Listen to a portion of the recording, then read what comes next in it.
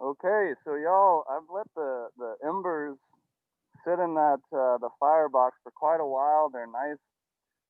If there's no kind of just dried wood anymore, they've all turned to embers. And I want to show you. So at the beginning, there was a bunch of billowing smoke. I mean, a bunch, right? Now look at that smokestack. Can you even see any smoke coming out? I can because I'm here, but I mean, it's a very kind of light blue smoke, and that blue smoke is really hard to see against a backdrop of blue sky. But look at this box, right? It's it's going, right? This is hot, and there's like it's not billowing smoke, and that's what we're going for. That's what we want. We want that really kind of ember smoke, okay? And look, I'm sitting at almost 300 degrees, so I know this hot box is hot enough, okay? And I'm fine with that because right at the beginning, when I open things up and I put a bunch of kind of room temp or cold meats in there, it's going to drop that residual heat. I also closed this up now, and so it'll have restricted air. It's still fully open, but it's the box isn't completely open like that. Okay.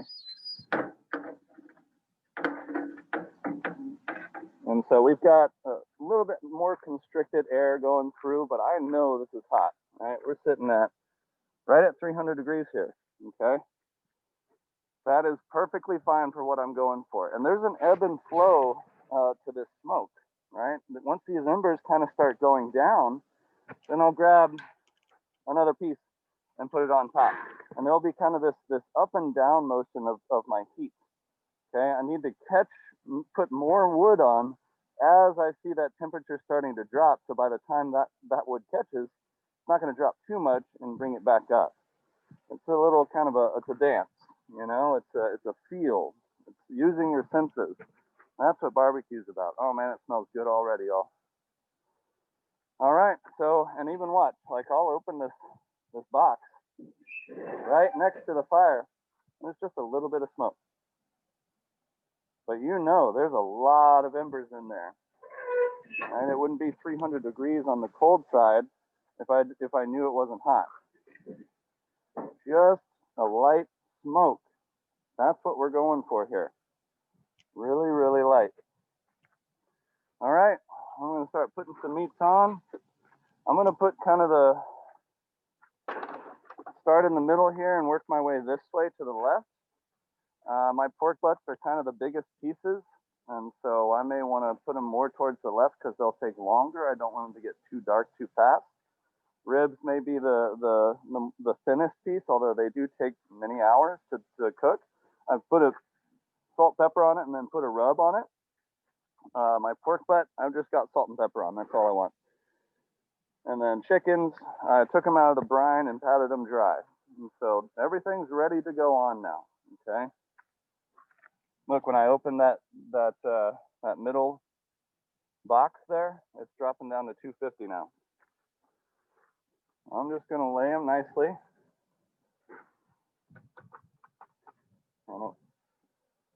You want space in between each one, but you don't need, you know, half a foot or anything. They can be right up next to each other, just barely not touching. That's good. And I can feel this is actually really, really hot, so I'm going to move them over to this side. Just because I don't want them to start charring. You know, I want them all to smoke nice and evenly.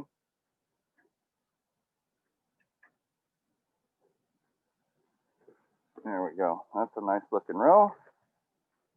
Maybe I'll grab some pork butt now.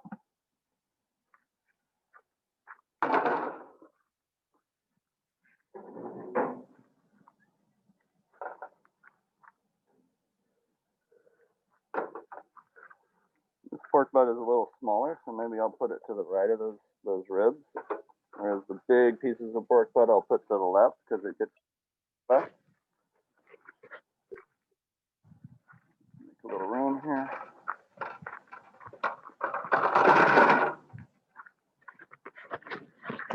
Brined and dried chickens. Yes, I have a lot of product, y'all, but that was because there was a lot left over for some reason. So can't send anything back. I'm gonna utilize it. I did a spatchcock chicken.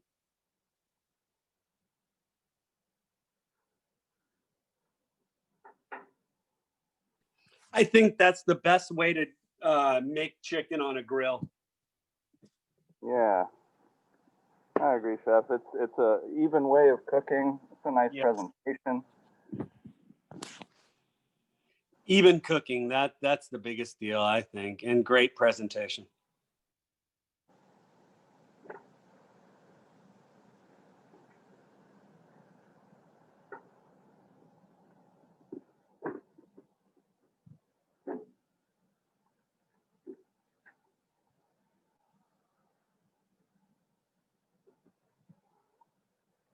Tuck the wings back a little bit. They kind of got a little wonky on me during transportation.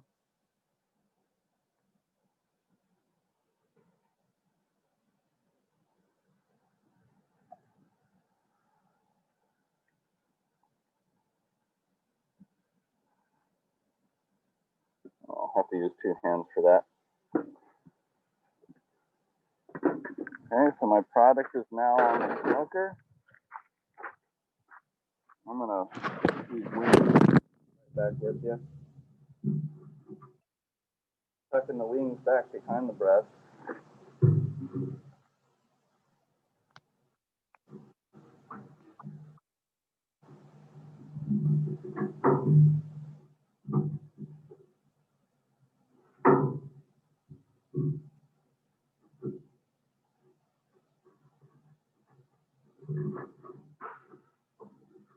All my legs on the chicken are turned inward towards the breast.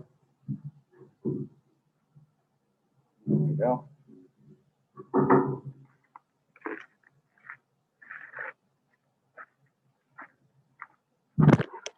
So my spatchcock chickens are ready. My pork ribs are ready. My pork butter's ready. I got the larger pieces on the colder side, smaller pieces on the hotter side. Now it's a hurry up and wait game. And I'm going to kind of check it out and see what temp it settles down at.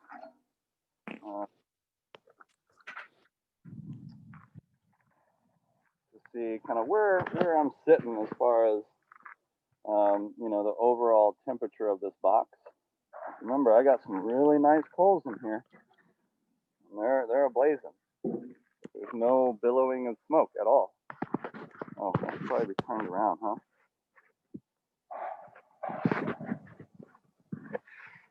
Hold on. There we go. Okay, so I'll redo all that. So, all right, we've got our offset smoker. I've got some really, really nice embers in this wood box. You can see my logs have now gone to embers. You can see it's hot. It's hot in there. Okay, but the point is that smokestack isn't just billowing with white smoke. Y'all probably can't see any smoke right now. Okay, that's because it's the Yeah, cold. I can't see any. Yeah, and that's what you want. You want a really light and very kind of transparent blue smoke coming out. And that's what you're looking for. Even when I open up this box right next to the heat, right? It's just a really light smoke going through there. And that's what we're wanting. People that, you know, just have that rolling, really thick gray smoke going on. That's what Chef was talking about as far as like whenever you burp up that barbecue smoke, you know, 3 days later, it doesn't taste good. That light blue smoke is what tastes good. That's what a really good barbecue comes from. And so you want those embers. You don't want a bunch of raw wood. Now, whenever I need to, I can see the temperature dropping or something, I'm going to just take another piece of wood, add it to it, but I want to catch it like just as that temperature starts dropping, right? And so by the time that new piece of wood catches, it's going to kind of go back up in temperature. So it's kind of a dance, y'all. It's using your senses. It's looking at what's going on, and you know, understanding fire as well as your specific smoke box, because nothing is created equal, especially smokers. And you know, it'll react differently. You know, a smaller one, you may not have to add. You don't want to put as big of pieces of wood on. You may need to add, you know, kind of regulate it a little bit more compared to a big one like this. I can throw on a big piece of wood and it'll last a lot longer than a smaller piece of wood in a smaller smoked box. So, all right, so my temp about 275. That's pretty much exactly what I want. So I'm gonna let it go low and slow for 20 minutes, and then I'll come back out and see where my temp's at. I'll take a look at my embers and see if I need to add any more wood, and just kind of be playing with it throughout the day. Y'all have any questions? Thank you, Chef. We'll start, and if you want to get off the line, then we can. We'll start in in a little bit if you want to go inside and clean up and all of that.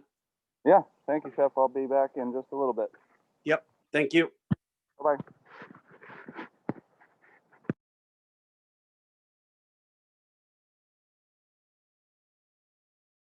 Family that I don't remember when I was a kid, so I know how to make it, but once I make it, I'll know the proportions then, like I've done the seasoning and then I post it on my production sheet. But as in, I didn't know how much chicken I was gonna work with, so I have to like visually see it. So is it fine if I post it at the end of the day for the barbecue chicken when I have all the ingredients I'm using to post, I just don't know how much I'm gonna be using. Okay. Yeah, thank you for communicating. Totally fine. This is a more of a sensory type day, especially with barbecue. If you're using a smoker, it's really about using your senses, looking at it, listening to it, tasting it, feeling it. It's a feeling with barbecue, because wood and an open fire, it's an alive animal.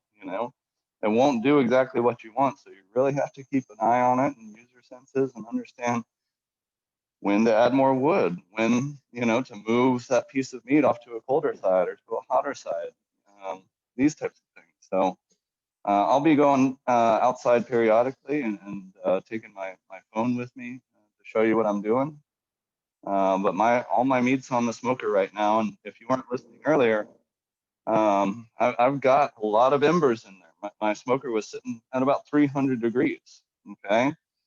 And there's almost no smoke coming out the smokestack. That means that I've got the dry aged wood cooked down to really just embers, and that's what I'm going for. I don't want a ton of white, billowing, thick smoke going across my meat. I want very light, almost transparent blue smoke going across my meat, and that's from the embers, not the dry wood. That's how you get that beautiful, subtle, kind of almost sweet taste to barbecue. If you don't do that, you just put a bunch of wood on there and it has thick white smoke going through it, then that's what Chef was talking about. That's where you get that really almost like bitter, acrid taste that you're burping up 3 days later if you get that type of barbecue. Okay, so I'll walk out here real quick in just a minute, but I'm just looking at today, right? It's get your meats on. They take pretty long. And then I would get the bread going, right? We got to follow the 12-step program on our white bread. So, and is that an hour and a half fermentation? Flipping twice and that, like, as in every 30 minutes. So an hour and a half, is that the fermentation or no? How long would you say? Well, the bulk fermentation, all I'm looking for is for that dough to double in size. Okay, all right. And so there's no time to it, but you can control the environment. Remember how we put moisture in the bottom of our oven that just had a pilot on? Yeah, I've got some rocks already set up in a spray bottle. So. Oh, you're talking about your barbecue, not your bread? No, as in like the first 5 to 7 minutes, I'm gonna spray water on the rocks for it to rise, like fluffy. Is that what you're saying? Yeah, that's what I learned in last class. I don't I'm not sure what rock you're talking about, to be honest. like like you would use in like a pit fire, like. Yeah, Chef Pablo taught us how to, what was it, the steaming technique? That's what he uses rocks. I can use water if that's what you want. I thought you were talking about bread. That's what I'm talking about. As in, do you want us to use? Stones and spring them with water to add more steam to the oven. Yeah, the very beginning, 5 to 7 minutes of the cooking time. Use what you know. I haven't seen that technique, but I've just put a pan of hot water at the bottom of my oven that just has a pilot on. The point is you want a high moisture content, and don't go above 100 degrees. And are you using a short, shallow, like large pan with a large surface area, or a high, small, like kind of bowl? Either one. Like if you have a sauce pot, right, and you're trying to just like spray the oven a little, or put a pot of boiling water in there, that's fine. But what I have is just hot water straight from the sink, and then it's a wide, big surface area. Okay. If you don't All right, have thank you, that, Chef. then Yeah, I've been just put doing a it. pot of boiling water in there. No, I do. I just have been using the wrong bowl. I guess I haven't used it like a sheet pan size with hot water, so it makes more sense. You need a little more water on that because that's what happened to me. Yeah. All right, thank you, Chef. Sorry to go on a tangent. No. I would love to see that technique Chef Pablo showed you. Yeah, Chef, I'll post the pictures. Chef, and I'm sorry, I'm dealing with a couple of issues right now with for work. So give me a few minutes. I apologize. Yeah, you're good, Chef. I'm gonna just mute myself for a few No minutes. worries. Thanks, Chef Cliff. I Do what put you gotta do, Chef. Y'all, I'm gonna. for you to look at. Okay, I will in just a second.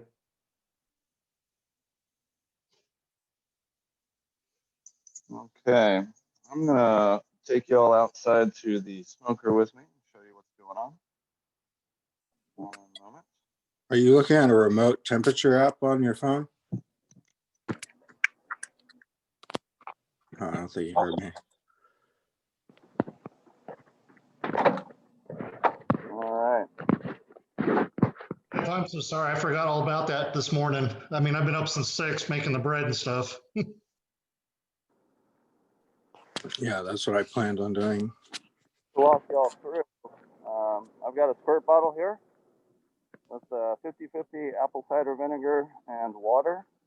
This will help keep my meat moist if I need it to. Just spray like little edges that are starting to crisp up a little bit. If that happens, right? I'm coming out to my smoker, sitting right at 250 degrees. That's beautiful. Now I know it started off more around just under 300, so I know my coals are dying down. You can see I've got a lot of coals started in there. But when I look at that smoke stack, do y'all see any smoke coming out? Barely, it kind of evaporates in the background. Yeah, not much. That's what I want. Put on a couple of smaller pieces of wood because it's almost like a dance when you're working with fire, right? I know that in the last 20 minutes, I put 2 little pieces on there. I know that my temperature dropped about 50 degrees, which means my coals are starting to get colder. And so now I want to catch it, right? And so it's going to do this thing where the temperature goes down. I'm going to put new wood on. It's going to take a minute to catch. And then that temperature is going to rise again. And then once those catch, right, it's going to kind of do this up and down ebb and flow action. And I want to keep an eye on it, right? So I'm not losing too much temperature at one time. I've got some ribs, some pork butt on the right. The smaller pieces I put closer to the fire. Bigger pieces I put to the left. Got some chickens. Starting to get nice and brown. I brined them and then patted them dry. I don't need to do anything right now. They're all looking pretty good.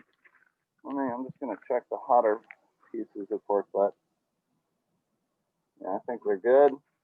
I'm gonna hit them with a little bit of spray just to help with the moisture content on these pork butts closest to the fire. Nope, I don't want that. I want a mist. Are you gonna mop them at all? Are you gonna wait like an hour before you do that, or are you gonna do it all? Like, I'm not gonna do a mop. I'm just Okay. gonna have this apple cider spray. what does that do, like technically and scientifically, Well, of course, besides moisture? with water, it's gonna add a little bit of acidity, which is great with barbecue, especially with pork butt because of the fat content. But it's also gonna help, like if little edges are getting kind of hot and maybe getting just a touch dark, and it's fine. You know, you want it to have a good bark, but you don't want it to dehydrate, and that will help out with that as well. Thank you, Chef. Sure, and I got my wood box all the way open. Right, I can't open those vents any bigger. Right, I want good airflow going through my smoke box. All right. I'm gonna head inside and kind of get my bread fermenting, and then I'll start my beans. What else? I'm gonna make a little more barbecue sauce because I need to make some for my barbecue beans. And y'all, the beans are used just like our baked beans. Just like our baked beans, right? You create your sauce base on the side, cook your beans in unsalted water, and then add it in and bake it all together. Yep. So I'm gonna. I'm here, Chef. Okay, 10-4. I just showed him the pit. Yeah. A couple things, and then Yeah, no worries.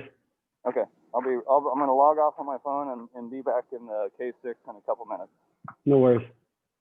Hey, Chef, I'm in and out. I've got the pit out back, so just Yeah, let me no know.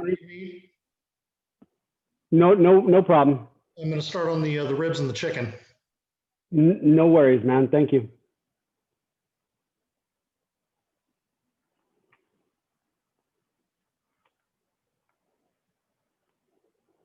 And I did record this morning's little demo, so I will put it all together. I'm gonna have to splice it all together, but it'll take me a little bit, but not a big deal. Good morning, Chef. I just came into class at Langdon. Yeah, gotcha. Thank you. You gonna post your picture of yourself, or do you want to turn on your camera? I'll post a picture. Heard that.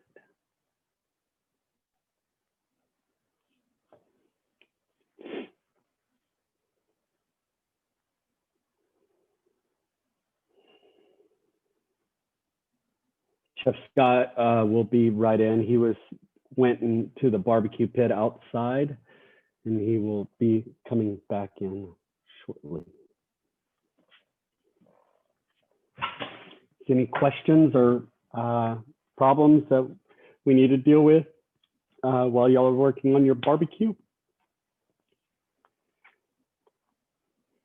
All right, good. Has anybody ever cold smoked before? Did y'all cold smoke well, y'all probably haven't cold smoked, have you? No, All right. this is You're like talking about like an infuser? Could you say that again? Are you talking about like a apparatus, like a infuser? No, there is an apparatus, but you can also like just cold smoke in a barbecue in like that smoker that he has, or that we have at the school. That Is big it just you got a smoker. pan of water? You just have a pan of ice, and you just really want low heat. But like I used to honestly, when I would smoke something, I mean, I would smoke everything. I would smoke tomatoes. I would smoke, corn, and then I could do like a smoked corn chowder, or and I could cold smoke cheese. I could cold smoke even steaks and get a smoke on the steak without cooking the steak. You could, I mean, and we have, and I'm going to see if Chef Scott will try to go find it, but we have a smoking gun, an actual, like a gun that you can, impart smoke into certain things. Like if I want to make, I don't know, let's say a smoked milk creme brulee, I could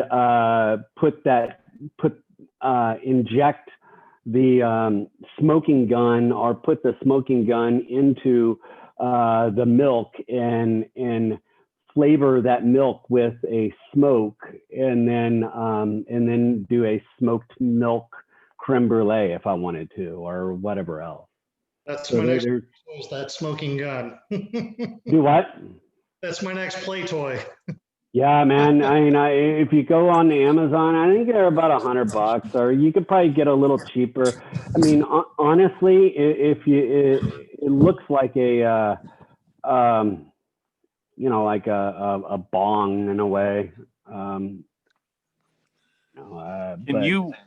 Can you describe the cold smoking process in a little bit more detail? Yeah, I can. Let me, what I might do is I might wait until he kind of gets done with his stuff, but I will, I've got a kind of a lecture, or I've got kind of at the end of class. Are you cool with me going over that? Yeah, that'd be great. And I can kind of go over kind of the way or the lecture of like cold smoking and all of that sort of stuff. Yeah, sounds good. Yeah, I can do that. Like on the hour that he's gone, or if there's a little, and maybe I can do it now. There he is. Rock and roll. Don't worry.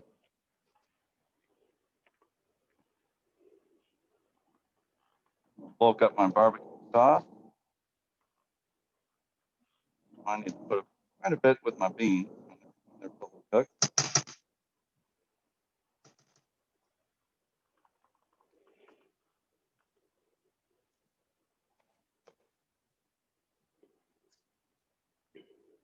Are you, someone was wanting me to kind of talk about cold smoking.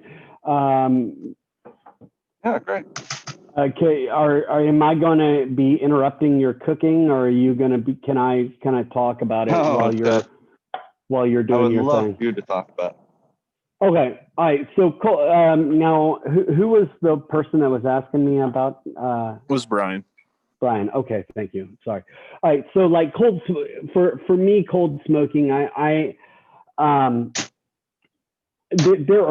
there are special, like I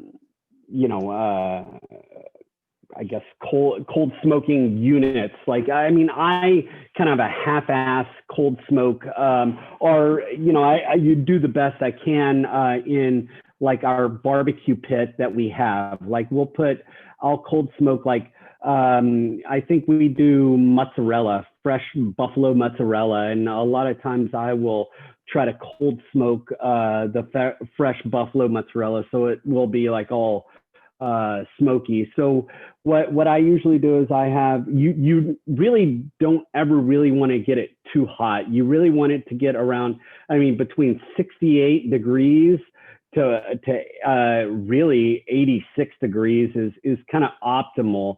I wouldn't, 90 degrees, as you go up higher and higher, right? You're going to start cooking something, right? You're going to start coagulating some sort of protein. You're going to start melting some sort of fat. You're going to, something. So you want it as cool as possible, but you're trying to impart smoke flavor into it, right? There are devices where, and hey, Chef Scott. Yeah. Hey, do you have access to that smoking gun that we have? Uh, Do you know that do you know where it would smoking? be? Probably the leads office. Any leads or anybody that would have a key to that? I bet Chef Raff has been there. I can look into it. Yeah, I was at some point, if you're over there, if you go across the way and you see it, grab onto it, and I'll show them. We can show them that kind of smoking gun. You really don't want to get this, whatever you're smoking too hot, right? You don't want to, because if you get, let's say, fresh buffalo mozzarella over, let's say 90 degrees or so, it's going to start to melt that mozzarella. Does that make sense? Yeah, absolutely. So you're trying to keep it as cold as possible. So there are ways of like someone, like, I don't know if were you online when you saw the barbecue pit? Like, Yeah. we have a firebox like way over on one side, and then up in the tower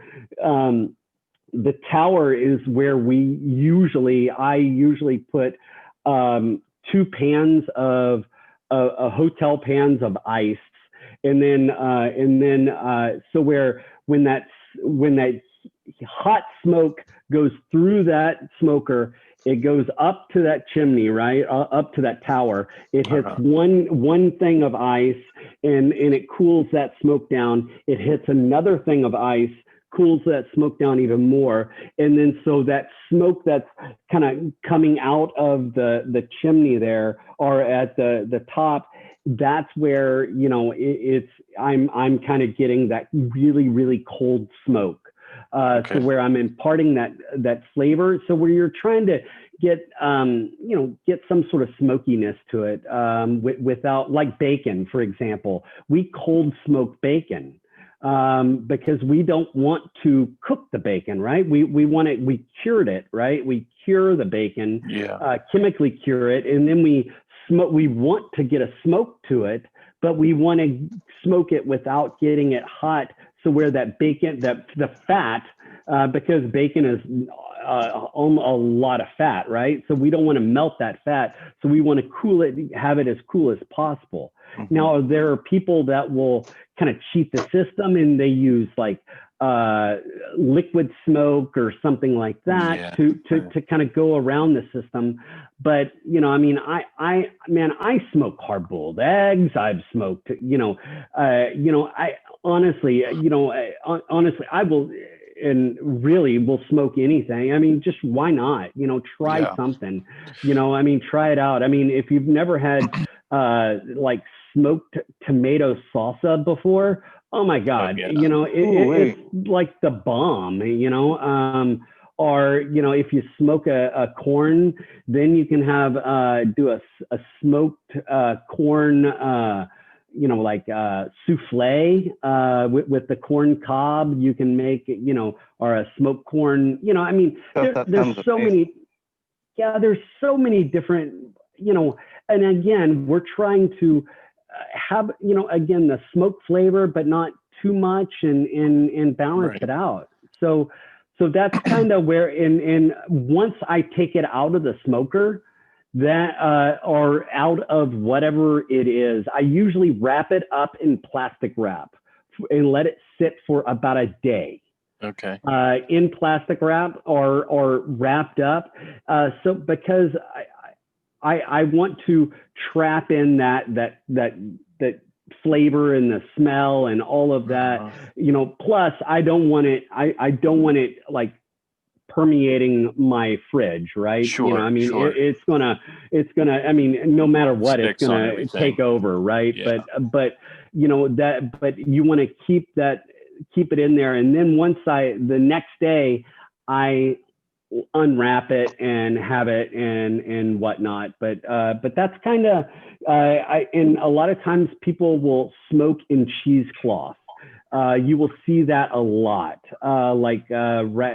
things wrapped in cheesecloth, like cheese, or, I've seen like people smoking like fish in cheesecloth because it's easier to transport and to move without it breaking a little bit. But does that kind of give you a ballpark? A lot of times I kind of understand.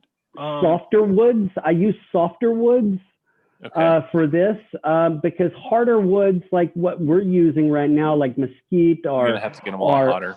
It's very hot, right? Yeah. And you want like and that's why you see apple wood, cherry wood, all the fruit trees. That's a softer wood and it burns faster, but you have but it's not as a hot of a burn.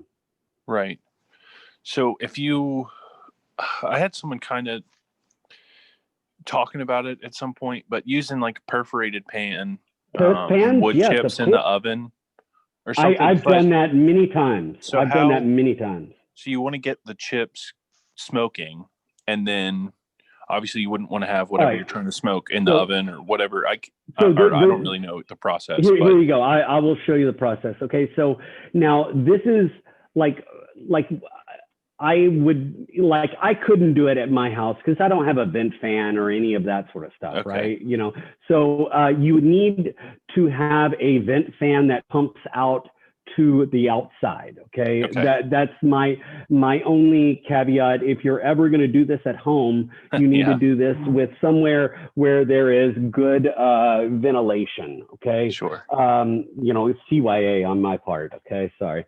But because I don't want anybody burning down their house or smoking up their house. But so like what we usually do in like a in just like a regular kitchen. Hold on, I'm going to mute Chef Scott. I'm going to mute you. There you go. So in a regular kitchen, like I would put that, have my hotel pan. I would have a pretty crappy hotel pan. But if I was at home, I would use, like those turkey, the little, absolutely. The big foil turkey things. So and I would use that. And I would either put a little bit of coals in there. And I would have some maybe coals or ambers or whatever else if you want to do that, like that. But I usually will just put some wood down, put wood chips down, and then I turn on my gas stove and I just let it sit, and the pan starts to heat up, right? And the wood starts to kind of burn a little bit and starts to smoke. Then, and then once it starts kind of smoking and all of that, then I'll put it in the oven, or you got a deep pan, a perforated pan, that's kind of sitting in there. I put the product in there, wrap it up with plastic wrap, then aluminum foil, stick it in the oven, or stick it on. I sometimes will stick it on my turkey fryer outside here. Let me. Stick it on my turkey fryer and just kind of cook it that way on my turkey fryer, right? And I just have a little bit of my pan kind of on the heat, right? So it's heating up the ambers, and then I'm kind of smoking it in the pan. Does that kind of make sense or no? But that's not cold smoking, is it? Yes, because I'm just heating it up so where there's smoke, but not much heat, right? So, so you wouldn't just put it in a cooler or near ice or something? I mean, when you're putting the oven, it's not going to start cooking whatever product you're using? Oh, no, I've just put it in the oven. I don't have the oven on. Oh, turned off. Okay. I don't have the oven on. I just kind of, so where I get the ambers going, right? Yeah. So I get my wood kind of smoking a little bit, right? Because it's little chips. Right. It's just little chips, right? And then I'll maybe put in, I'll get, before it starts to, it's starting to smoke up a little bit. And then I'll get maybe a handful of water and kind of spritz it, throw it all over there. Then I'll put my product on the perforated pan, wrap it, because once I wrap it up with plastic wrap and aluminum foil, I'm depleting the oxygen, right? And it's going to kind of go out, but it's gonna, I don't want it too smoky either. So I want it to kind of, I need to be very careful with that. So I'm gonna let it go out, and I just usually put it in my oven, just so where if you had good ventilation, usually your oven, because the oven is set up with the ventilation going outside. That's why I usually say to put it in your oven. Okay. Does that make sense? Yes, Chef. Because sometimes ovens are hooked up with the ventilation going already to the outside, and that keeps the smoke from billowing out. And it traps the smoke in your oven, and it'll, as it sits, that smoke dissipates, so where it's not gonna go if it does come out of the pan or if you don't wrap it up properly. Okay. Does that make sense? Yes, Chef. Okay. All right. And that's the only thing I would do if I was at home. That's the easiest way. Or you can do it like outside on a turkey fryer just to heat it up, and then I just wrap it up with aluminum foil and just leave it sitting outside. I can do it outside as well, or you can do it on a barbecue pit. Same thing. Just get get some coals going, or off to the side. Throw in some wet, some wood. You don't want it too wet because you don't want it to kind of, then it's going to smoke weird. It's going to have that black smoke, right? So you want to just kind of, oh, wow, Chef. Oh, and I'm going to let Chef talk for a second. Hey, Chef, you're muted. Color. Oh, no, you're not muted. Sorry. Wow, that looks beautiful. Chef, are you gonna want this wrapped in foil or no? What is it? Are you gonna want this wrapped in foil or no? Because I see you're not wrapped. I'm not sure what are you talking about? Oh, I think he's asking you if you're going to wrap up anything in aluminum foil and cook it back on this, put it back on the grill. Oh, I think. Maybe the ribs probably. I really like the technique of 3-2-1, which is 3 hours smoke, 2 hours wrap. You can use aluminum foil or butcher paper. And I always put a little bit of kind of liquid or sauce in when I wrap it, and then unwrap it for another hour. That's kind of like my go-to. Okay, so an hour before it's done, go ahead and coat it with the barbecue sauce in. For the 2 hours when I wrap it, I'm not, and I'm talking like a light glaze of barbecue, very, very light. I'm not trying to like have it sitting in liquid. I just want to barely coat the outside, then wrap it, and kind of let that moisture help along in that paper. Okay. So yeah, y'all, still no smoke, even though I put that raw wood on there. I just opened it up, but I'm at 200 and rising. I bet I'm just over 250 now. So I caught it in time. It didn't go below 250. And then I put extra wood on it, so it caught, and now it's starting to turn to embers, and I bet we'll go above 250 now, which is great. I want, 250, 275 is kind of my smoking zone. Gotcha. Oh, I got a low battery. Uh-oh. Okay, I'm headed back out. Yeah, I'm definitely going to go above 250 here. It's slowing down, so I know it's not going to get up to 300. That's exactly what I want. In between 250 below 300. This is good. Beautiful. What I want. That's really good to keep it dialed in like that on that grill.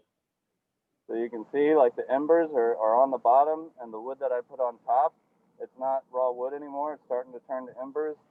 And on the smokestacks, it's not billowing smoke, right? I'm controlling this stuff. I'm making sure I'm not putting that really acrid smoke on top. I want a nice, clean blue smoke. All right, I know I'm good for the next 20 minutes, so I'm going back inside, and I'm gonna put this phone on the charger before I come back out next time. Heard that. Oh, Chef, sounded like the COE went really well with our class last night. Great, great. I'll hear about it probably today or tomorrow. That's awesome, man. I'm so happy. Good. Did they ask a lot of questions? Somewhat. They came in during, we were really kind of lecturing a lot for the first hour and a half, you know, because we really want to stress the importance of how to hold a knife and be safe and, you know, all that stuff. Yeah. So they were there for 20 minutes or so, and then Pam asked, like, when are y'all going to start producing? And so she came back. Oh, wow. And stayed another 20 minutes. So I'd say maybe 30, 45 minutes they were in my class.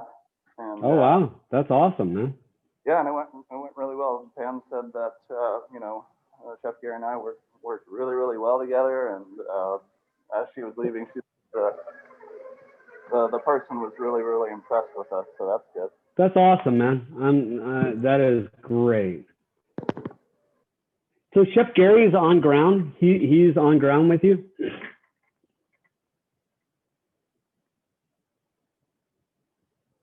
You're on mute.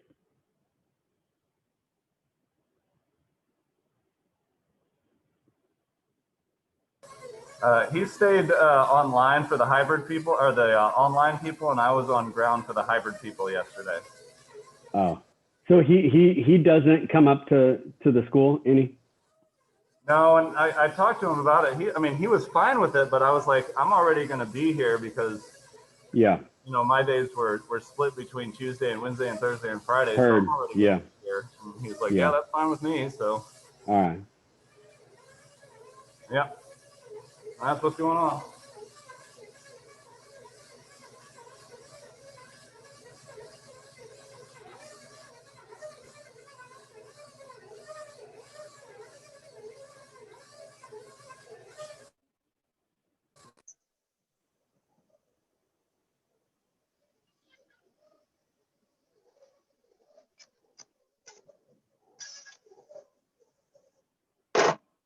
Okay, I'm gonna check my dough. It's been mixing for probably about 5 minutes.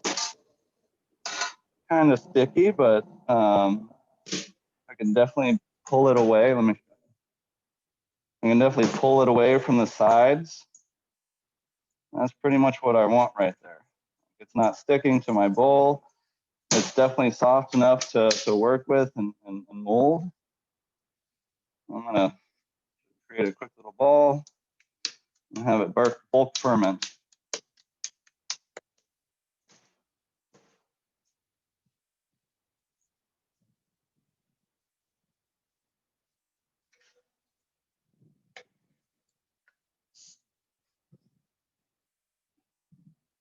Just a little non-stick spray. Wrap the top tightly and put it in my oven ready for fermenting.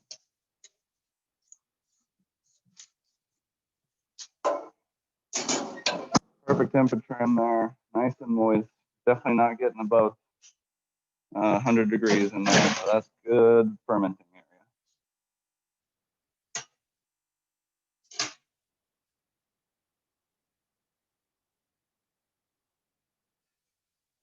All right, meats are on the grill. Barbecue sauce I've bulked up. Beans are cooking in unsalted water. Pickles are made. White bread is fermenting. Coleslaw is next.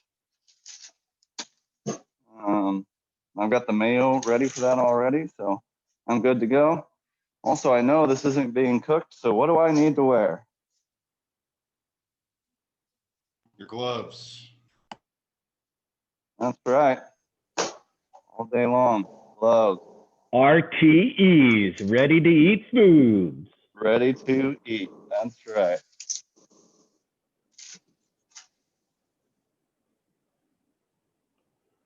Mm. Oh yeah, barbecue sauce tastes good. It's ready for my beans. Yeah, look, I'm looking happy, y'all. You know, my fire's in a good spot. I'm kind of in a hurry up and wait situation. Yeah, Fantastic situation to I be feel in. that. I've got my meats on the smoker right now. I've got my beans, I've got my beans cooking the rest of the way. My bacon's rendered, my onions are caramelizing right now. I've got my sauce on the stove, my coleslaw's ready, and my pickles are ready. Hey, And I'm waiting You on are on it. that's what I'm talking about, y'all. Yeah, my bread's already That's done, what you so want. I'm just waiting. And I don't have a fancy bread maker, Carlos. Oh, Yeah, neither would a professional kitchen. don't be hating. What are you gonna do in a professional kitchen? Say, where's the bread maker? No, I'm gonna do it differently, but yeah, I kind of cheated this morning at 6.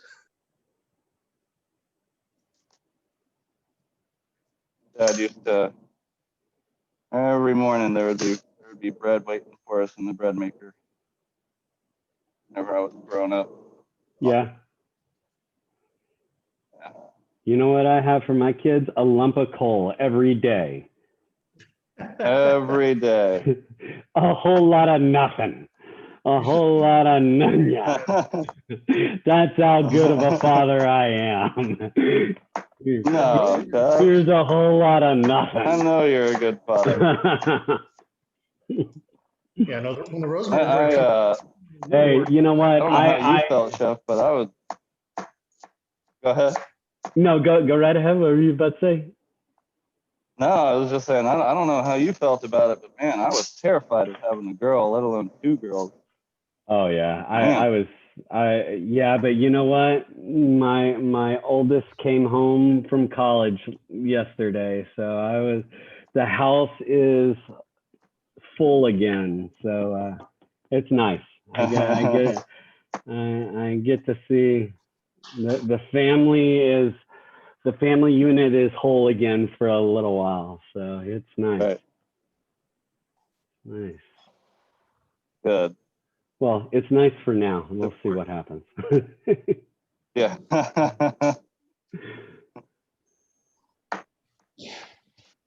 Hey, I need to grab something off the printer. I'll be right back.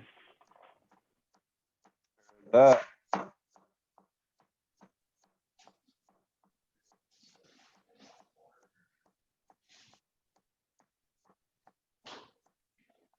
gonna cheat. Sounds good.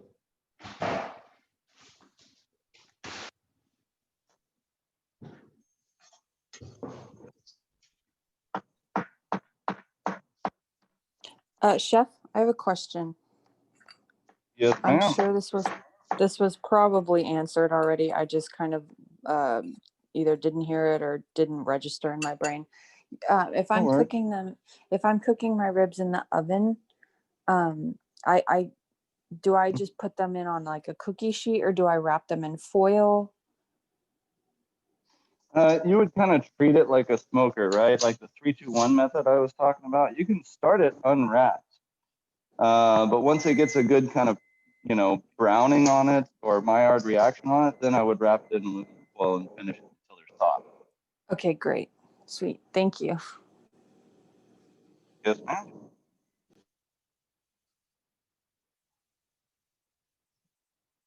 Good question.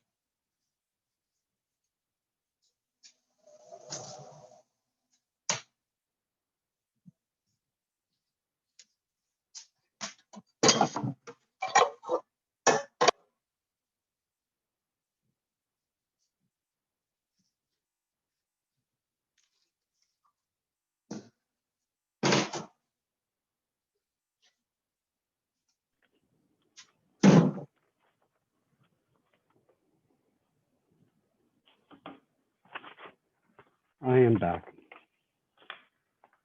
All right. I need to bring the printer Ready my closer to cabbage. me. Jeff, do you have like a ridiculously large printer for what you need? I do. I do, yes. It's humongous. I don't know why printers have to be Does that it turn big. on in the middle of the night? Oh yeah, Like, it make a will bunch of like it'll noise make and- noise. Yeah, it'll like go through this cycle and this kind of I don't know. It sounds like the paper is going in, yeah, and then you think your house is or your printer's possessed or something like that. Yeah, I guess all printers do that for some reason. I guess so. Mine definitely does it. Mine doesn't, and that's why I don't have it anywhere. It's not near my bedroom at all anymore, or not even. Yeah, we don't have that option. Like our bedroom is kind of our work area also. Yeah. We have a big bedroom, like a nice bay windows. We got like a seating area and a reading area, but also an office area.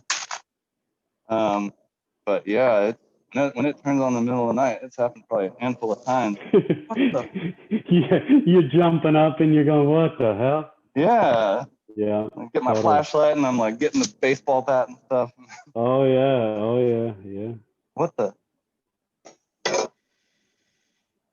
Yeah, I'm so glad we have an office here. I don't have to worry about that. Yeah. I do not have an office. I do not have an office. I have a section in my kitchen. Well, we also remember we have that parrot, so the parrot's up. So yeah. Prop A and all this stuff. We're really looking at houses outside of Austin. Yeah. That'll be one of the things I want. Also like an office I think would be awesome. Piece of land too.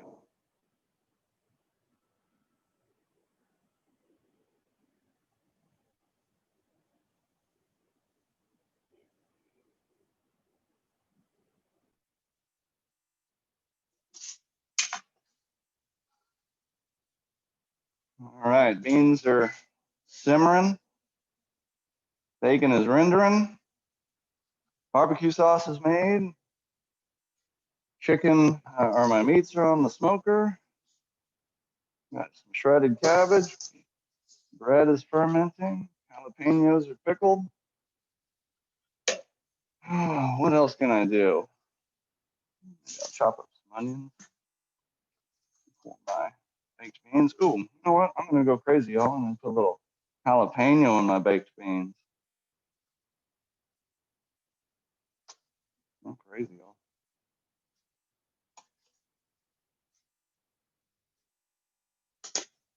You're riding the rails of the crazy train again, Chef.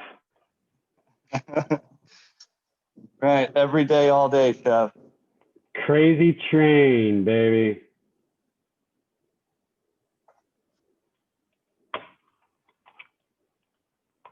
All right, my bacon is just now starting to come up to a light little kind of sizzle. I'm gonna check on my smoked meats. That's happening. I'm in a holding pattern. So, Chef, while you were gone yesterday, Leroy was watching. We were talking about the barbecue thing on Netflix, and he watched it, and everybody was like, the work ethic with that lady is amazing. Isn't that right, Leroy?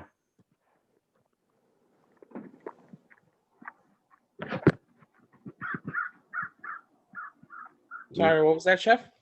I was talking about how you were watching that video and you were the lady's work ethic.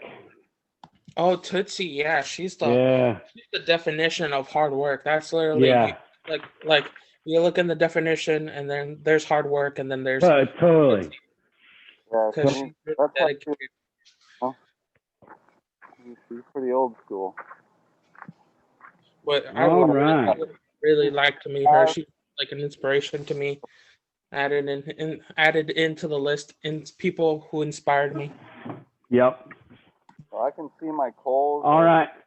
Getting rendered. Go ahead, Chef. My coals are getting kind of rendered down. I'm sitting at about 275, which is exactly what I want, but I know that what I added is really starting to burn down. So I'm going to catch it before it starts low in temperature. Throw on another log, maybe a medium-sized one and a small one,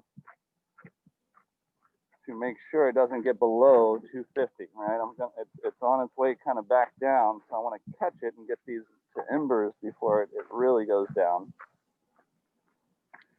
Oh, fresh wood right on top. Now I'm going to check my meats. Oh, yeah. Oh, yeah. Looking good. I always like the little apple cider spray. Again, I just took 50% apple cider vinegar and 50% water. And that's all. Wow, that looks good. Uh-oh. We got a little escapee here. Uh-oh. Get back in there. Rotate these a little bit. Start to get smoke on the other side.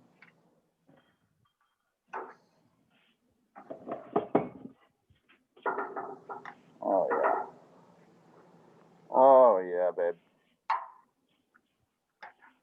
That's what we're going for. Looking good. I'm gonna hit those ribs also. Keep them nice and moist.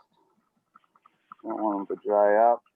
And once I get through this bottle of spray, I may just do water after that because I don't want to start imparting too much apple cider vinegar. A little acid is good, but you know it can go a little overboard too. So gonna keep an eye on it. I think I'll be good for the next 20 minutes or so and head on in. I bet because I added that new wood, it may go up to maybe just under 300.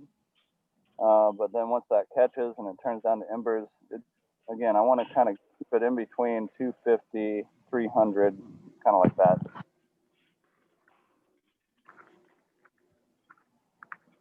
All right, heading back in. Nice. Thank you, Chef.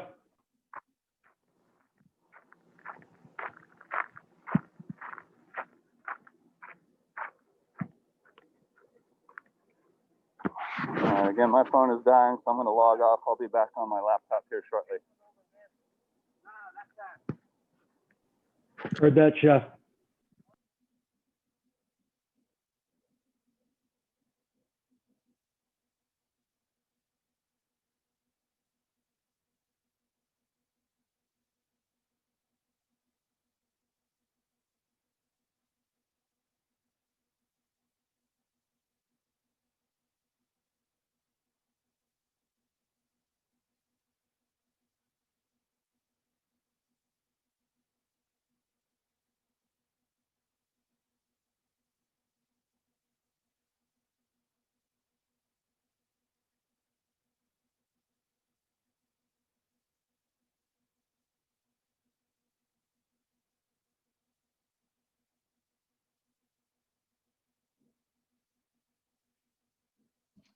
Tell you what, that chicken and ribs smelling amazing outside.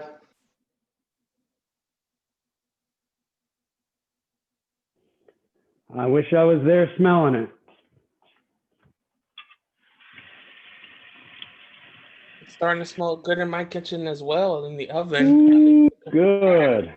I had used the brine and washed it really well with the meat, and then I added some smoked paprika with salt and pepper, and added it. Wow, And that sounds delicious. Like we did with the banana leaves, but I didn't wrap the meat with the banana leaves. Oh no, yeah, that sounds delicious.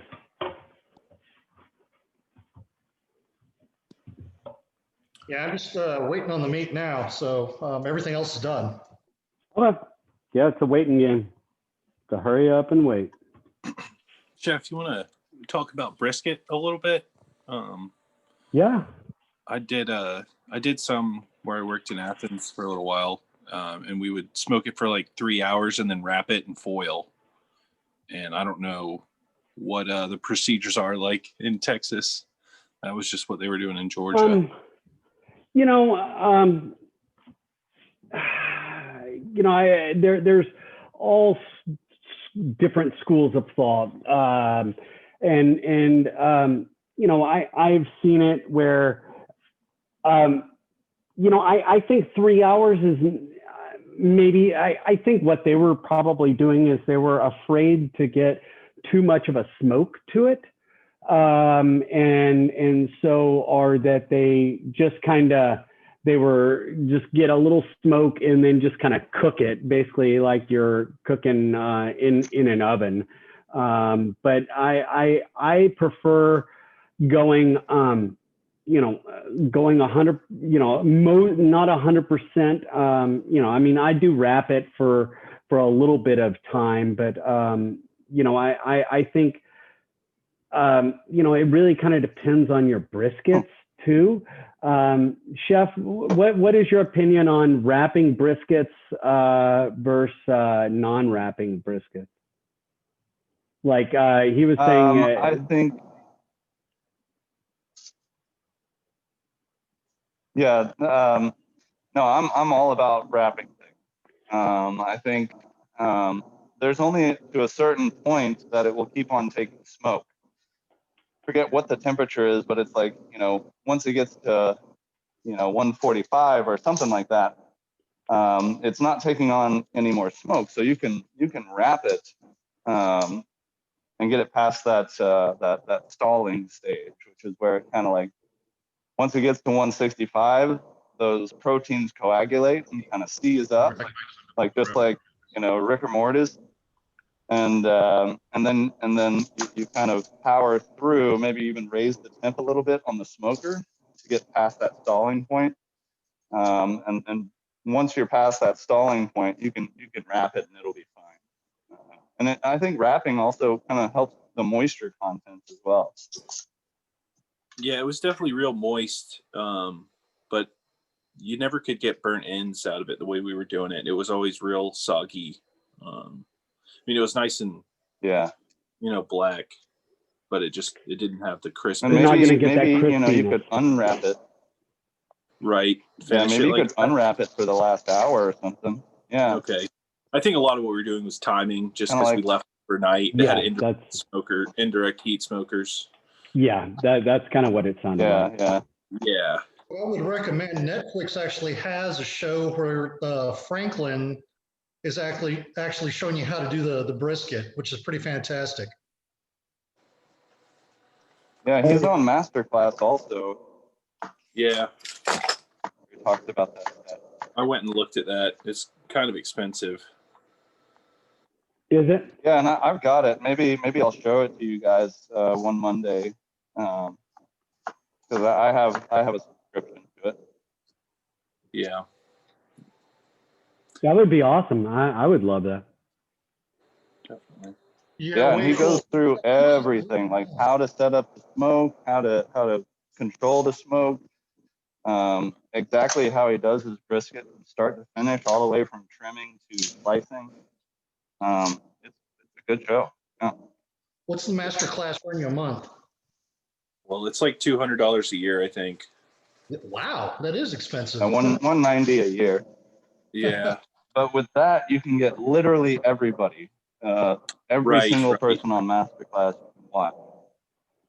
Yeah, I mean, it's a good deal. Want, right? Yeah, and it's growing too a lot. Yeah. I looked at it a year or two ago, and there wasn't a whole lot that I was interested in and couldn't really justify it. I did the trial and watched as much as I could on the trial, but I couldn't justify it. Yeah, and there's like Thomas Keller is on there, Wolfgang Puck is on there, Gordon Ramsay if you like him. Really, really well-known names are on there. Yeah. Okay. So it's just one more channel we're gonna have to get. And it's not just food either. It's all sorts of stuff like artists. Like Deadmau5 has a master making music. Music, photography, cinematography. I really like it because it's instructive and not like a lot of cooking shows where it's just fluff and they're not really showing you how to do anything. Right. But I understand people are trying to protect their the way they do things, you know. But Yeah, but no, they walk you through it. yeah, And Thomas Keller is probably my most favorite chef right now, and has been for a long time. But he's got 3 different full curriculum, and there's 15, 16 classes in each one of them. It goes into everything. nice. Chef, you're going to get me hurt. He's the most Michelin starred chef in the United States.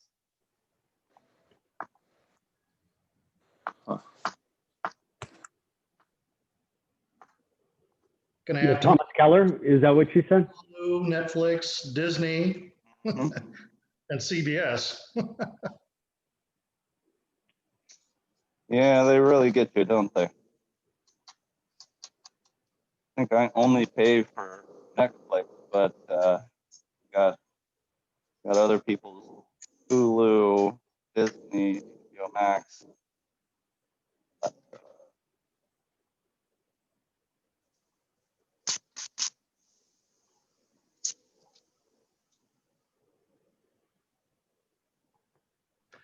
Be right back. I'm gonna go check on the meat. Heard. And 4.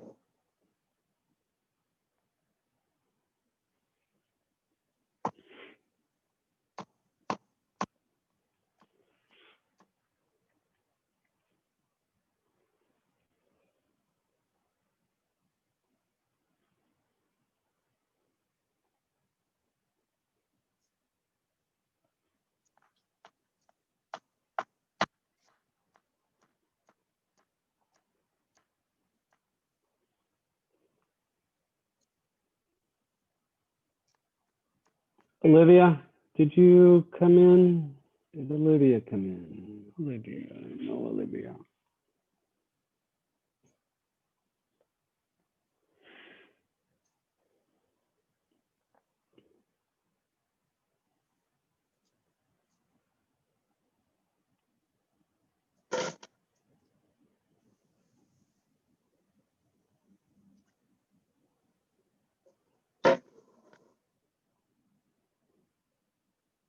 It's me.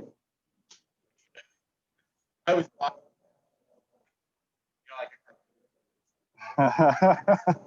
Like floating through the air.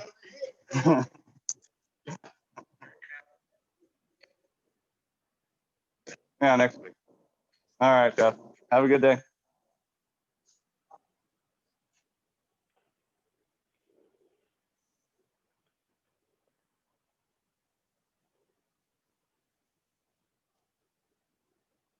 Is there Isaac? Did Isaac come in? Oh, Isaac.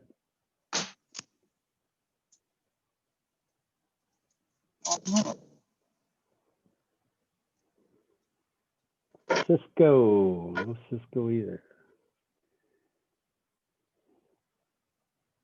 Chef, is it okay if we use black beans? Because I only have black beans at the moment. For the Yeah. Yeah, that's fine. Did you soak the beans? I have a can. I have the canned bush beans, canned black beans. Oh, okay. So yeah, just keep in mind, y'all, whenever we go shopping, it's like you just need the most raw product. That's how you're really going to learn this stuff. Not canned beans. I'm not saying don't use those today, but moving forward, right? Grab more like whole raw products moving forward.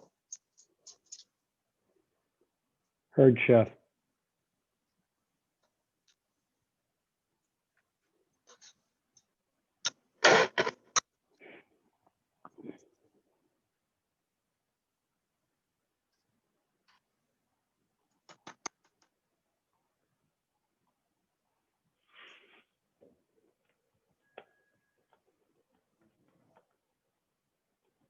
Good.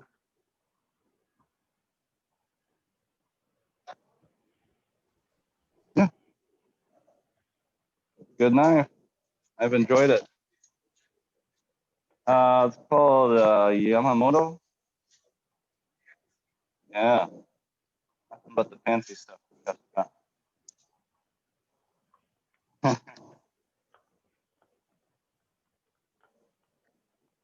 Yeah, I'm bringing it back.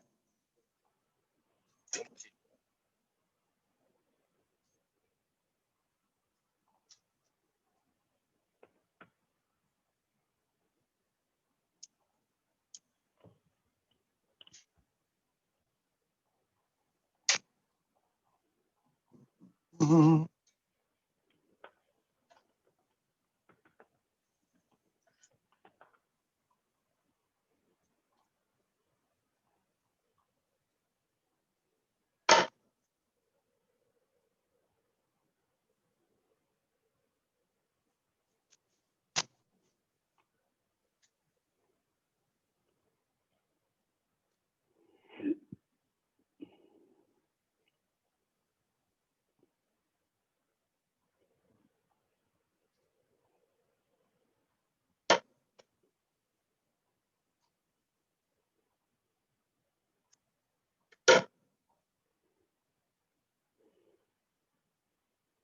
All right, y'all, my bacon is rendered. Now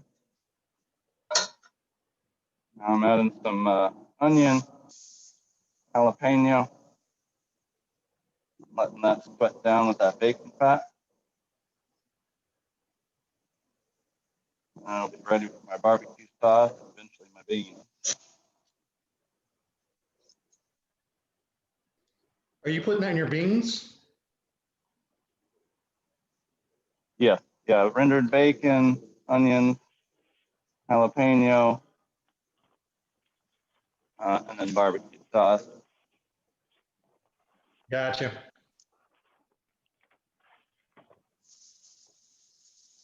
Yeah, smells so good right now.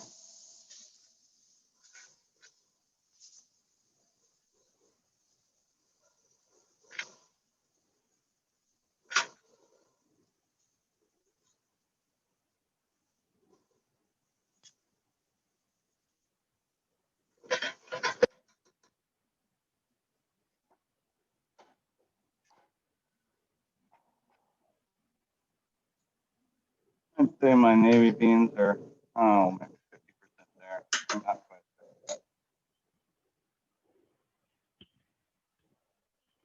Well, I want some like green onions, red onion,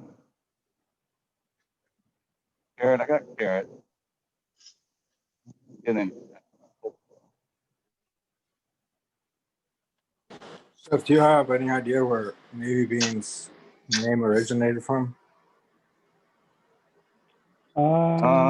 Was it I don't. before World War II? I do British not. Navy, or what? Like, is it American or not? I don't know. Or much older. But I don't know. Okay. I will look it up, but I have no idea. Question.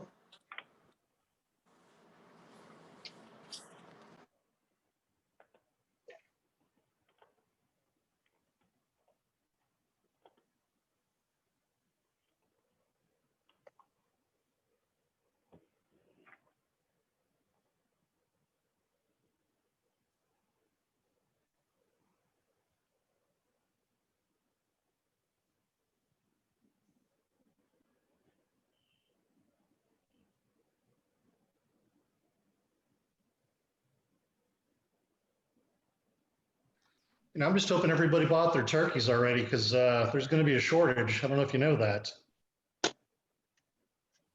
Yeah, I heard about that.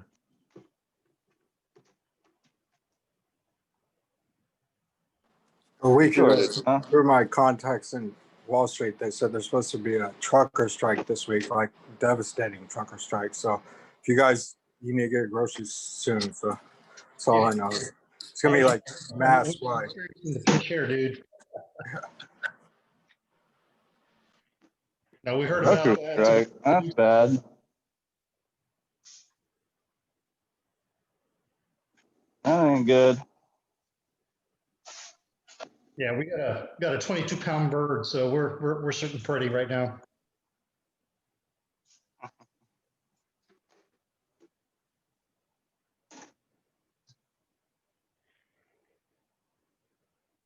The beans were introduced in Europe in the 15th century by Spanish explorers.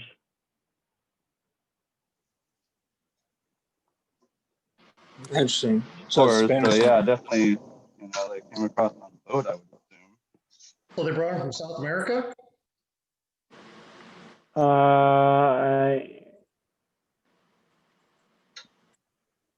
The beans were introduced into Europe in the 15th century by Spanish explorers returning a voyage from the quote unquote New World. Spanish and Portuguese explorers brought them from Africa and Asia. Gotcha. Okay. So like they Good to kind of know. named it from like the Navy bringing them back. Is that kind of the what you're saying? Navy beans got its current popular name because it was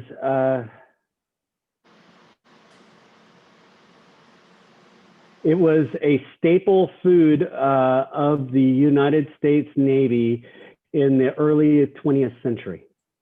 So it was just because of it was a staple food. It was a food that they, I guess, ate all the time. So they called it Navy beans. So Makes there you sense. go. Right?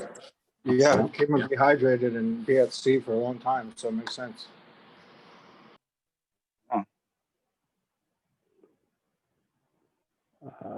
Let's see. Today, in the largest commercial producing dry beans of Navy beans, let's see, India, China, Brazil, and the United States.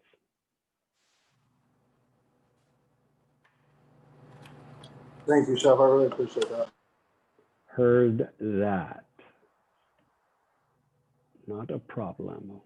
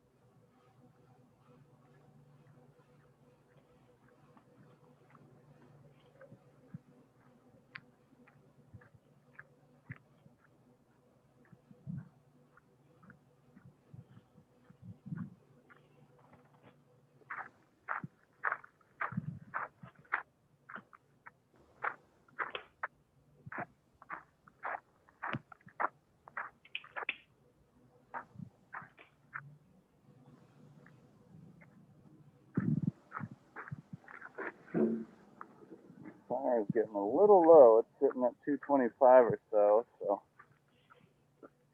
try and help it along a little bit. 2 small pieces.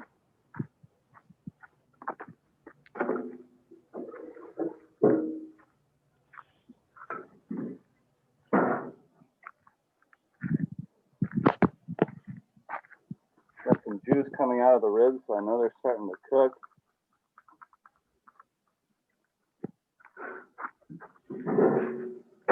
Oh yeah.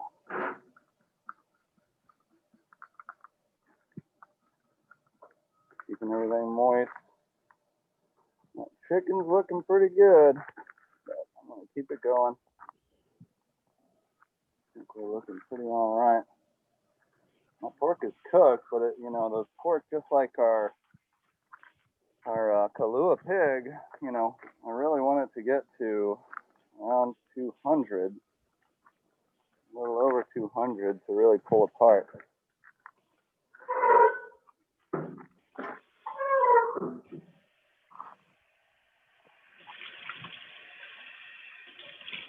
So, box is getting a little cold, so I know that I came out and it was sitting at 225, which is still okay, but I know the temperature is dropping, so I really need to take a good look at this and see what is going on. I'm gonna open that up a little bit, add a little more airflow, and then check it in maybe 10 minutes instead of 20 minutes and see where we're at. Heard that. I want to keep it, 250 plus.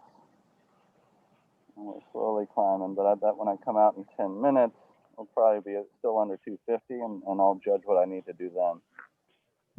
Still no billowing of smoke. Nice, clean smoke. Nice.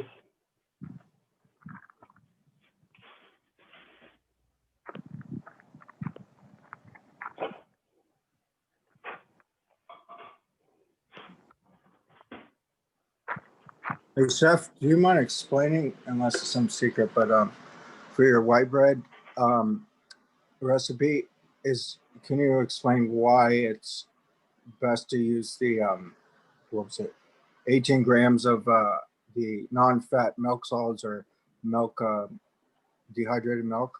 So As that opposed just to- adds protein content and will really help it to hold in air whenever the yeast starts creating CO2.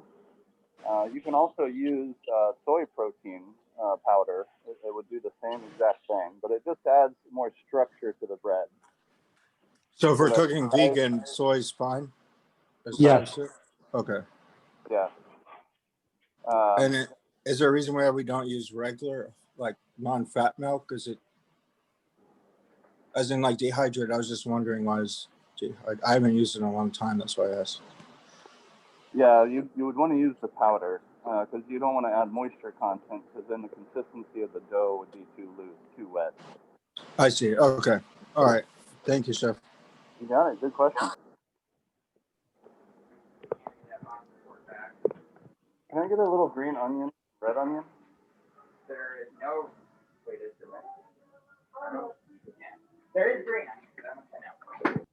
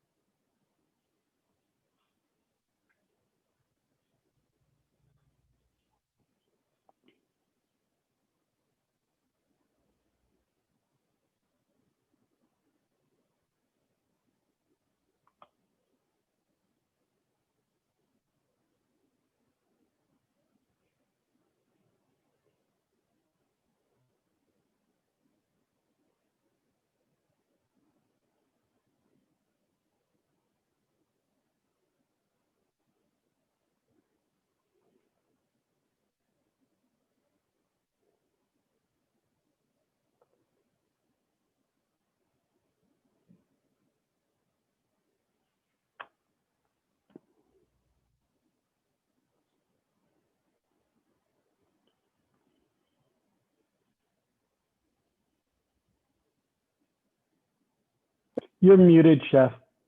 Sorry, Chef. Did you meet Chef Michelle yet? No, I don't think so. No, we had a new. Oh, sorry. We have a new hire? New hire, yeah. She's following Chef Emily right now, and then I think she's following Chef Justin, and then she was hired on for pastry. So, Anybody leaving?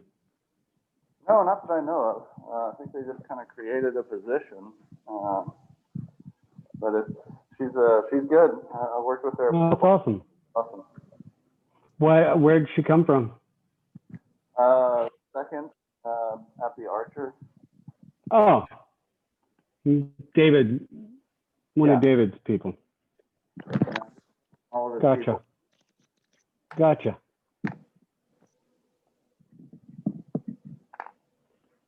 That's awesome. Yeah. Really good. Really good. I wonder, what's her name? Chef Michelle.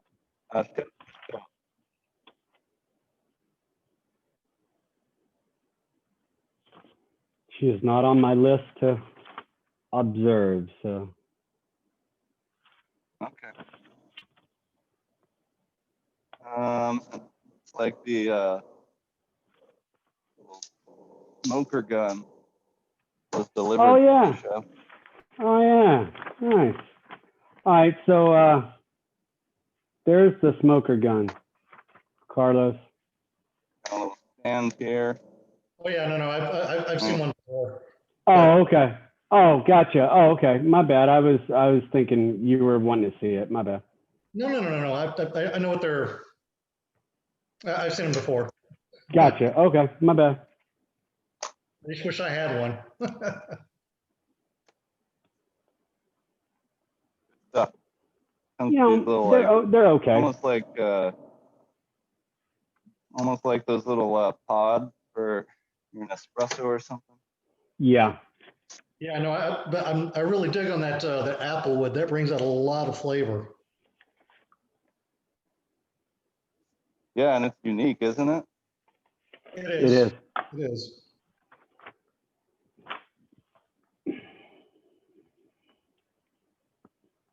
Didn't have any red onions, Jeff, so I'll have to roll with it on my coleslaw.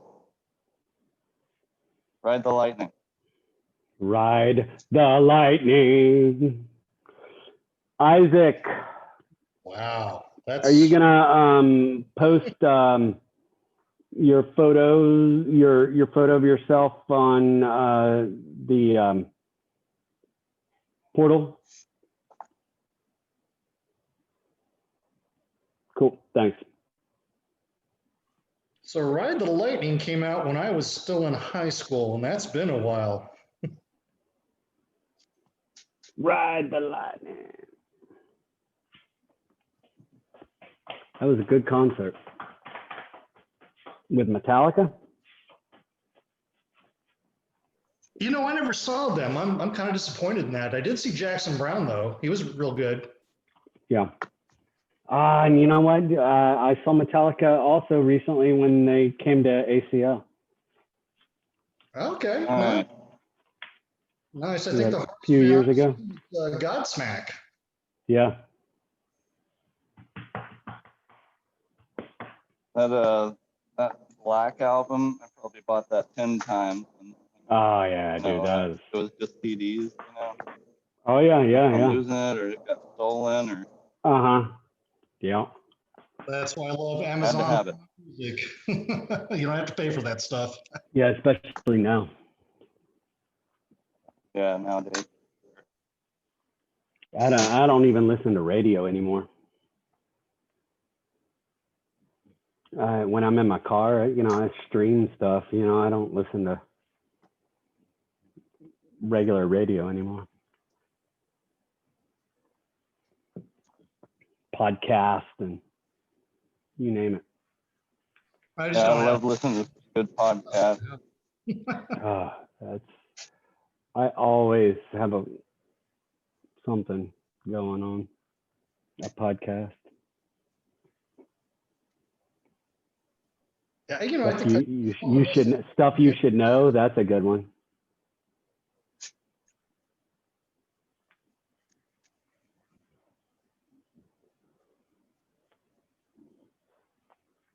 Stuff you should know, huh? Yeah, that's a good one.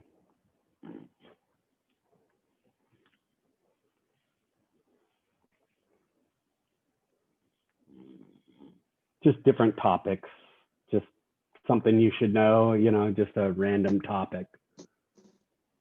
But very cool. I just like to learn, you know. For you, Chef. And I also love listening to TED Talks, man. TED Talk. Yeah, me too. That's just good feeling right there. You got that right.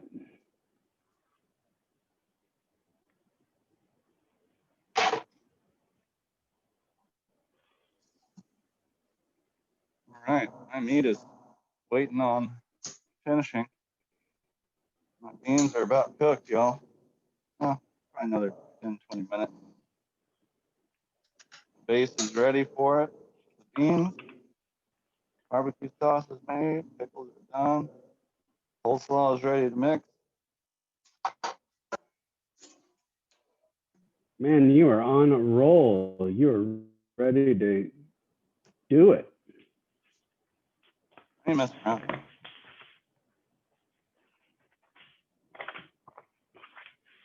No messing around with you. Good, I'm gonna go ahead and get it ready to hunt in freeform. About double the size, quite there, but yeah, it will be soon. Clear my area, sanitize it, get it ready for bench resting.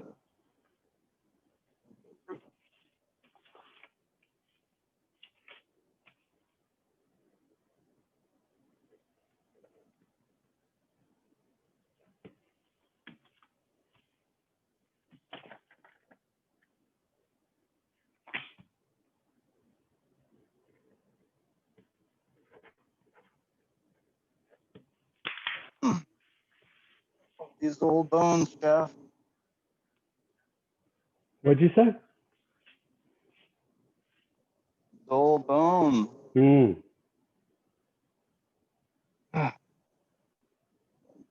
Bending my knees hurt this week. I feel it every morning. Feel your pain. Yeah. Boy.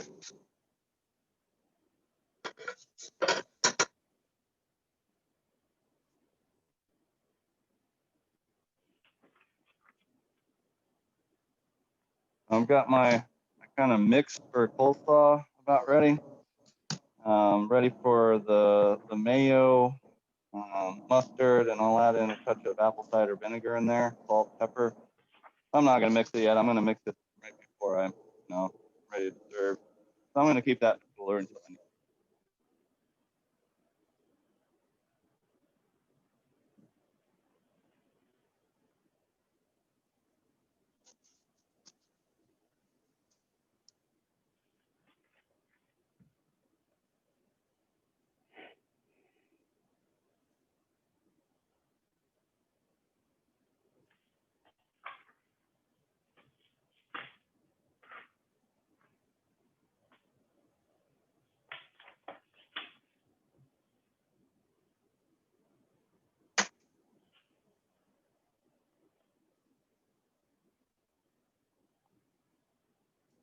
Okay, it's probably been about 10 minutes. I'm gonna let this area dry. Just kind of bottom of that bowl is on there. Oh, that's air drying. Check on my meat. Remember that temperature was dropping. I want to make sure I'm getting on top of it. Work.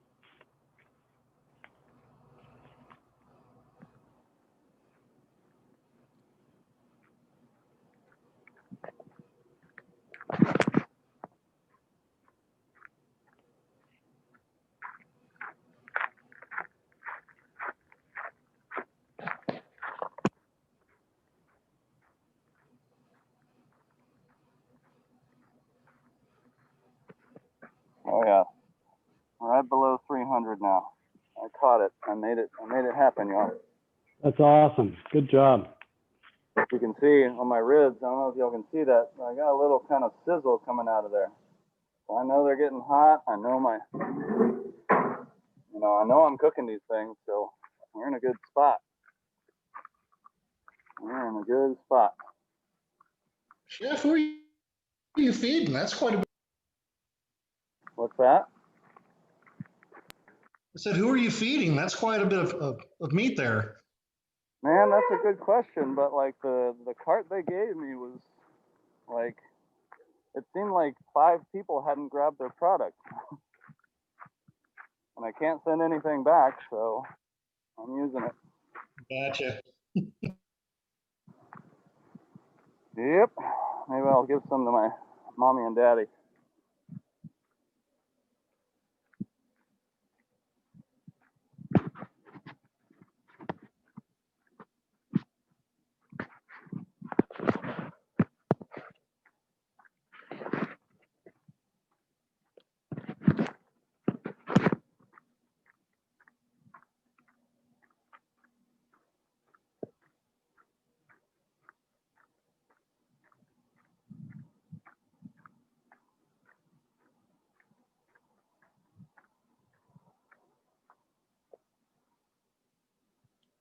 You know what? I didn't look at my coals. I just kind of assumed I'm in a good spot, but I'm going to check out my coals before I go inside, because if they're kind of on the downside or the downhill side of their heat, then I want to make sure I'm keeping up with it so it doesn't drop again.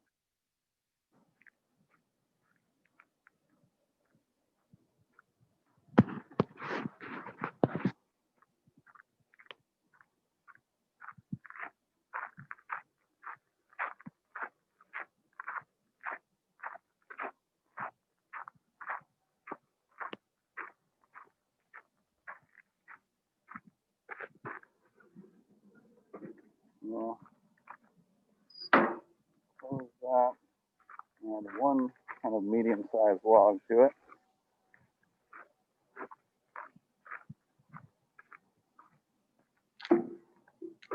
I'll come back in 20 minutes.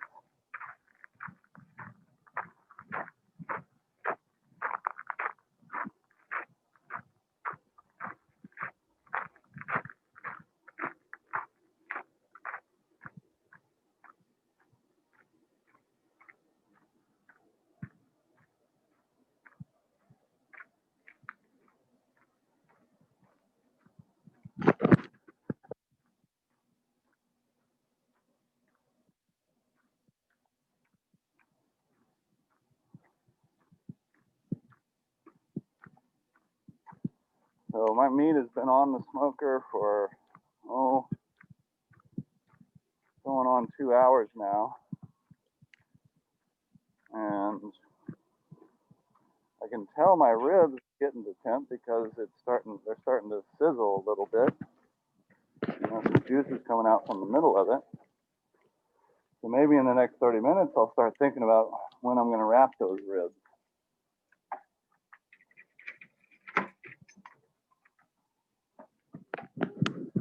We take a little sauce out there with me to just barely baste them before I wrap them.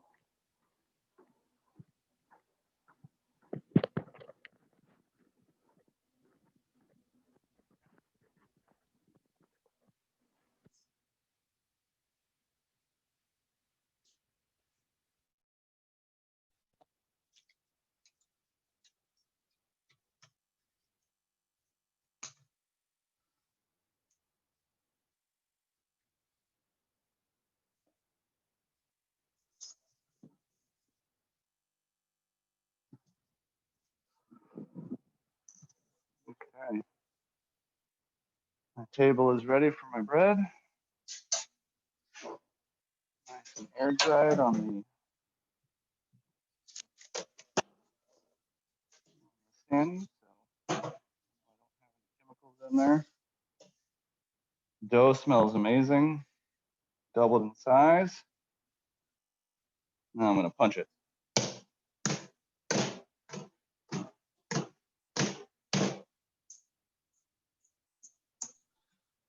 Grab a little bit of bread flour. Sorry? I said, you're so mean to that bread. What'd it do to you? I don't want to talk about it.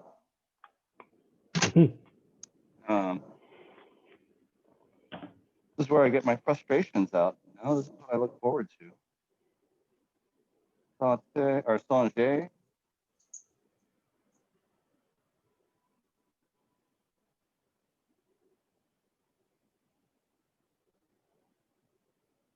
All I'm going to be doing is kind of just roughly getting it into the shape I want. Now that I punched it down, that's it. Right? Just the act of punching it works that gluten. I don't want it to be, elastic when I start working with it. Now, just plastic over the top of it for 20 minutes, let it kind of relax from the punching. Then I'll really form it, put it into my bread pan, and let it proof in that bread pan before I bake it.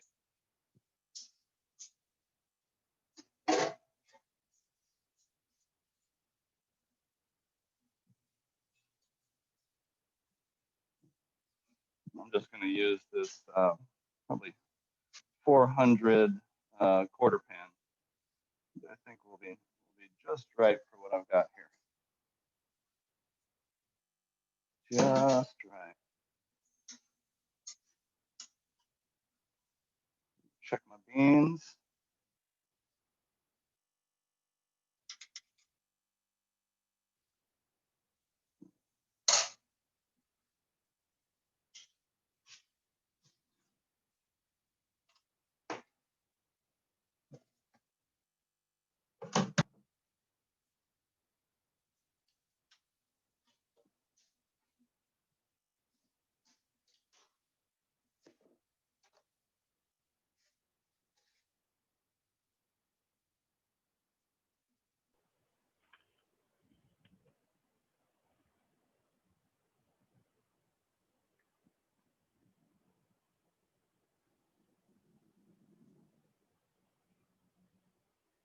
So I've got my beans here.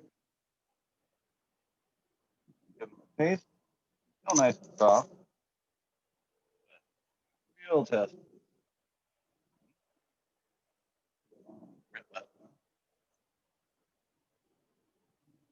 Go probably another. They're looking good. Still haven't added any salt or acid. Sauteed items for my beans, bacon, onion, jalapeno, barbecue sauce in there. Actually, we'll thin it out a little bit. I'm going to use some of this kind of starchy bean water to thin it out to the consistency I need when I add my. Because as they cook, right, as they kind of bake, I may even put them on the grill, who knows, they're going to start reducing and evaporating that water content. Don't want them to be too reduced, sticky. I want the same consistency as my Boston bacon.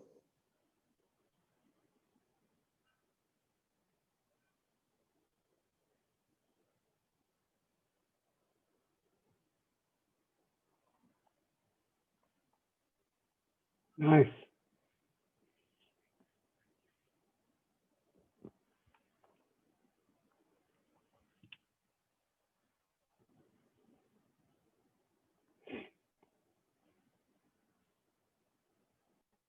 And, good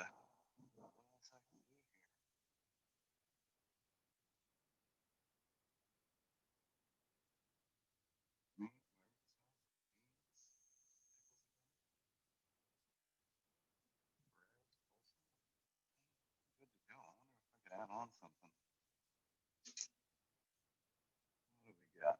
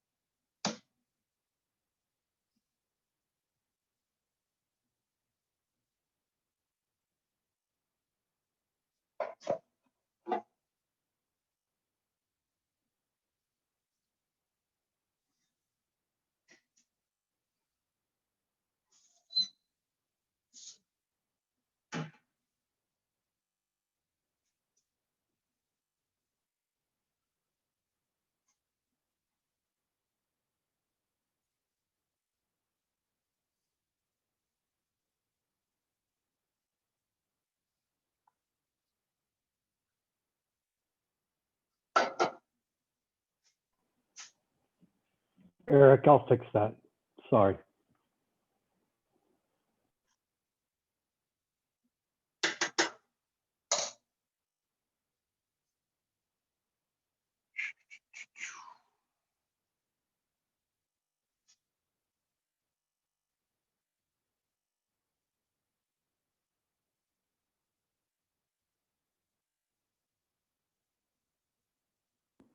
Guys, please don't forget your conversion quiz for week 2. Please, please, please do not forget conversion quiz week 2.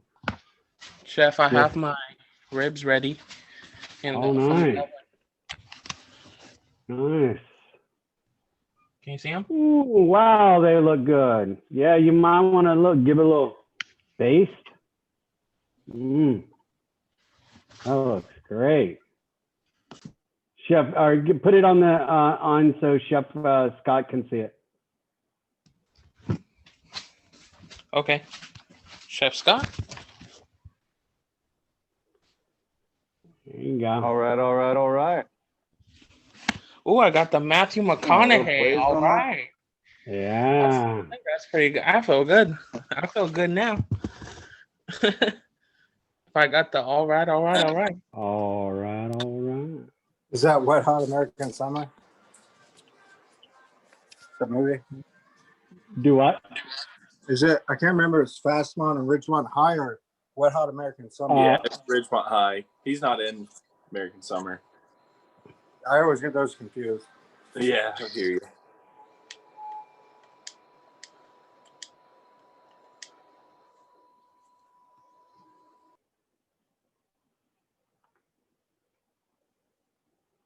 Another 5 minutes on my dough. Still a touch springy. I put my finger in there and it springs back just a little bit. Another 5 minutes and I'll be good. I'll start rolling out to the shape I want, proofing it in my quarter.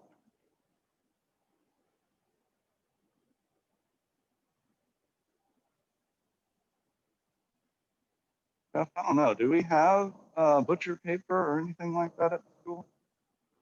You know, we used to have that white butcher paper or that white paper, but you know, I don't know if we still have that or not.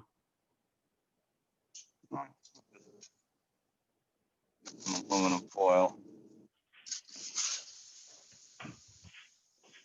Hey, chefs. Yep. Um, Let me see. Ooh, done. Wow, wow. That's some sexiness there. look how juicy that chicken is, though. Like, Oh yeah, nice. Wow, this when I'm that looks ready great. to serve.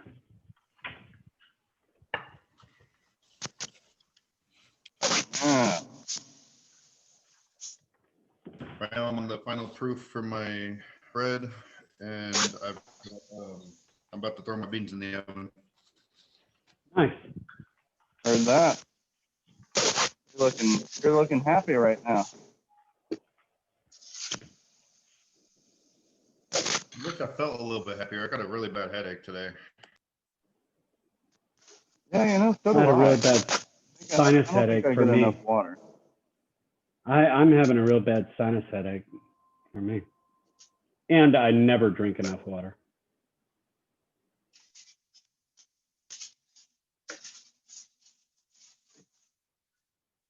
Mm.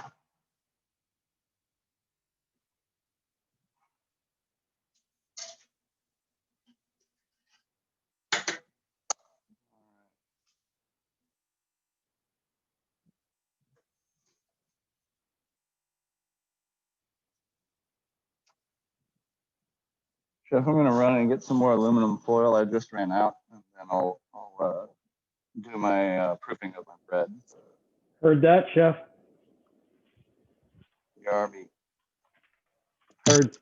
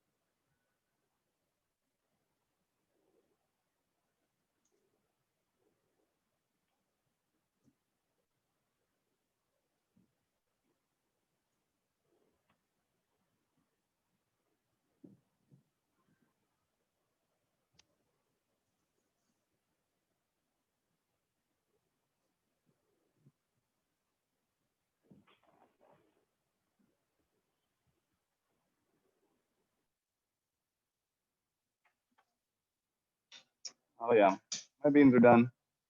I'm gonna add some salt and put them in with my base. Nice.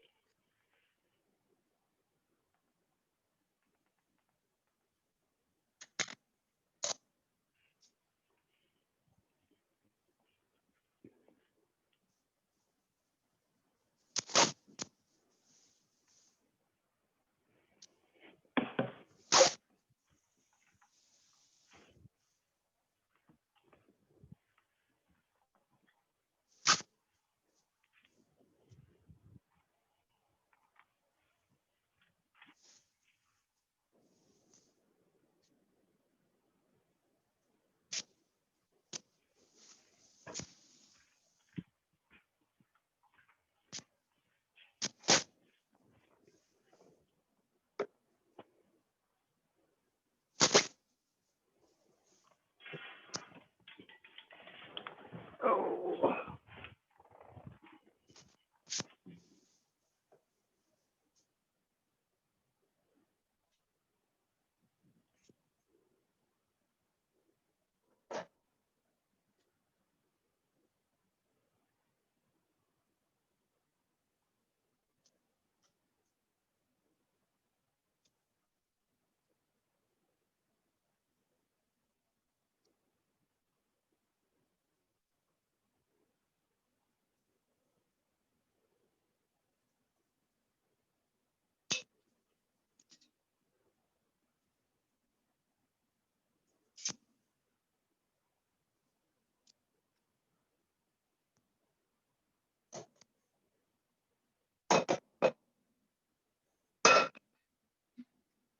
So it's funny.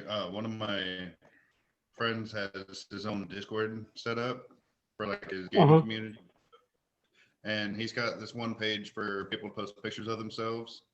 And one of his people is going to the same school as us Oh, because he no posted way. himself all dressed up, but he's got like the nice apron that Chef Scott has, like the English stripes or Yeah. what it's called.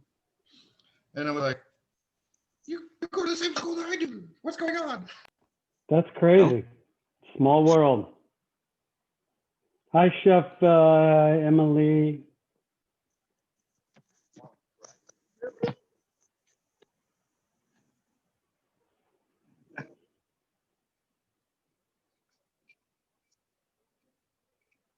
Yeah. It's a small world, man. Yeah, right.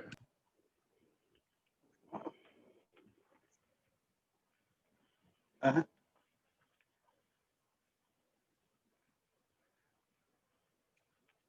It's a great day for grilling outside right here in my hometown. Oh, yeah. That's what I like to see. I like to see that smile on your face, man. I like to see that.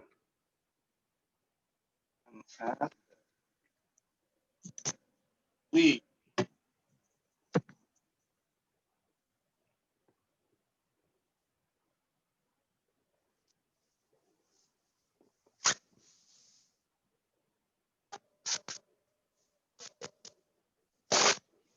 It's looking pretty good out there, Chef. You want to go take a gander at it? Yeah. Let me know what you think.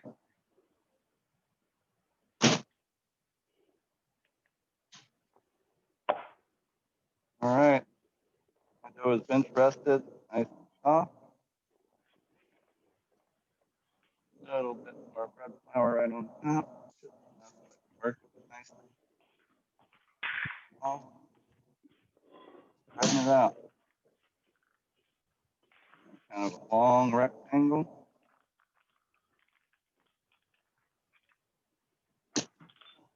Little rolling pin, rolling action. Because what I'm trying to do is get this thickness here to here, here to here, the same thickness as here to here. Gotcha. That out a little bit, pull that out a little bit. That's about right, I'd say. Nothing too fancy. When it proofs, it's really going to proof into it.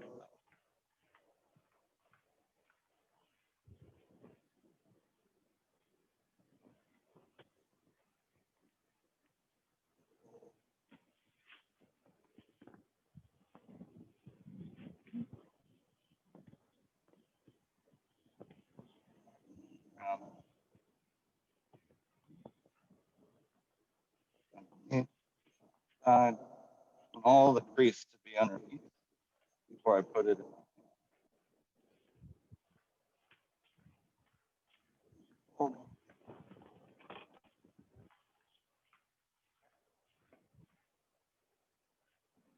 Okay. So,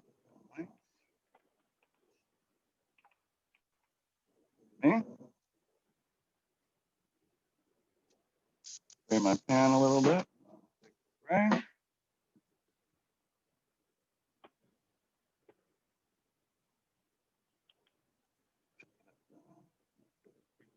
Bottom. Plastic over the top. Let it proof.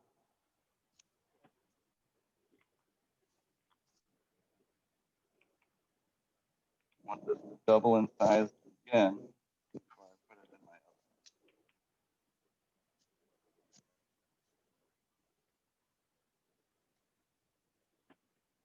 Remember what the oven says on that recipe, y'all.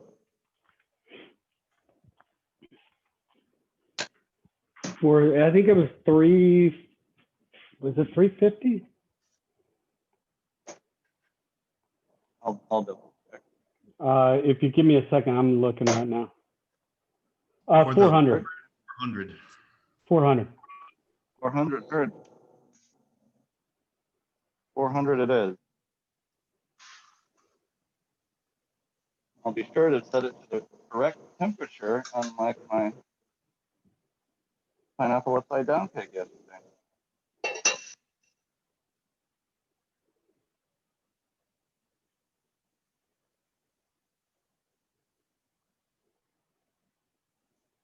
But I didn't ruin it, but as far as like if I could use it for like a banquet, the edges I would need to cut off. They just got pretty kind of dehydrated. Middle was still good on the pan, but the edges, that's for family, Yeah. employees.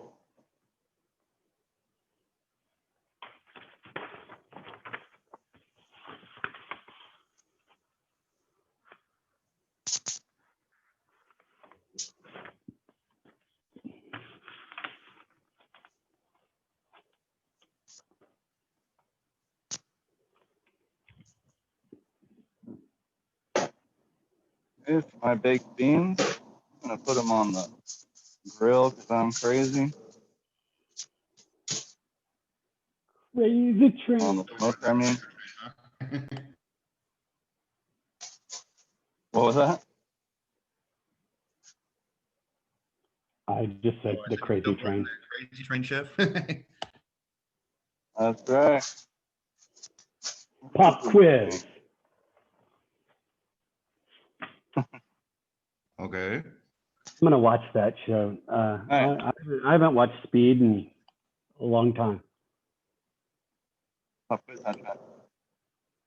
What's the pop quiz, chef? I just said pop quiz. I just thought about it. Oh, okay. Sorry. No pop quiz. It's a quote from the movie Speed. Yeah.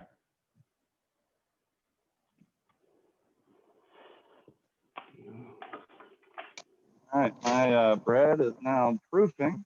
Oven is getting hot for it. I throw my baked beans on the smoker. on the hotter part on the right side. So they can definitely be kind of simmering as they're sitting in there. All out.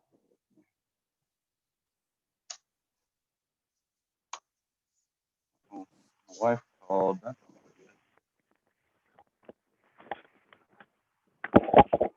Watch out for the bees if you use honey in your barbecue sauce.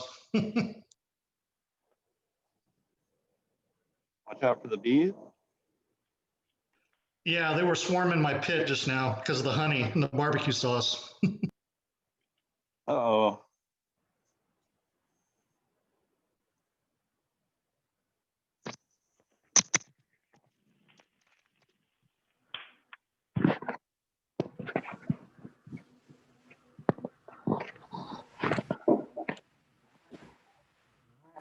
I'm heading out.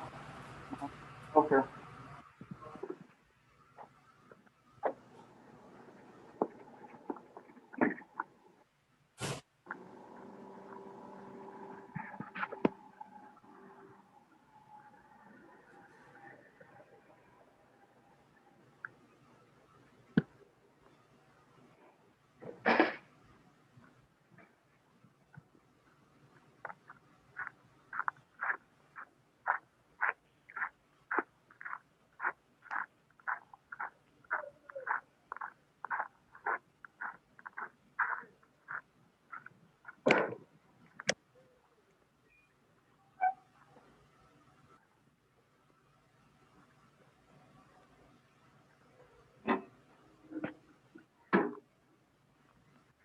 All right, my temp has dropped again. Put on another large log and a small log. Small log will catch faster, and by the time that turns to embers, the large log will be ready to go.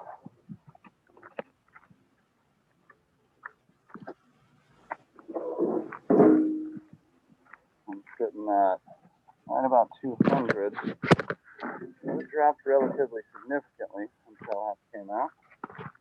But I think Chef Emily also came out and looked at it.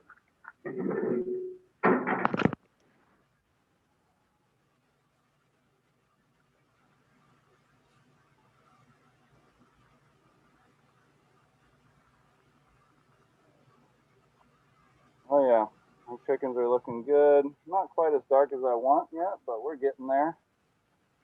Ribs are looking real nice. Pork butt definitely cooked, but not to that 200 point where they're falling apart. Same thing. I'm just gonna keep on letting it go. I want to bring that temperature back up. Still don't have a crazy amount of smoke in here. You know, it's a good smoke, soft, subtle smoke. But I did just add 2 nice big logs. And I'm gonna open this little area up a little bit, bring up that to airflow as well. That'll help bring things up in a somewhat fast pace. But again, since it dropped to about 200 degrees, I'm gonna come out 10 minutes from now and give it a gander just to make sure I caught it. And if not, if it's still not getting above, 250 by that point, then I'll make some decisions. Heard that. Man, these big smokers, y'all, they're a beast. If you have a smaller offset smoker, you can probably control that temperature a little bit more evenly. Of course, you'll have to add smaller pieces, faster. But because there's not as much surface area, you can control it a little bit tighter.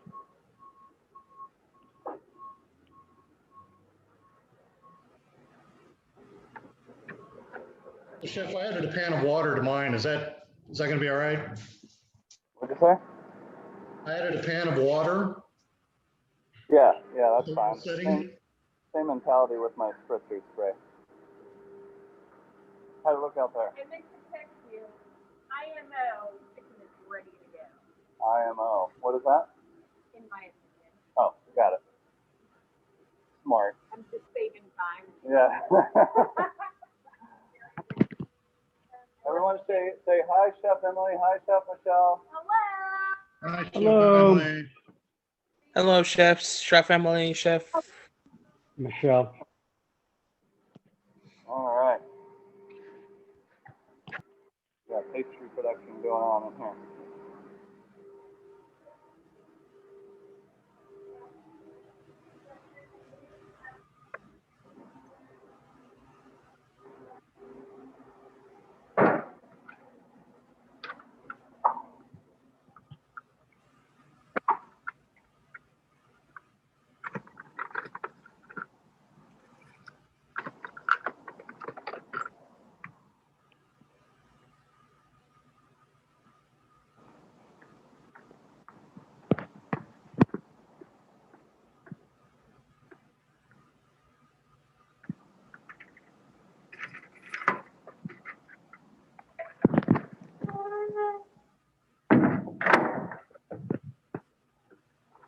Tell you, I'm getting my steps in today, Chef.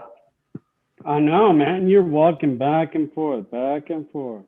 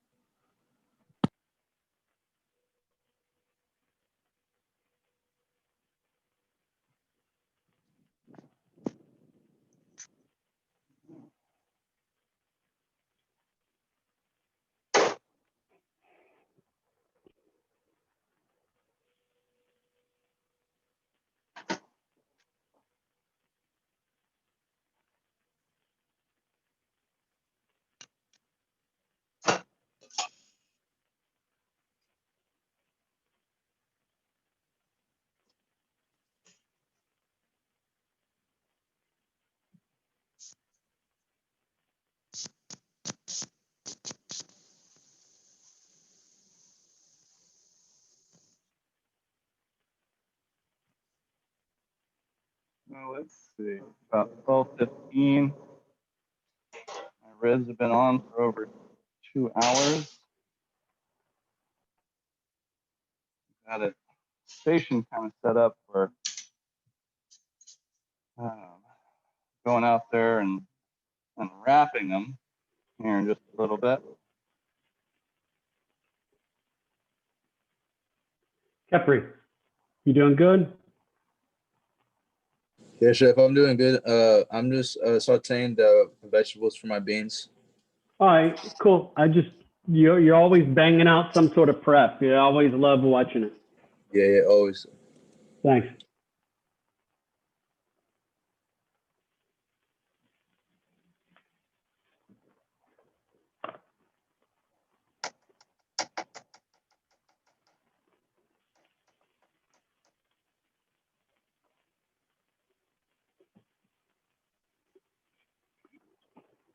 And chef, I'm just waiting on my bread, and then Heard that. I'm gonna go No to problem. the. Okay. Sounds good. I'm here.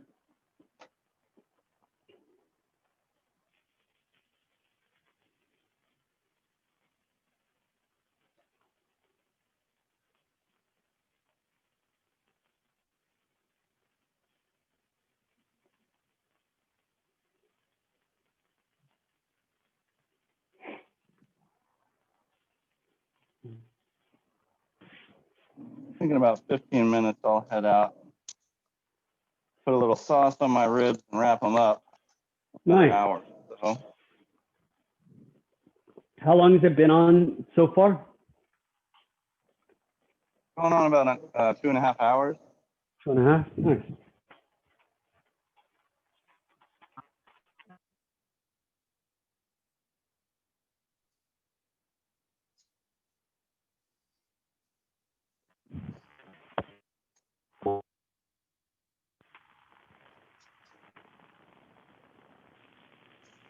Good. Proofing nicely. It's already rising very well.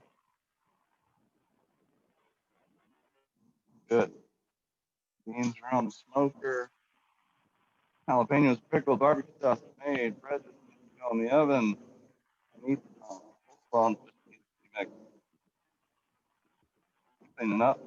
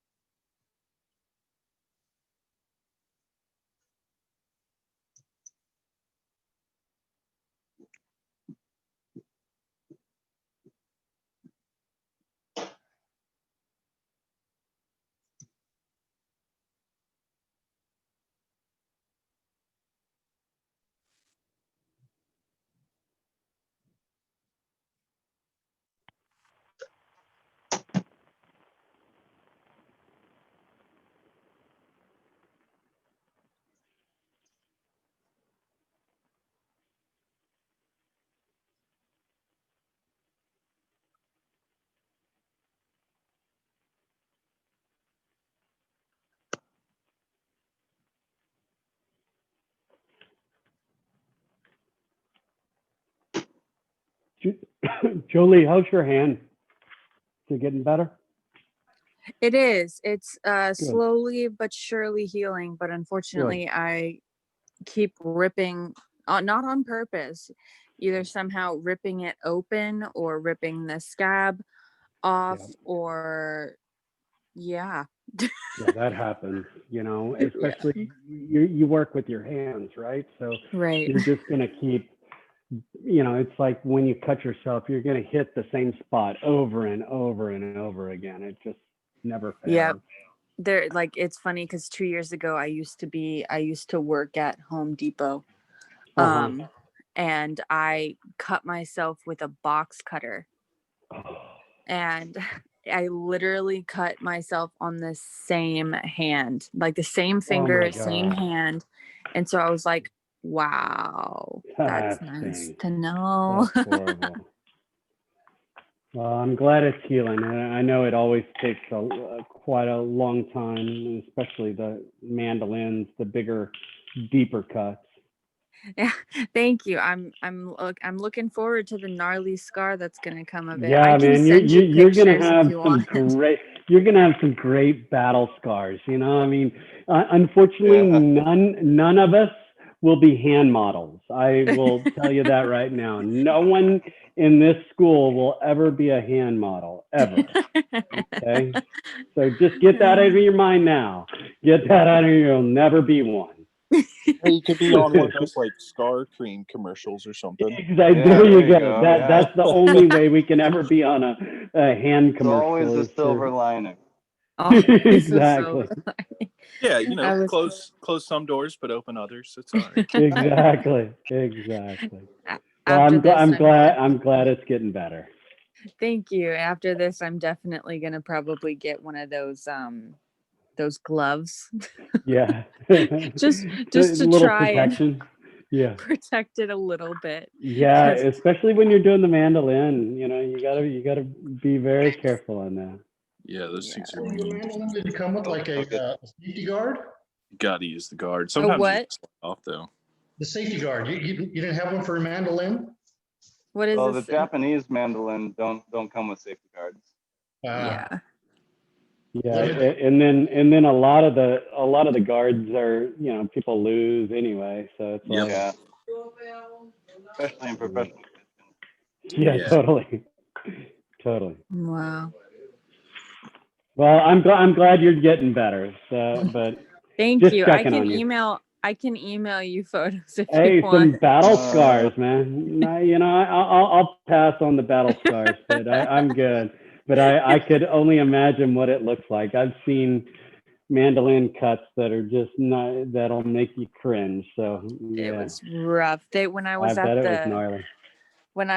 the urgent care center, they were like, oh, well, you know, it's good because you don't have any skin left, so we can't give you stitches, and the bleeding is okay, so we're not gonna solder your hand off or like your Like Yeah. how they burn it to stop the bleeding. I was like, cauterize oh it. God, don't even get me started. I would not. I would just let myself bleed. Oh, well, oh yeah. Did I ever tell you that there was this one guy he was kind of a hothead. He was working with fennel, right? And just upset and kind of like taking this knife and whacking away like this with the fennel. Oh, And of course the fennel is rounded, and so it rolled and got basically what happened was it went through his palm here all the way up the middle of his index and middle finger, and it was hanging on right here. Oh my gosh. Good God. It was bad. Did they save the hand? Yeah, lots of reconstructive surgery, but yeah, it wasn't the same after that, but they put it back together. What did he do it with? I would never Sorry, I missed think. that. It was not good. So someone asked, what did they cut it with? Oh, just a chef's knife. Oh my goodness. Yeah. But he was just like upset, and like, I'm gonna cut this fennel like this because I'm mad, and made one little mistake. That was it. Not good. That happens. And the whole company, this is a international company. Entire company mandate to wear cut gloves no matter what happens. Yeah. And man, sometimes wearing cut gloves while you're trying to cut good, nice cuts, it's kind of difficult. Not easy. Yeah. But for a mandolin, I would wear Jeff, I'm cut gonna gloves. turn in these, I'm gonna turn in these dirty dishes real quick. I'll be right back. Heard.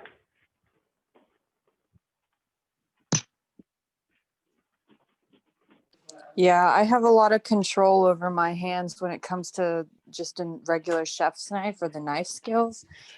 But when it comes to the mandolin, I don't know. Like, even when it comes to the mandolin, when it's like thin slices or like maybe a little bit of a thick slice, it's fine. But I mean, to get those potatoes, like the French fry cut, that was just. There was no way around not getting. I feel like. Oh no, totally. You have to. You would have to. For sure. I found out you can get silver nitrate over the counter, which whenever someone cut themselves, or I've done it before. Yeah. They do that at like urgent care, but they charge you, $150. But you can that's buy it at CVS. And it comes on like sticks or powder, but I mean it doesn't feel good, but it'll it burns. It burns, but it will it'll stop the bleeding for sure. Yeah. And I think we even have in our at the school, if you look in some of our in the first aid kit, I think we keep that powder. We nice. We keep it, especially for the newbies, doing their first knife cuts. Oh yeah, we had one kid when I was in foundations that he cut himself 3 or 4 times the first day. Are you serious? It was like every time we turned around, he was like, "Oh, I did it again." Wow. I think eventually they were just like, "Why don't you just watch the rest of the day?" Yeah, maybe this is not the thing for you. Goodness gracious. It's all about the claw. It took me forever to start doing that. The claw, yep. Gotta have the claw. It just felt so weird for so long. And then finally, after I'd cut myself a couple times, I mean, it's almost inevitable unless you use it. Oh, totally. Totally. I would much rather cut my skin off my knuckle than cut my finger, and plus, I can, once you get the claw, you've got the kind of the groove, and you can kind of feel it, and you can just kind of feel it on your knuckle, and you can guide it. It's a lot easier once you get the claw down. But trying to get someone to kind of really keep that practice of the claw trying to cut, because it is kind of awkward feeling for quite a while. Especially if you have a habit of not using it. Yeah, kind of keeping your hands out more, your fingers out. Yeah, exactly.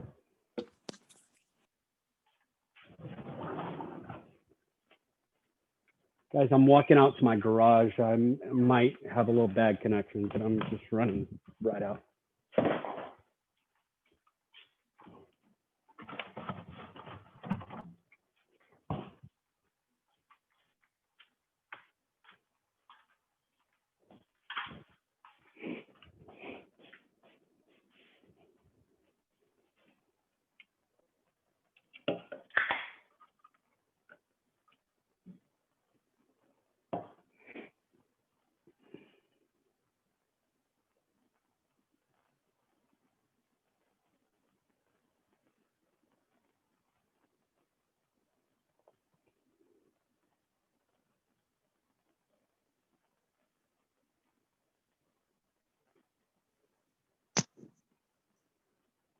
All right, I'm back.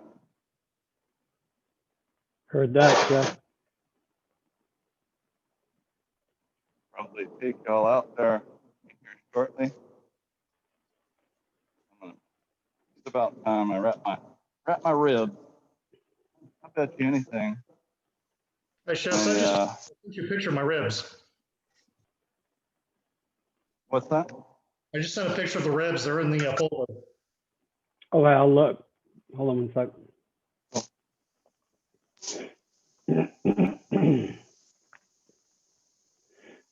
I bet my chicken's probably ready to come off, but I'll tempt it when I get out there and see where we're at. Little ball and socket joint of the thigh. Oh yeah, that looks great, man. Nice and juicy. It's juicy. They look and smell horrible. Oh yeah, I bet. I bet, man. They look bad. I mean, it looks really bad right here. That right there looks gross. So gross. God, that makes me so hungry. I'll try it right now, so give me a sec. Oh no, you're good.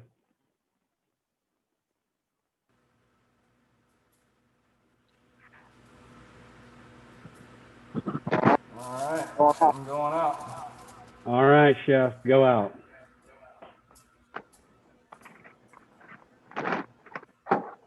I heard an echo.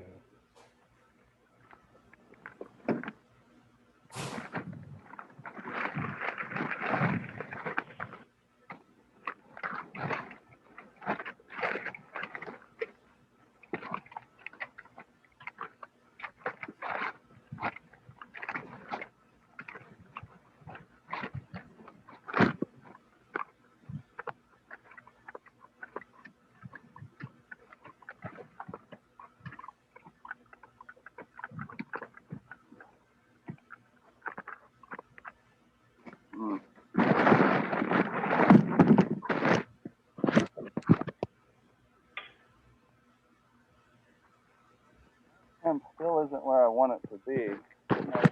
100. Still isn't there. Not where I want it.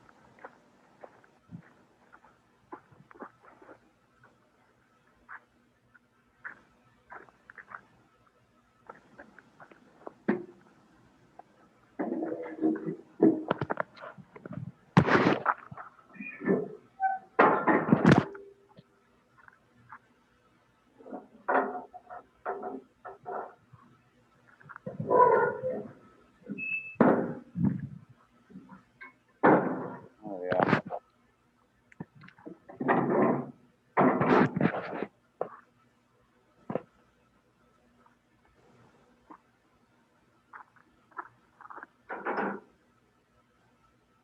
Yeah, I'm gonna go ahead and wrap the ribs. Brought out a little wrapping. Oh, they look so good, Chef. Stop it, man. Stop it. It's too sexy. It's too Stop it. But you must. I must. Yeah, those are looking pretty all right. So I'm gonna wrap them with just a touch of sauce, and then put them back on. I think, with the amount of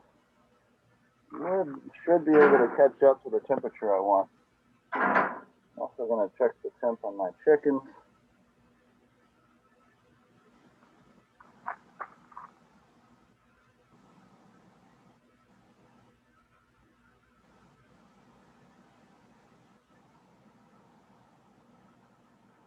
So I'm probably sitting at about 170, which of course is cooked, but I want them really, really falling apart. So I'm going to take them to about 180 or so. So I'm going to leave them on there just a little while longer. Heard that, Chef. Got a kind of a saucing and wrapping station set up here. I'm just going to start grabbing, tasting my stuff. Wonder if I could set up.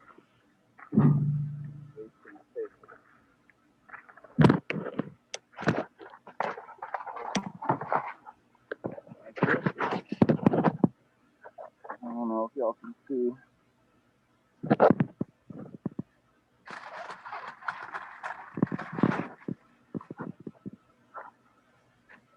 You need to rotate the camera.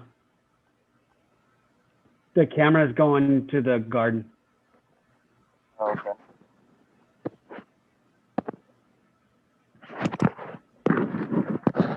There you go. Yeah, that's awesome. Thank you.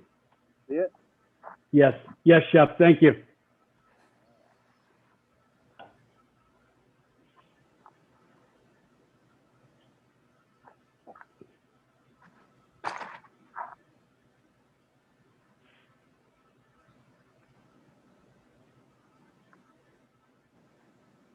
Yeah, chefs, let me tell you, I already threw myself on that grenade for you guys. The ribs are excellent.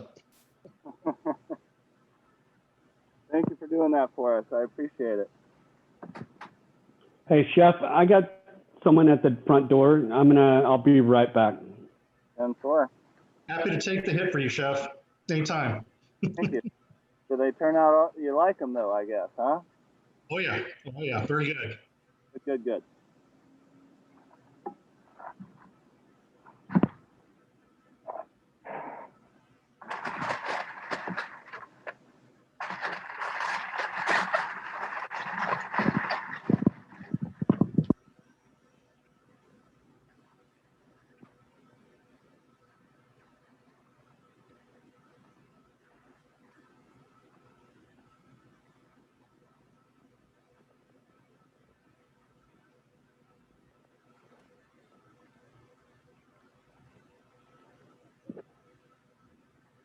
Got them nice and tightly wrapped, sauce encompassing them. Just gonna do that for each one. Put them all back.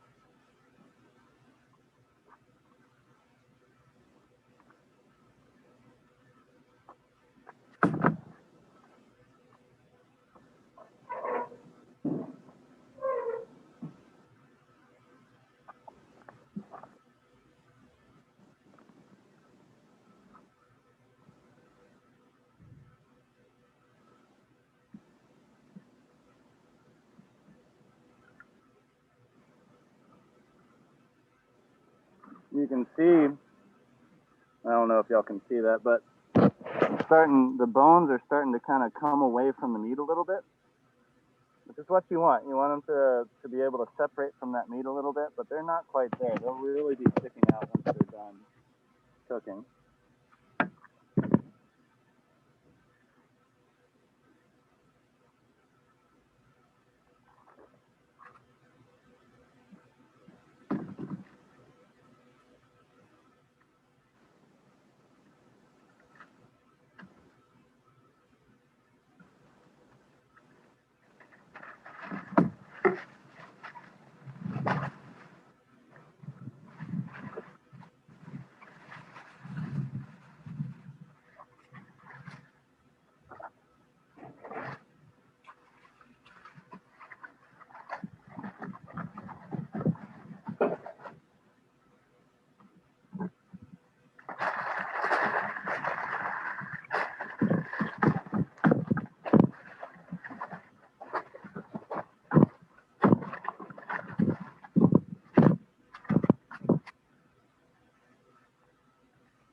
tight.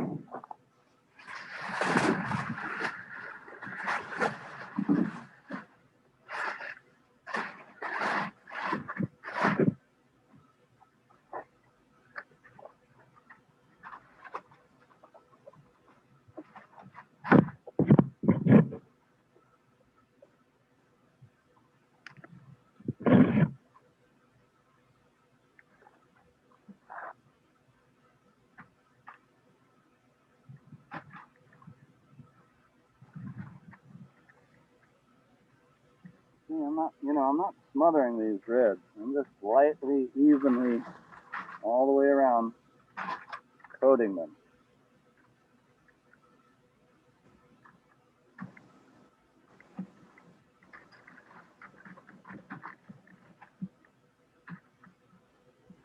That's all I'm doing. Nice, even coat.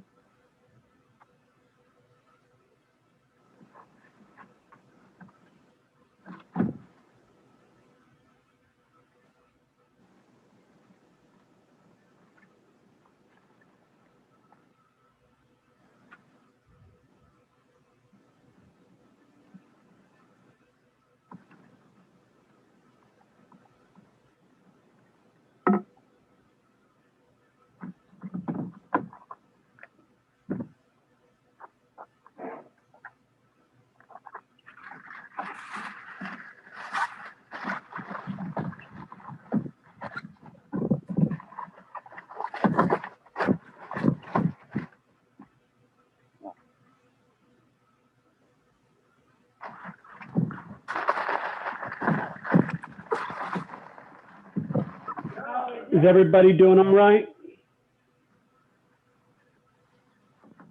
Yes, Chef. All right, cool. Thanks. Let me know if you need anything.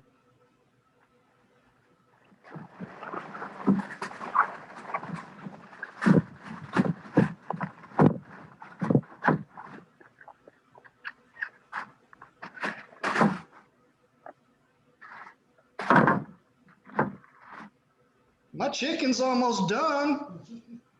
Looks good.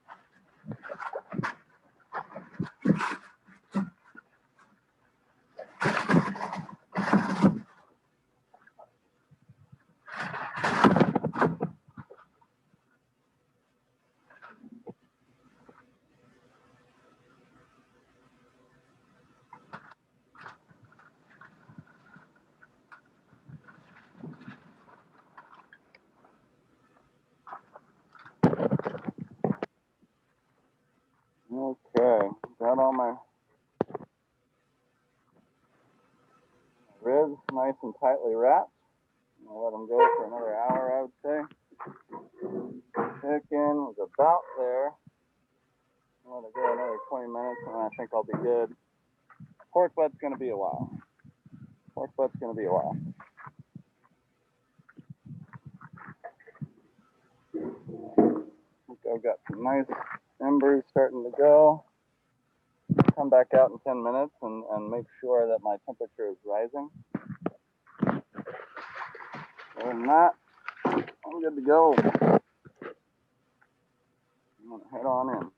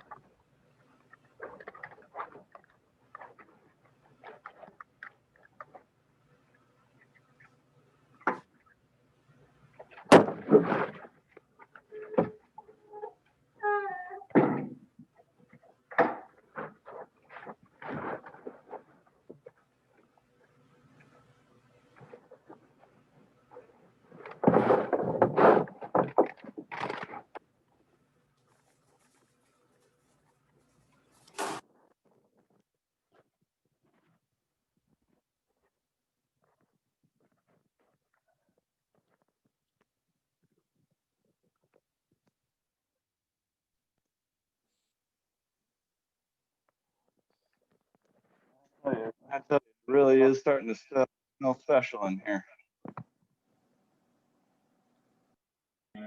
I can only imagine.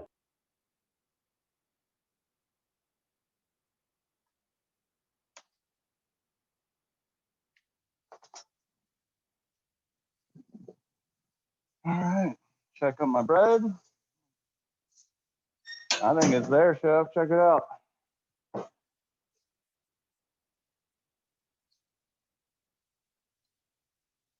Look at that.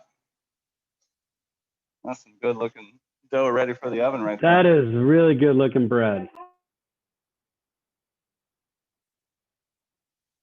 All right, I'm putting it in the 400-degree oven. I'm gonna put it on low fan. Chefs.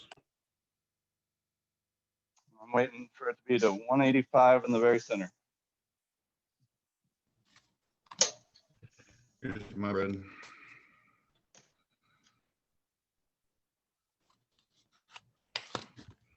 Nice, yeah, good color. What temp is it at? Here, let me double check.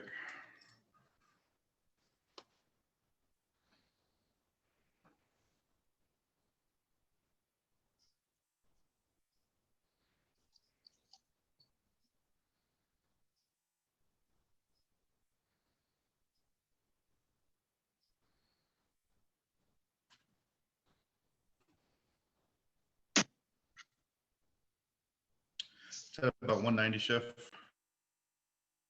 Yeah, that's perfect right there. Yeah. Yeah, I wouldn't go over that. Like, I think Chef's trying to get 200 or so. Well, for the bread, I'm doing 185, so 190 is right there. Okay, so that's, but for the sorry. so that's for the bread. I'm sorry, I just walked back in from the grill. Yeah, so 185, My 190 is apologies. perfect. Yeah, for the- 195.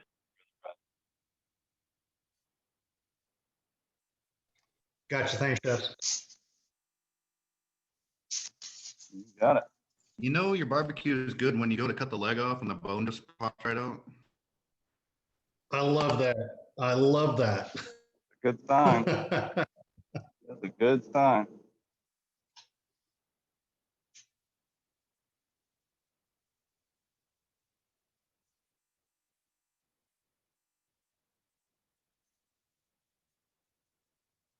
You know what? I didn't check on my beans while I was out there.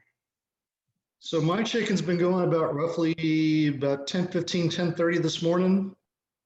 So I'm probably going to pull it off here just a little bit. Your which one? My chicken. I just went ahead and did the whole chicken. Oh yeah, okay. Well, I mean, just to make sure, make sure it's like 185 or so in the joint of the leg and that ball and socket. Yeah, no, I was definitely going to check it. I just, I've been waiting for that one because I want to taste that. Yeah, I don't blame you.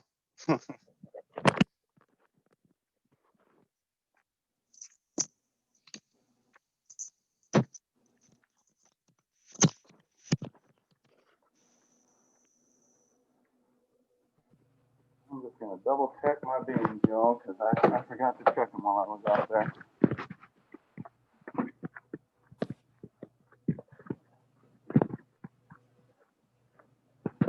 Make sure they're nice and simmering, get a little smokiness to them. Hi, Chef.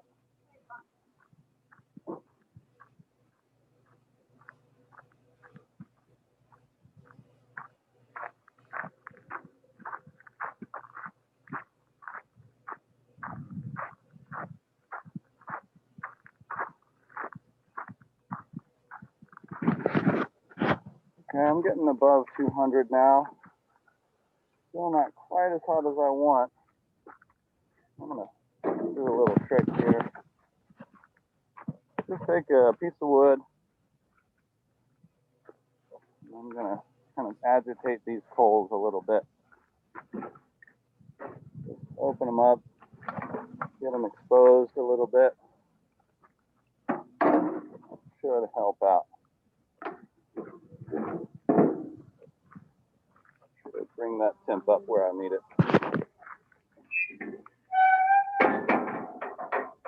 Ready?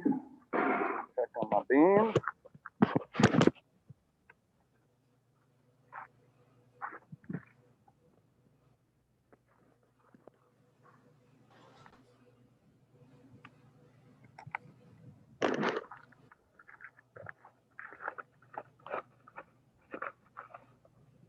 Oh yeah, I don't know if y'all can see that.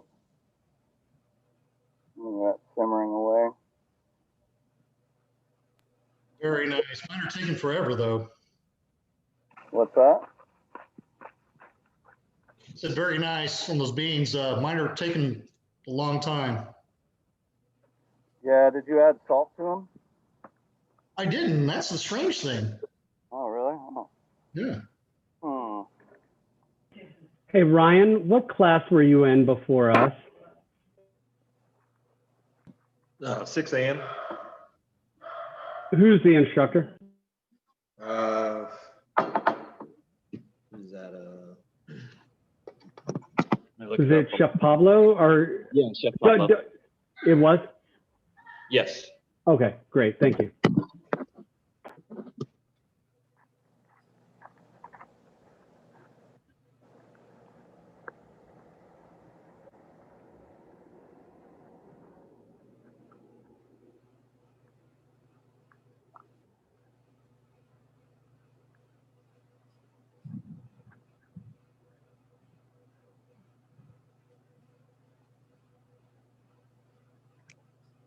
Hey, Chef.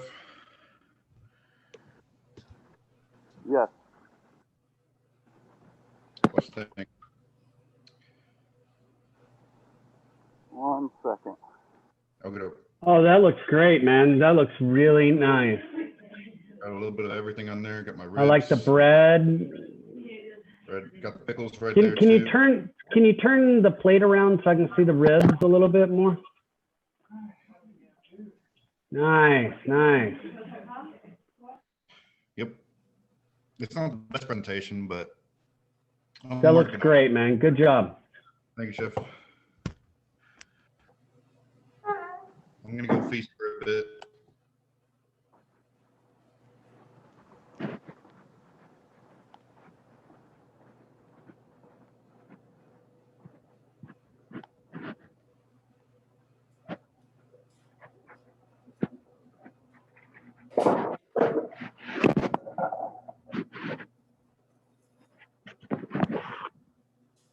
Here's my plating, chef. The bread and the beans. Leroy, that looks awesome. Can you move it up a little closer? Oh yeah, that looks great. Nice, good job. Thank you.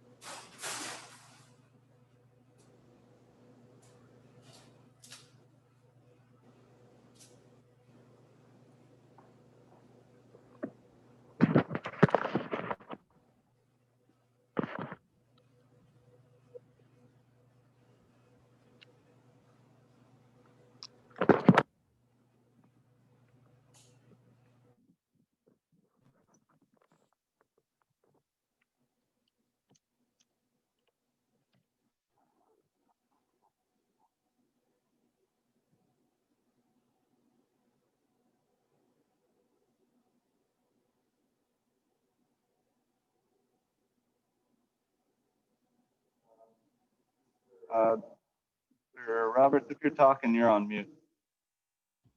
Sorry, chef. Can you see me now? Yes. Okay. There we go. Here's my finished plate so you can see it.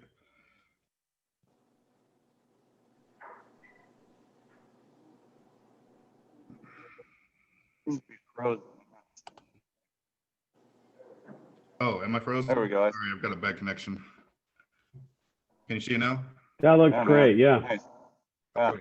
I just wanted the chef's out to be able to see it too before I destroy it. Yeah, very good. Thank you, chef. Nice, man.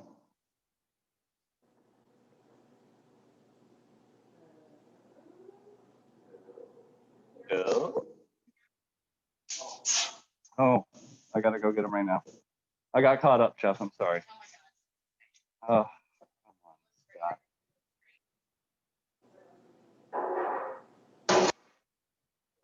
Check out my white bread.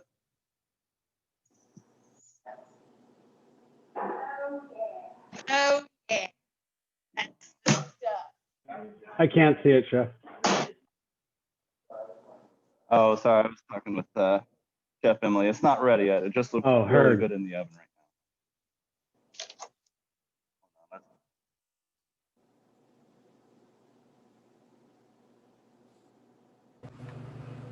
Chef Emily says hi. Hello. Very loudly. Hello, very loudly. Loudly. Only. What up, what up, what up? How are you doing, Chef? I'm good. I'm here to eat the chicken wings. Nice, nice. Let's go get them, Chef. Let's do it.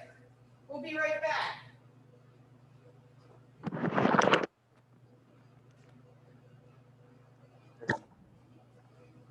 Technology. No.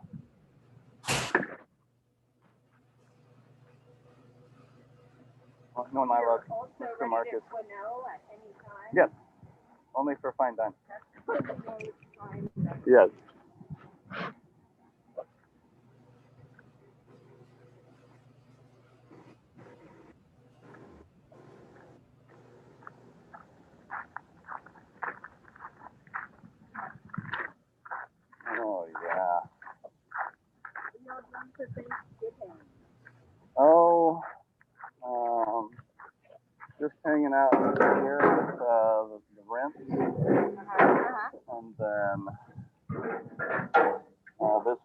and we are going to Oklahoma to be with her rinse.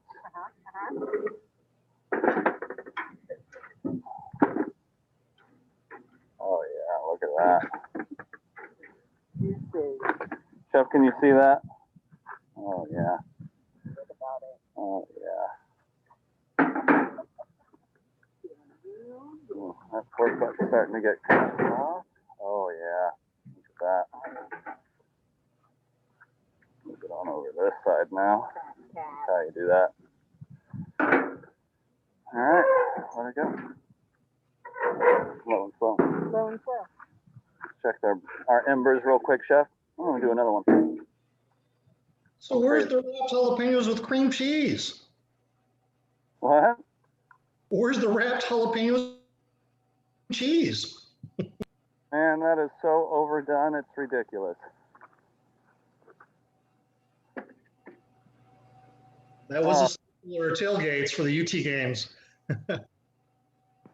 Yeah, that's like, I've had that so many times, I'm over it. What is it? Jalapeno poppers. As long as it's cream cheese, I'll never be over it.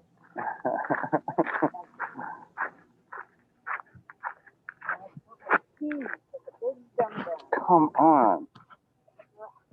Are you all done over there?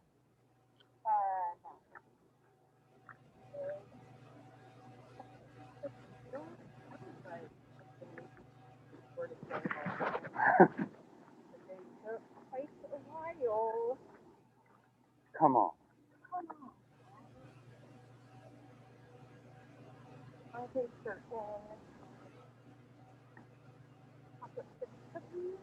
Okay. So holding the fort down, Chef Michelle. Chef Michelle.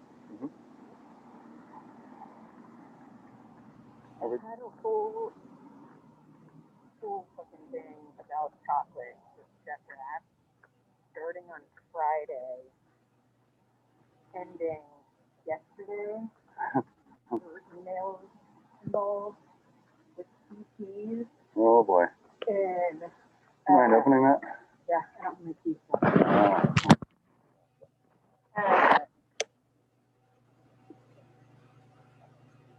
Yesterday, he was like, just whatever you need.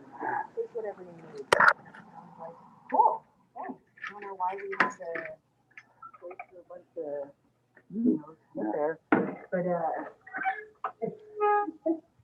today he was like, next time, I'll just ask you how high to jump. I was like, that would be preferable.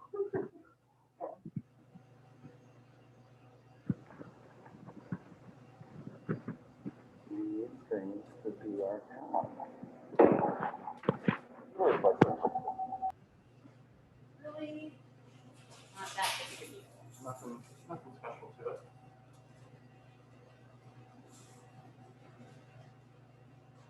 Okay, Chef. Okay. Let's see. We will get about this one. Yeah? Yes. Oh, look at that. Just tears right off. Oh my gosh. Yeah. Okay, y'all. I got my chicken out. Check it out. Let it rest for a minute. Chef, what do you think about the wings? So good. So good. Oh my gosh. Good. I'm happy to hear it. Oh, yeah. Got some nice crispy skin on there. Mm-hmm. Yeah. All right. Nice. Right over here. Was it too salty on the brine? No, it's perfect. Okay, fantastic. Perfection. You should be a chef. I always come back with pebbles in my shoe.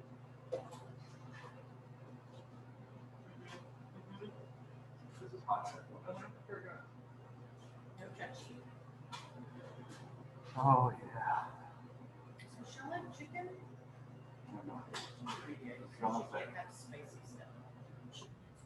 Well, that chicken looks awesome. What was that? Yeah, that chicken looks great. Oh, yeah.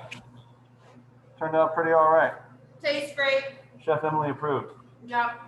I like it. I'm good. Are you eating cheese with that, Emily? That's a smart guess.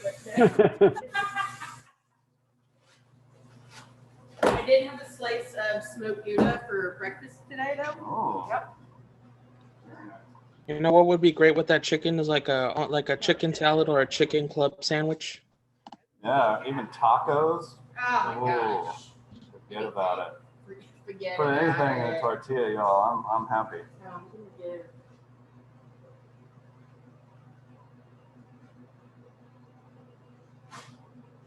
I don't think my bread is quite there yet, but it's looking real good. Real nice. Real nice. I'm feeling good. I'm gonna take some more. Yeah, take all the wings. If you want them. Look at that, just pulls right out, no problem. Oh yeah. Oh yeah. Oh boy. Oh yeah. Let's do two more. Get the crispy one. Oh gosh. Oh, yep. Yep. Okay, bye. Okay. Good talk, Chef.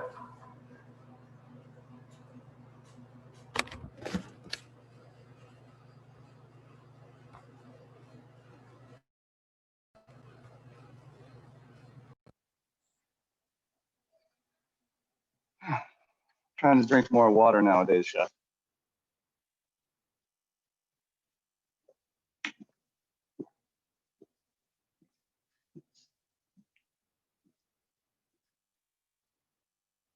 Gotta stay hydrated.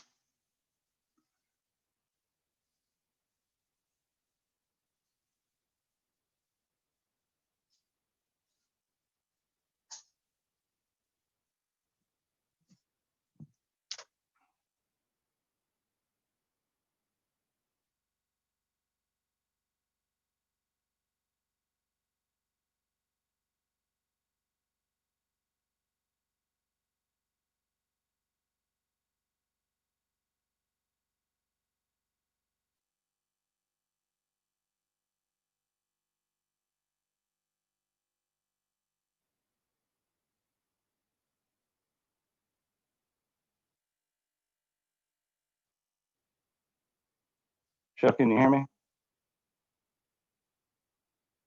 Yes, I can. Mind if I call my wife real quick? Yeah, go do what you need to do.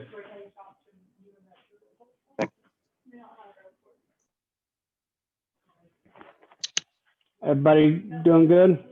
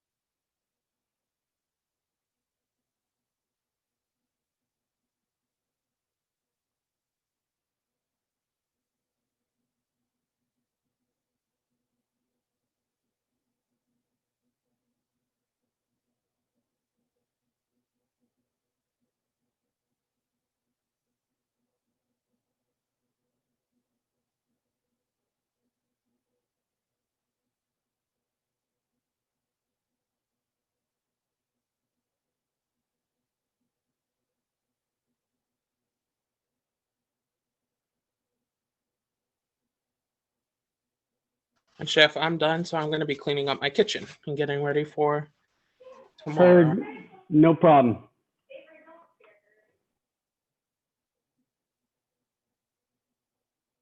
And also, I also had like some I guess battle scars, but like I got I got spilled all over with barbecue sauce, making my barbecue sauce.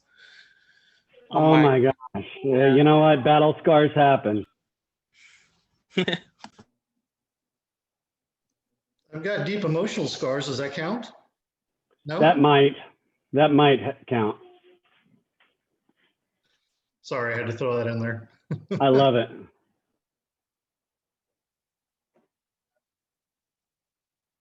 Hey, what is that antiquated thing on your left-hand side? Is that where a phone used to go?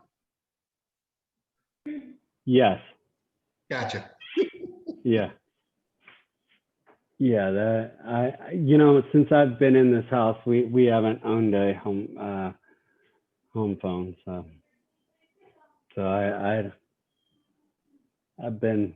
we've been cell phone the whole time. You know, I honestly I hadn't even noticed it until you said something.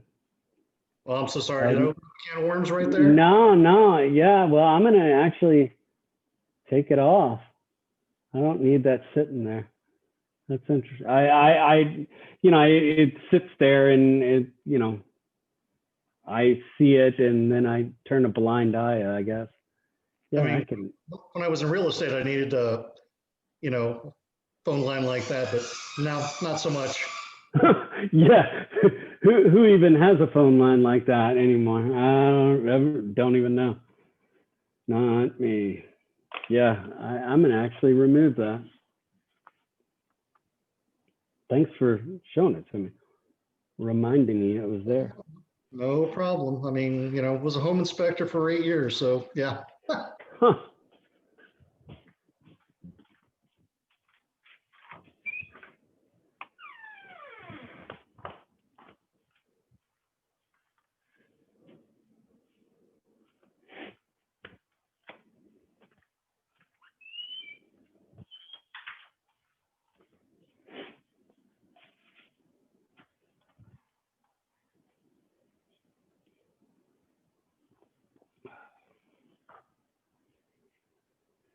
Let's see, what is tomorrow's agenda? Let's see. Tomorrow is. All right. All right, all right. I feel like I've got the dresser drawer on, but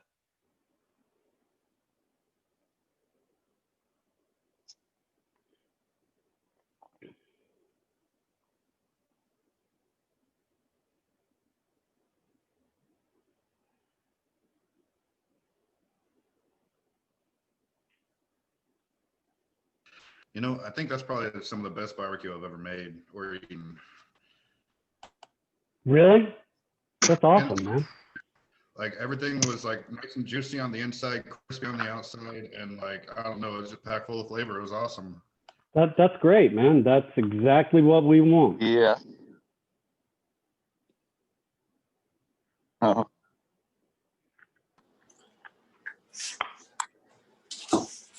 Hey, Chef, are you fine with me serving this now so it doesn't get cold?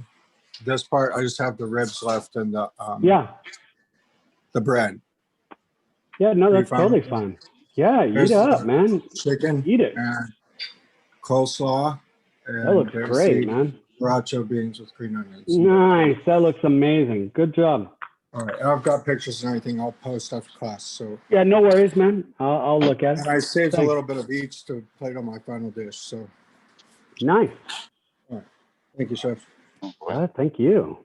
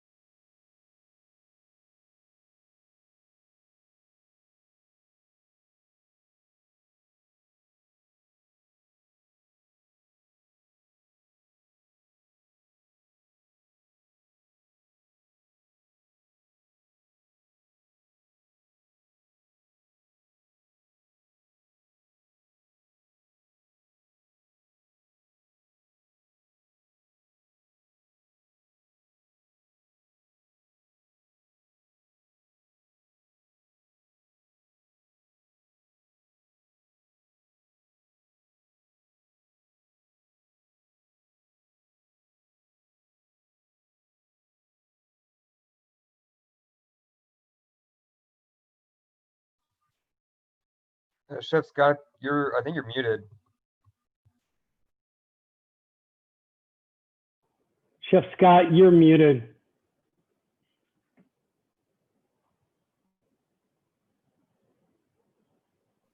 Chef Scott.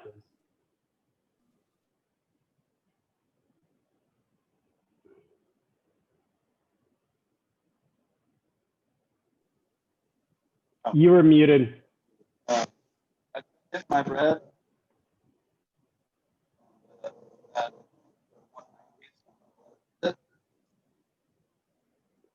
We can't hear you, Chef. Slice bread, hot. Let it sit at so wow.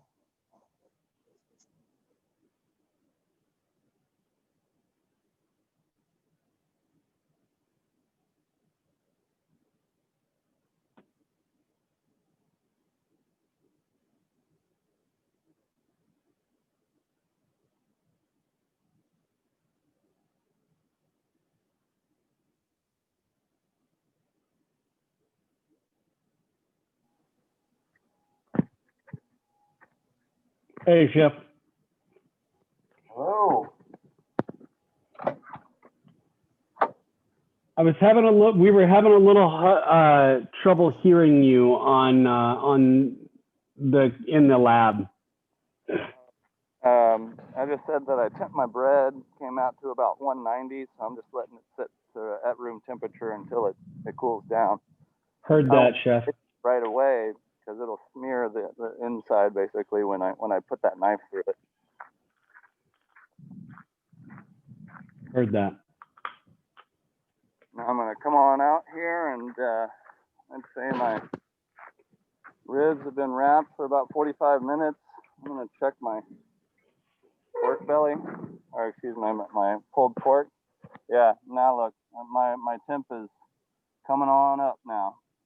And it's because I agitated those coals back to 275.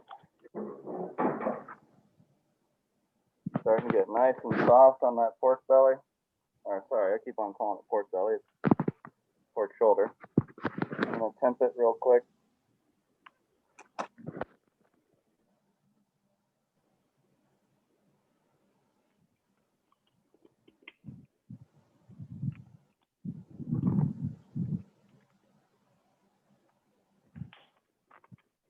So I'm going up to about 180 right now on that smaller piece. Check the bigger piece. Yeah, bigger piece is going down to probably about 155. So the smaller piece won't have too much longer. A bigger piece will take a lot longer. Understandable. I'm gonna let it go. Real quick.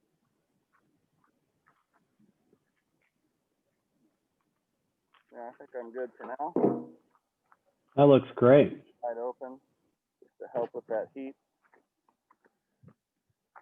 It's a waiting game, y'all. That's all it is. Hey, Chef Clint, I went ahead and posted my chicken photo in there. Check it out. Will do. I will look right now.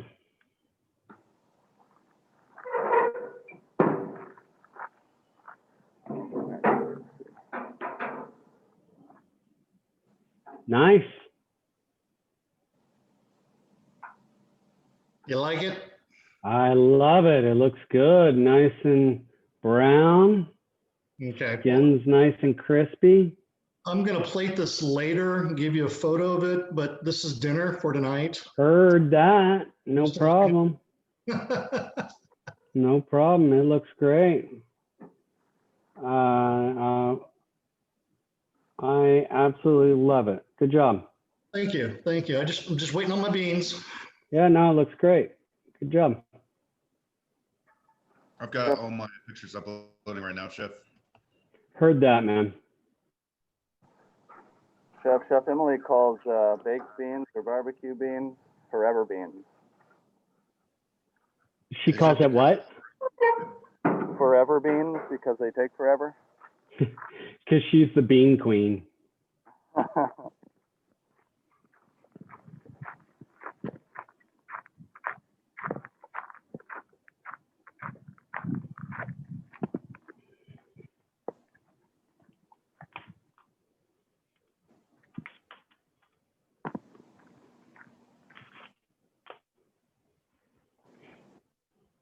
Wasn't that kind of didn't you have to make the beans for one of the events when you first got started? I think we turned that into a hazing thing. Making all the chefs cook those beans for the for that educators thing. And like there was like apparently a fiasco before I did them. So. Yes. Yeah. They served raw beans. Yeah. Oh, really? Yeah. What? So is it actually hazing or character reinforcing? I would say both. Yeah, I made sure I didn't do that. Yeah, well, and that's why, and Chef Emily, when she did it, when she got hired, she had to make beans, and I nicknamed her the Bean Queen. That and Chef, God, I'm drawing a blank now. She was one of my students too, at Le Cordon Bleu. Well,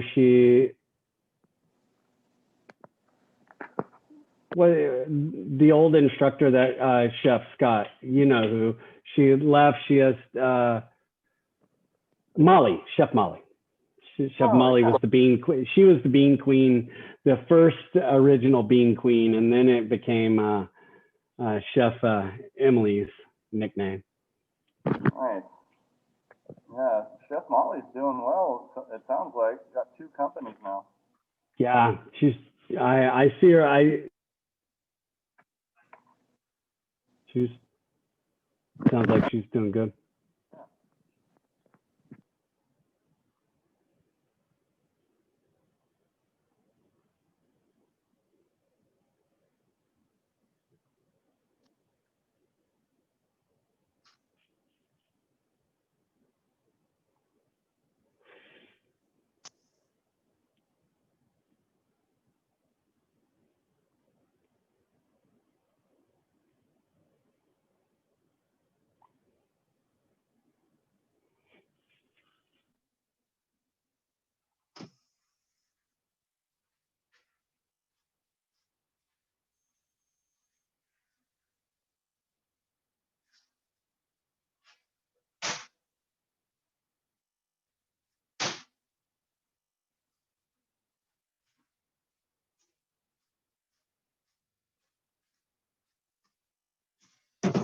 All right, so both my pork ribs and my pork butt is going to take a little while longer. That's understandable, right? But my chicken's ready, so I'm going to do a complete plate of things.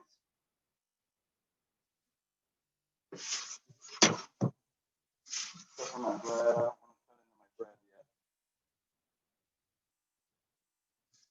There you go. Got my coleslaw next.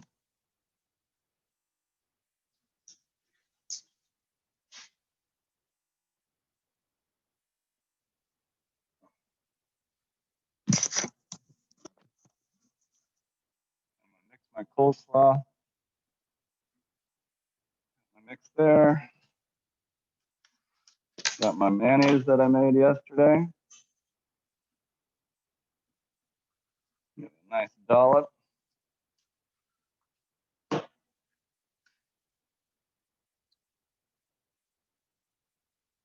little mustard. Mustard never hurt anyone.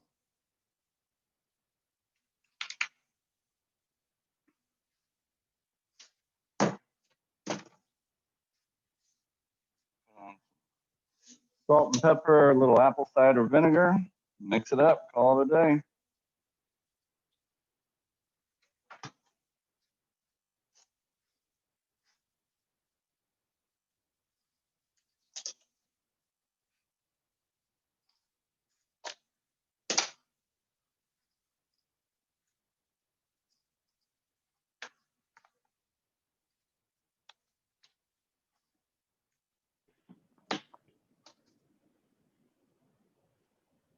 Coleslaw looks good, Chef.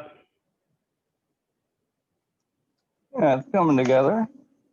And that's just cabbage, carrots, onions, and seasonings.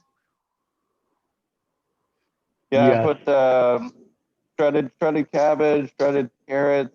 I didn't have any like parsley or red onion, so I did green onions and white onion. Then I put in just some mustard, mayonnaise I made yesterday, some apple cider vinegar, salt, and pepper. Heard. Chef, I had a little bit of But kale. cabbage, like yeah, kale is great. Yeah, absolutely. But when I'm doing this, like cabbage is pretty strong and so is kale. So I'm trying to like kind of bruise them a little bit. The acid will help along with that, help kind of soften it up a little bit. And you'll see that kind of change after you mix it. It'll still be kind of like cabbage will be pretty, not edible, but of course a little tough. And then come and check on it in an hour, and you'll see a big difference as far as how much it wilted. So I've got just enough mayo and mustard to kind of evenly coat things. It's not swimming in any liquid, right? It's just enough to coat it. Technically, this is a salad. 5 minutes, Chef, sorry. What did you say? Mine didn't last 5 minutes. I just finished it. Sorry. No, you don't need to apologize. That's a good thing. I did take a picture though. That's the important thing. Good job. All right, coleslaw. Pretty straightforward. This is something that, like, for a buffet, right? It wouldn't be made the day before. Now everything would be prepped and cut the day before, but then mixed, an hour before service, and put in a presentation.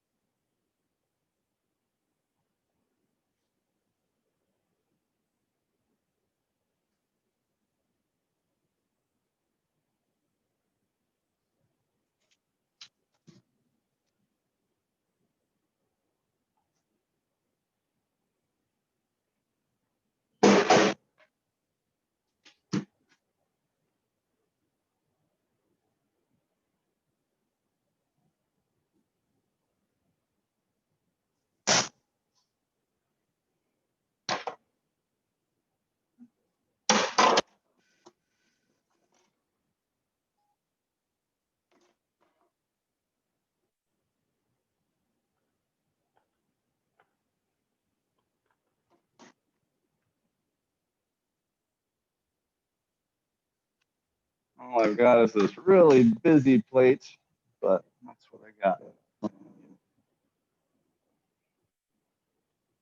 So when I spatchcocked it, I took the breastplate out as well as the cartilage that was attached to it. So I should be able to just cut right down the center like that. Cut through that joint.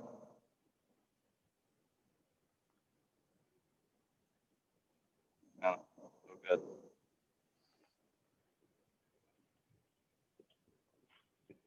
Let it rest, and it's real still juicy and nice, firm.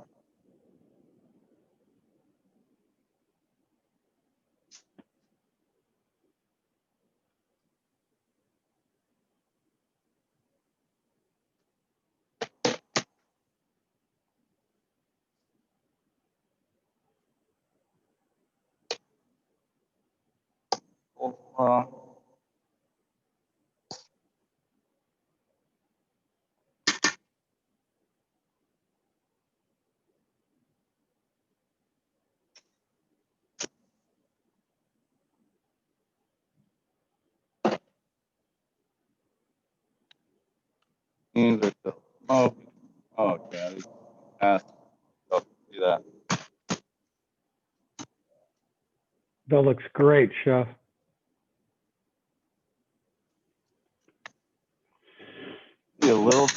I'm gonna add a touch of hot water, a little bit, kind of make it more of a sauce that is kind of paste around the thing. There we go. Now we're good.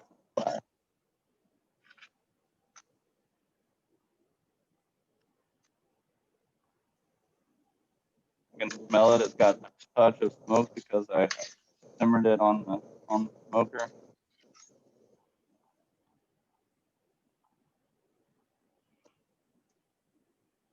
Beans on there. Where's the plate?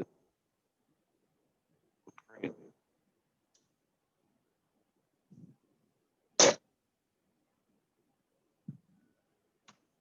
Barbecue sauce, ramekin.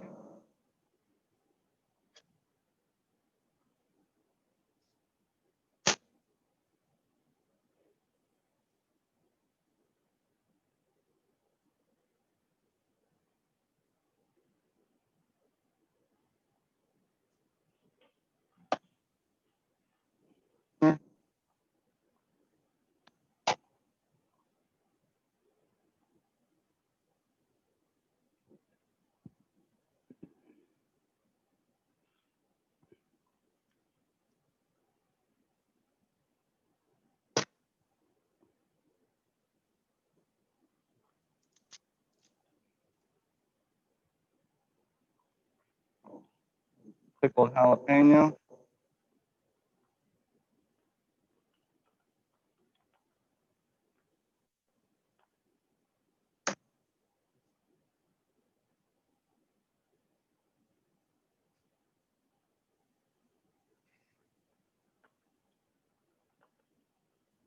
Okay. Cut this thin piece off the bread. That's a little part.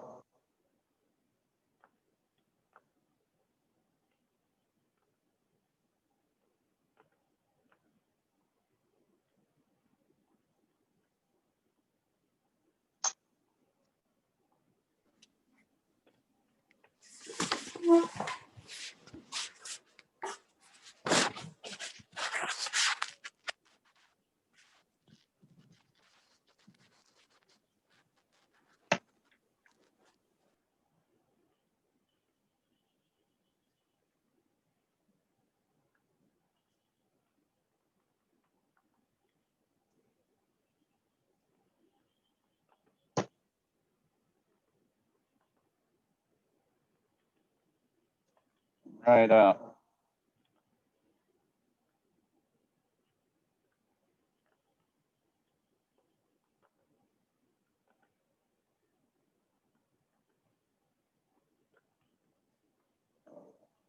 That. Nice.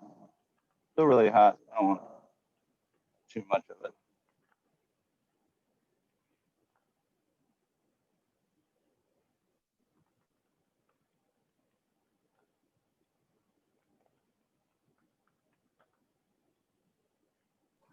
Hey, Chef, about how long did you have that in the oven? I know you were looking for like internal temperature, but before, I just don't want to open it too early, the bread.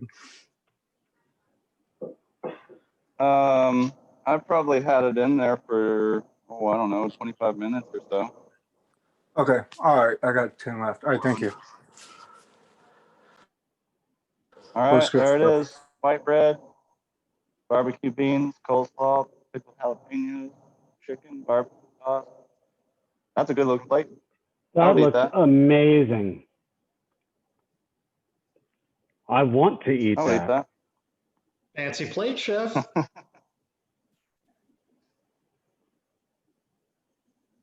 Well, I do what I can, with what I got.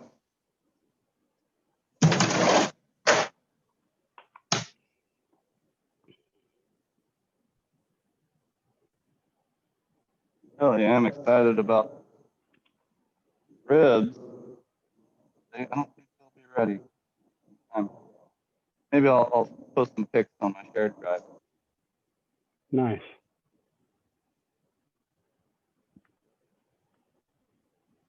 well as the pulled pork. That is awesome.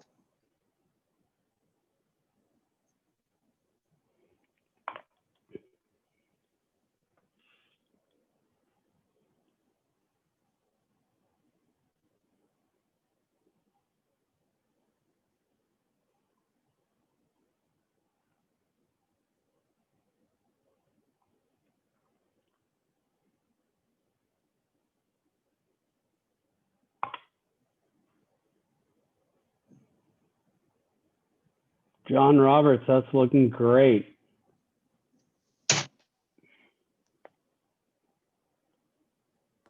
Thank you, Chef. Appreciate it. Yeah, that's looking real good.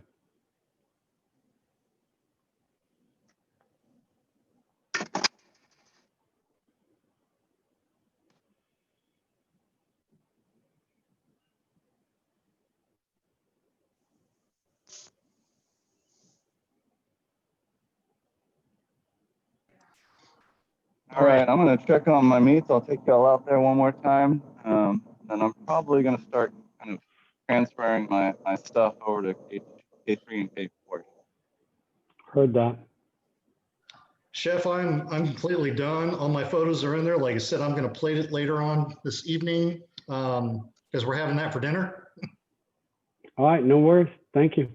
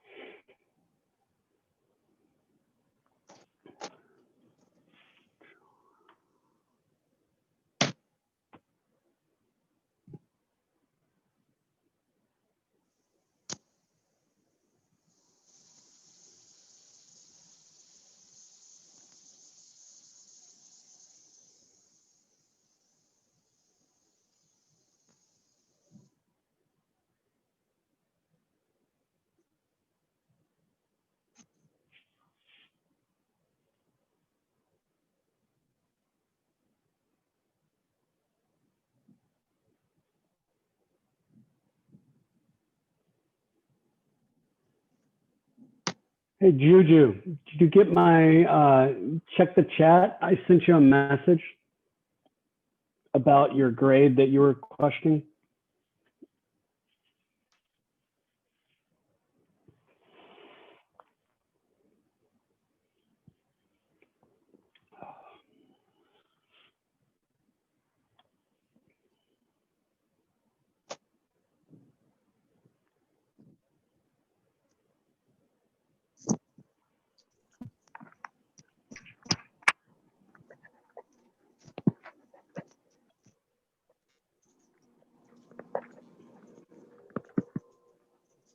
Hey, Chef, I apologize. My device died. I just All got good. back on right when you were saying when I was plating my dish, so I was gone like a minute and a half. I No think. problem. Yeah, no worries. Okay, I'm gonna continue to plate. Heard that.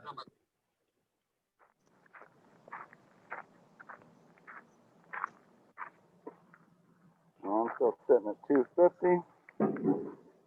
Oh my gosh, I don't know if y'all can see that. Look at that.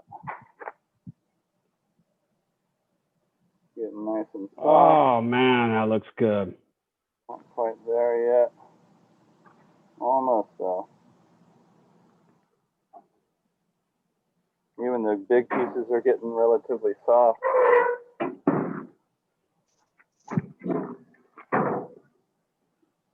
Yeah, my ribs are getting soft.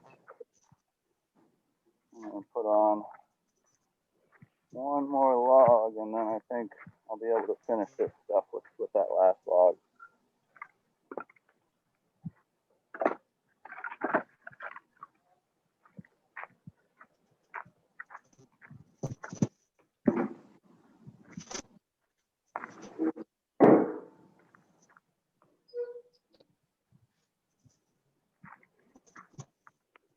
So I may be about ready. What time is it?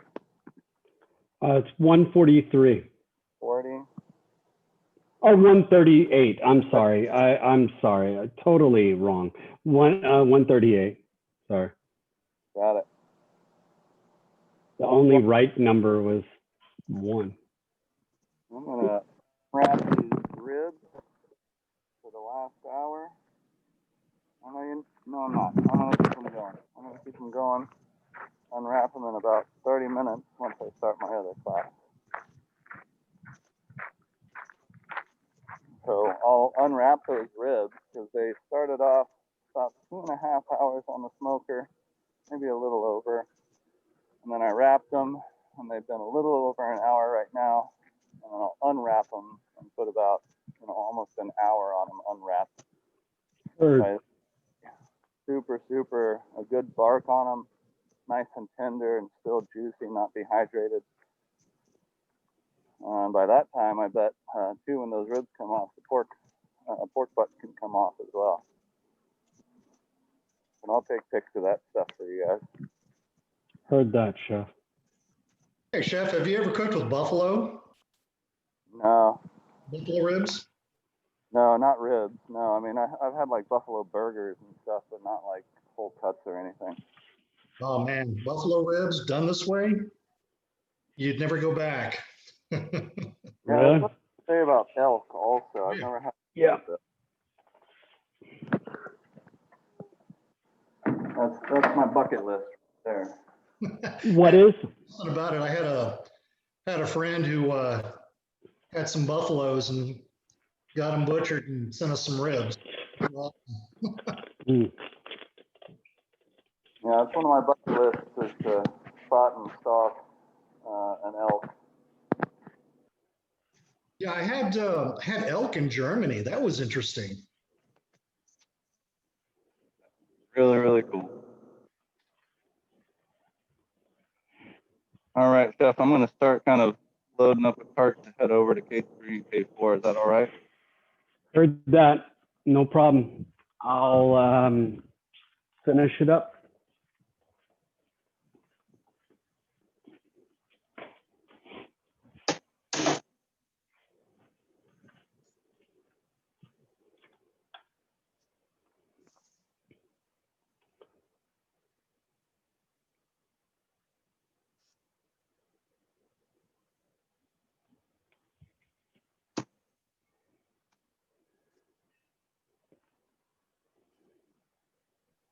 Hey, Chef, for tomorrow, do we have to have the jalapeno or the habanero peppers, or can we go without it? Could you say that one more time?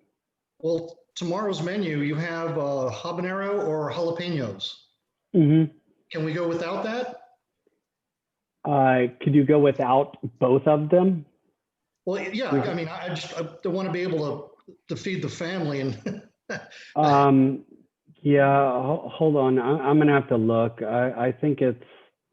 Give me a second. Let me look at the menu for next or for tomorrow. Hold on one second.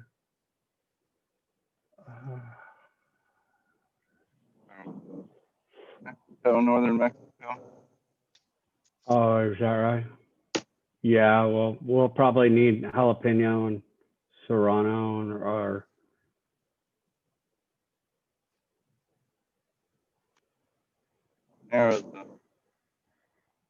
Habanero may be a bit much, but yeah, I don't know. I mean,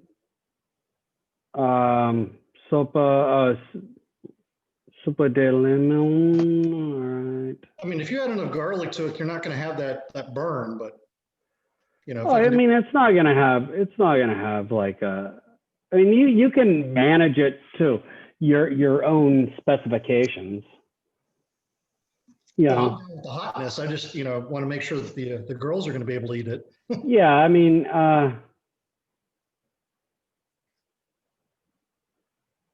yeah, I think we're using a poblano for the rice and cilantro, tomatoes. Okay. Well, you've got a serrano or a jalapeno in there as well, so.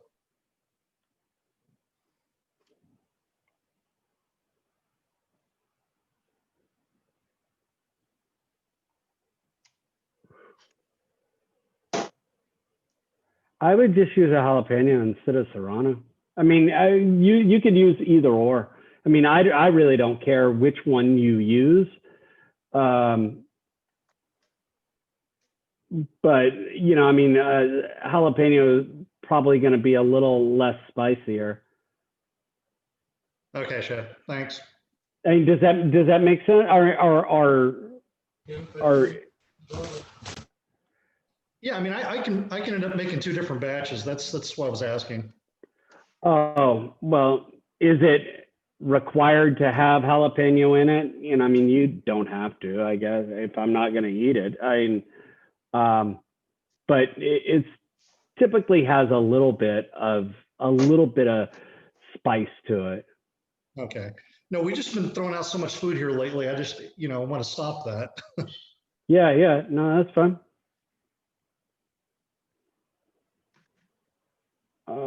Let's see what else. Churros. Cook a whole chicken for future preference. Pull. Oh, you need to pull. Oh, you know what? You could. All right, so we're making a stock. We're pulling chicken tomorrow. We're making a chicken soup. All right. Yeah, I'm just waiting for Friday because that's tamale day. Hey, Chef Scott. Hey, are you there? Yeah. Hey, what's your plan on the dealing with the soup? Are you going to just throw a whole bird and kind of cook, make a stock off to itself, and then is that how you want me to kind of describe it? Like just you're going to put.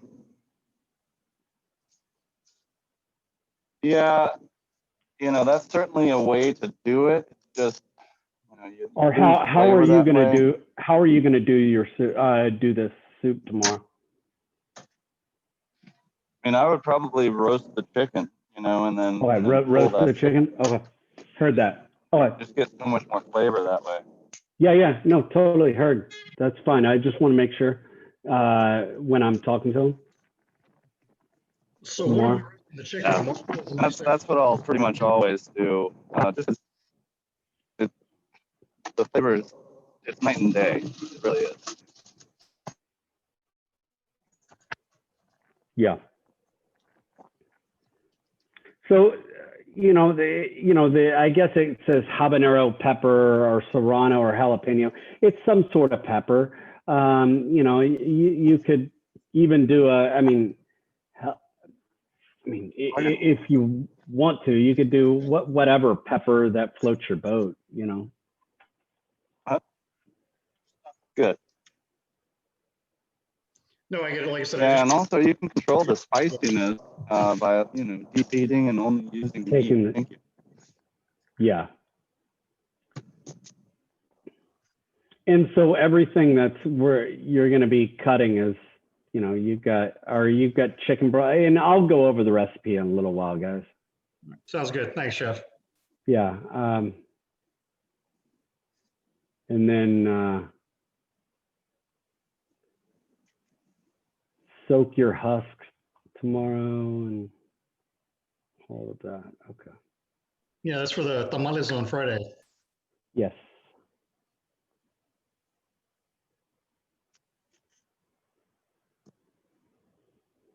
All right, right around 2:00, I'll start kind of talking about what we're going to be doing for tomorrow. Thank you, Jeff. Yeah.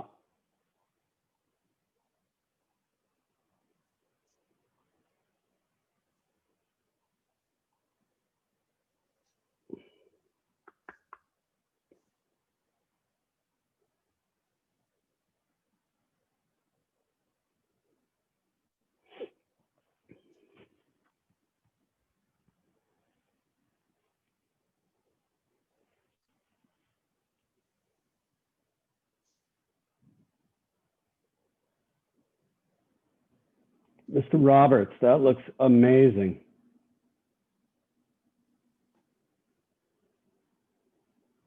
Ryan, you doing okay over there? You can just thumbs up. You can just thumbs up. It's all good. Oh, that looks great, man. Did you call for me? Did I call you? No, I said Ryan, or Mr. Roberts. Oh, I was John. I was talking to John. I said Mr. Roberts. Sorry, John Roberts. Yes, Chef. No, Robert thought I was calling him. Oh, we get that a lot. Okay. Yeah, no worries.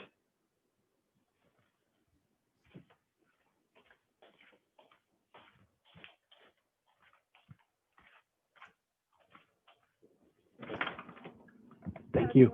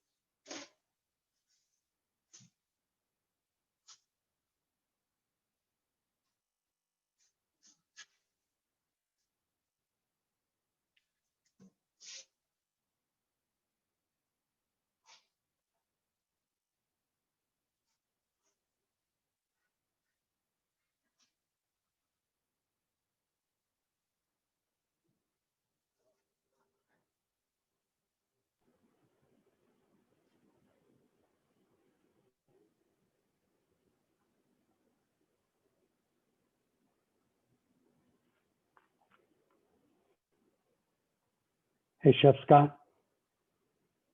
Yes, sir.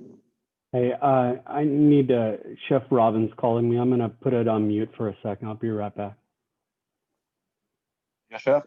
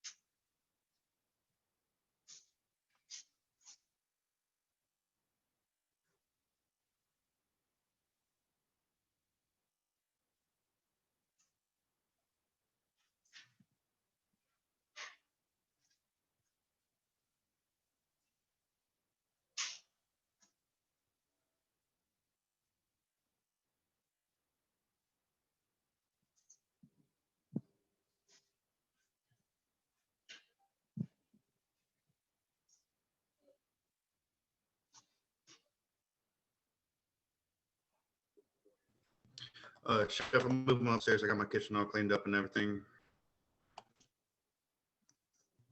Oh, sorry. Heard that. Letting you know that I'm moving upstairs, so I might be off camera for a second. I'm gonna move to my PC. Went for it. Heard that. Thank you.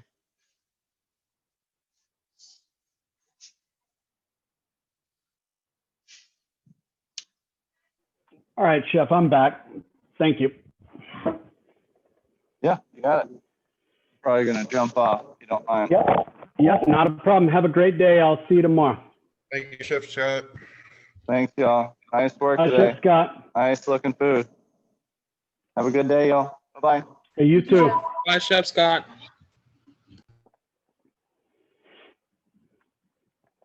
All right, let me.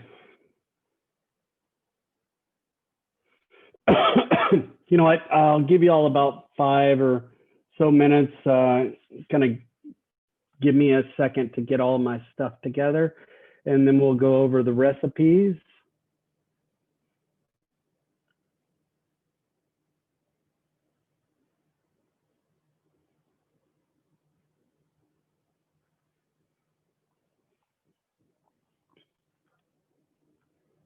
I'm really happy we get to do like Mexican cuisine, tamales, and churros. Oh yeah.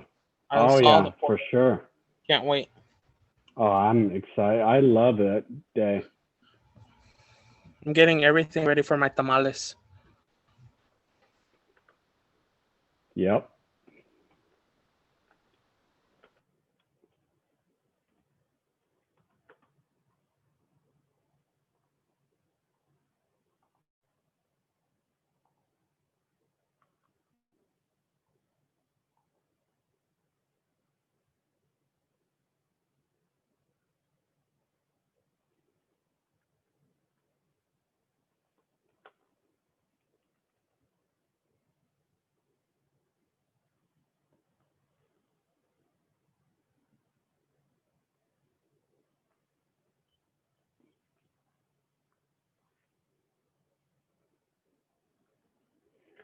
All right, let's get this party started. Let me share my screen.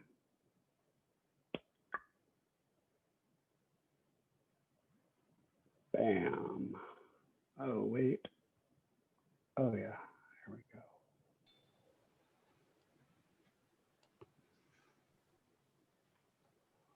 Hey, Chef.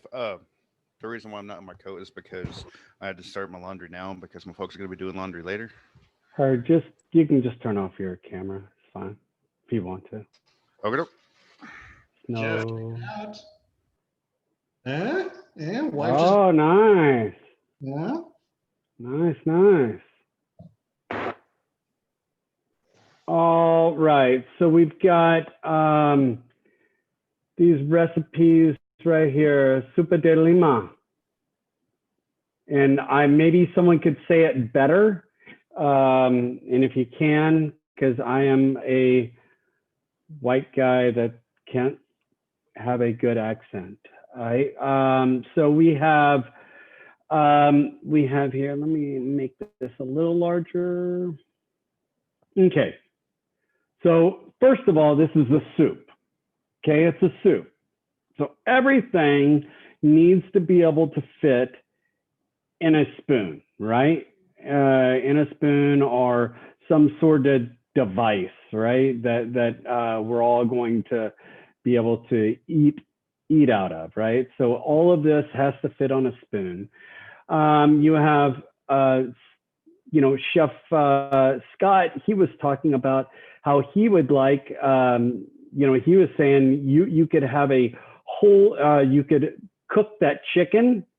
So this chicken, we need it shredded. So let me show you, hold on. Okay. Can y'all see this website right here? Or just these pictures? Yes, Chef.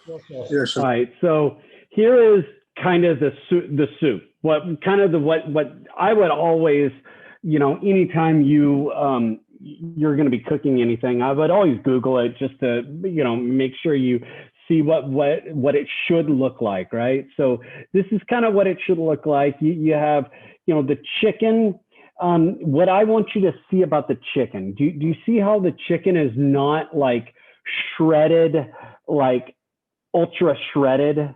Does everybody see that? It's not like ultra shredded. So shredded the way we did the Kahlua pig yesterday, not totally finely, just nice big chunks. Yeah, I mean, you would, like what would happen is you would have your chicken, you would make everything, but I usually kind of keep the chicken off to the side, and then when I bowl up, I get everything, and then I put the chicken in there, and then I pour the soup right on top of it, so where it's kind of so where the chicken is not going to cook into the soup that much, so where it's not going to be all shredded.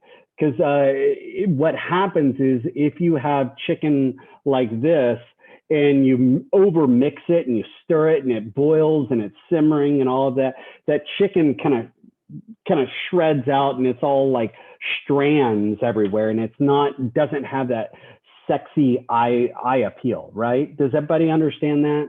So you want it roasted, right? Could you say that again? You want the chicken? He said yes. You could roast it. You could even simmer it whole in a pot of stock, and then pull it and use that stock for your other thing. But the issue is you've just got to be very careful. You don't want to overcook it, because you don't want it to turn into mush. So you can boil the chicken then, right? Yeah, it takes like 30 minutes when it starts boiling. That's Yeah, how I get my stuff. Of course you can. Yes. It just when you boil it, you're getting more moisture, and then you could tend to overcook it, and it could get beat up a little bit more. So that's you can do many things, and that's one way of just cooking it and pulling the chicken. And a lot of times if I do it that way, I like to let the chicken get cold before I pull it. Like take the whole chicken, put it in a sheet pan or whatever else, and let it kind of cool off a little bit, especially if I'm like boiling, letting it simmer in a pot of liquid, right? Because I want it to firm up just a little bit, so where when I'm pulling it, I'm not pulling lots of little strands, I'm pulling bigger chunks.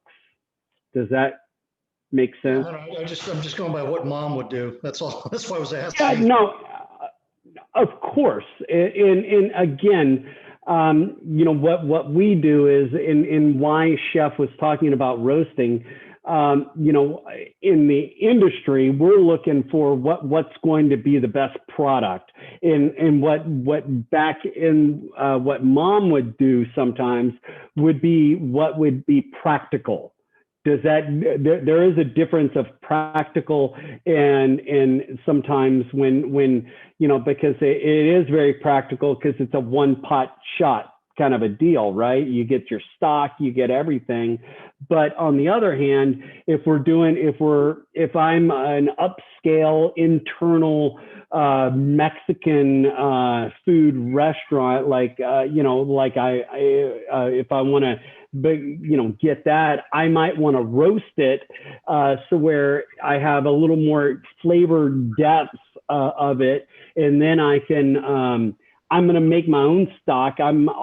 Restaurants make stock every day, right? So we didn't need to boil a whole chicken to do that. So there is practicality on some ways, and then there's kind of what we do in the industry is sometimes a little bit different, but we take the steps of that what they used to do, and then we try to manipulate it and bastardize it and change it to create it to what we would like.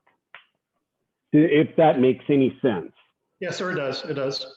All right. So what I always do is I look at the picture, guys.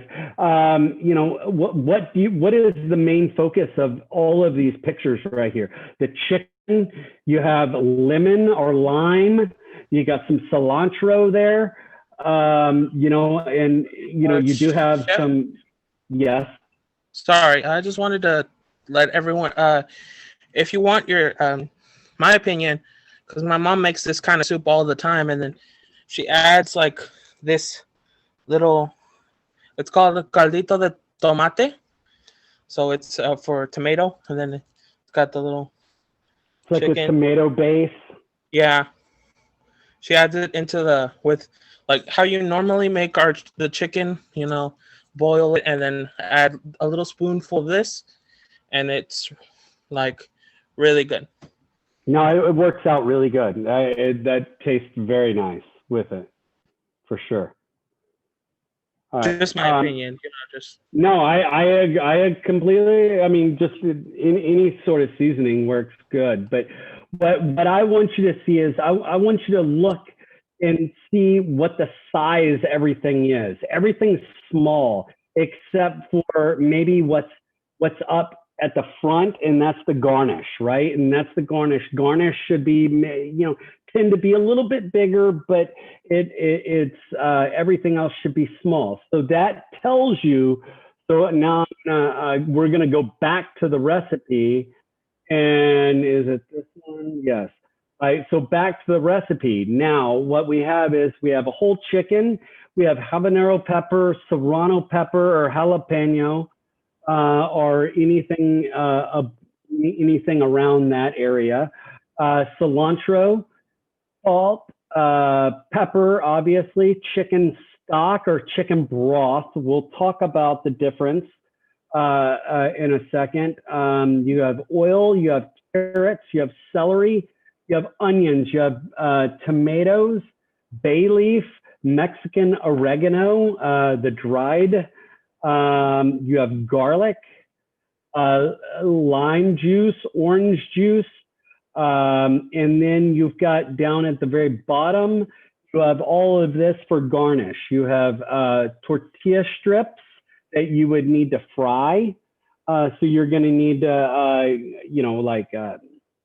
cut little strips and we'll fry them. So that's a separate thing that you need to get done.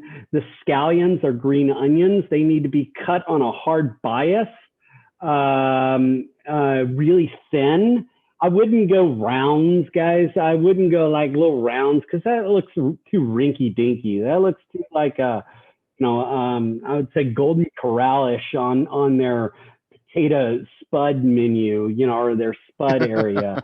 That just looks too dinky dinky. If you cut on a hard bias with an angle, just real thin, it looks sexier, it looks nicer. You can use less to garnish because it's got with more of an angle of a harder bias.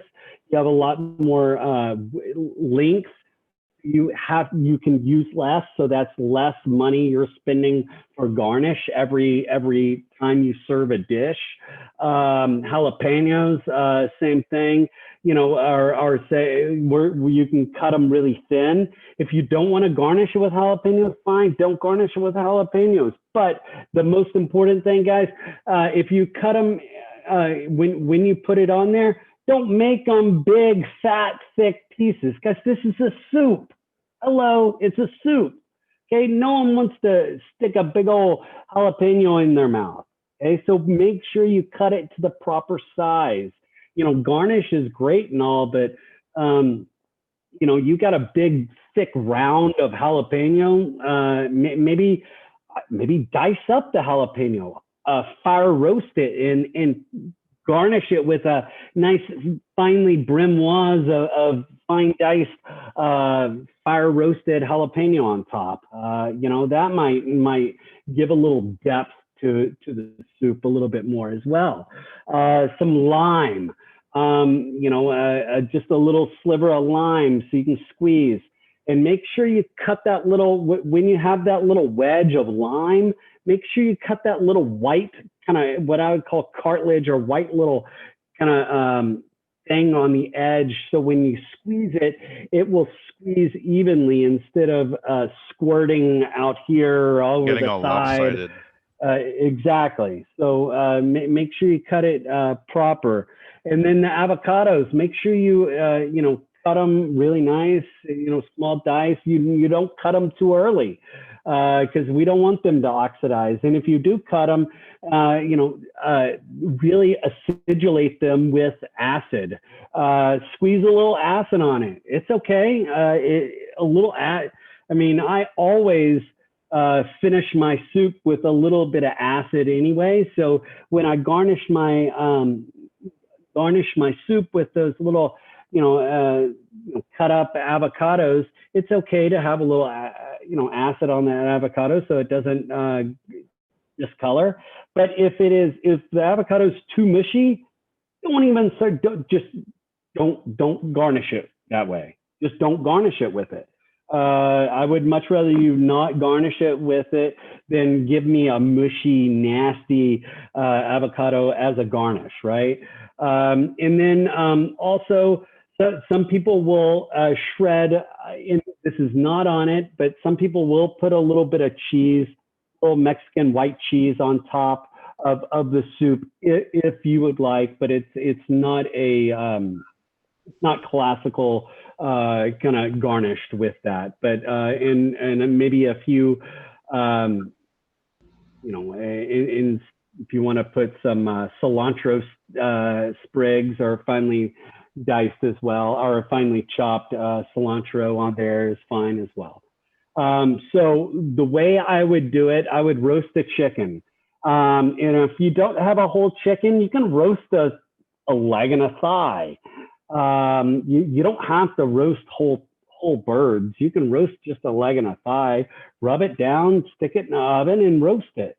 You don't need just in even if it's a small, let's say if it's one leg and thigh, if you have a toaster oven, a small like toaster oven that has a little oven on there, you could use that instead of using your big oven. But I would say roast it, get some good depth, some flavor. You can put a little butter in between the skin and whatever else, but roast it, have it kind of sitting off to the side. Okay, the garnish or all of this stuff you have. So you have celery, onions, tomatoes, carrots. So all of that needs to be cut small dice. I would say they are cut up. Maybe not small dice, but something small to medium, something that fits in fits in the Like how we cut the mirepoix for the chowder. Yeah, exactly. But what I would like is you to when I put tomatoes in soup, I always want to peel and de-seed them. I would never want to put the peel in it because or leave the peel on the tomato, because what happens is that tomato, the peel will start to slide off and it'll just kind of look, you'll see the potato or the tomato skins just kind of floating in the soup. So you always want to peel, and this one I would say de-seed. But some people do. Some people will leave it whole. I just don't like to have seeds in my soup. But if it's a canned diced tomatoes, I usually, or if it's a whole canned tomatoes, I usually just try to squeeze the seeds out and just kind of rough cut. Just rough cut it because this is kind of a peasant soup, if you will, or it's just a kind of used to be a one pot.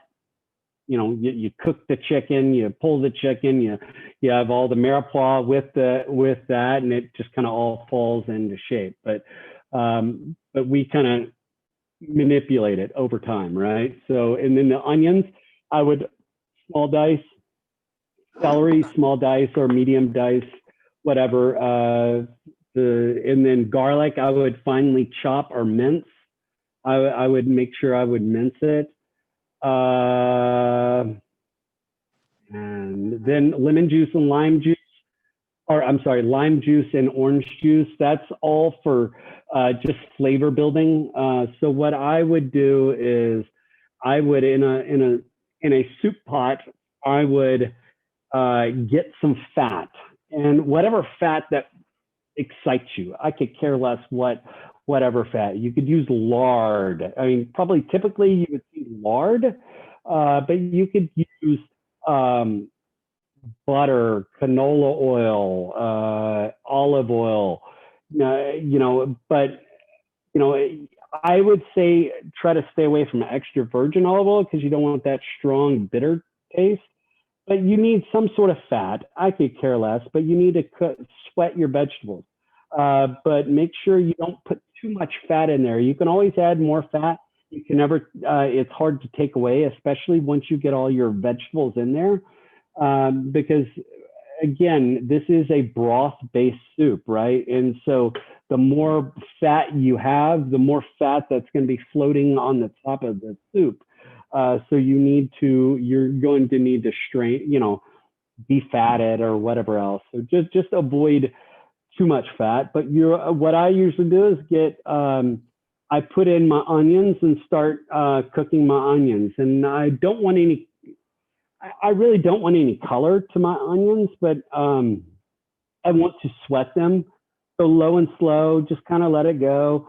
And then I'm gonna probably put in my celery and my carrots and kind of cook that down. Start kind of cooking that kind of low and slow, and then and get it started getting cooked. But I don't want to overcook it. Does that make sense? We're kind of cooking it, but I don't want to overcook it. And if I may, yeah, go for it. if you can get lard makes all the difference in the world, especially when it comes to Mexican cooking. For sure. Lard is the best, man.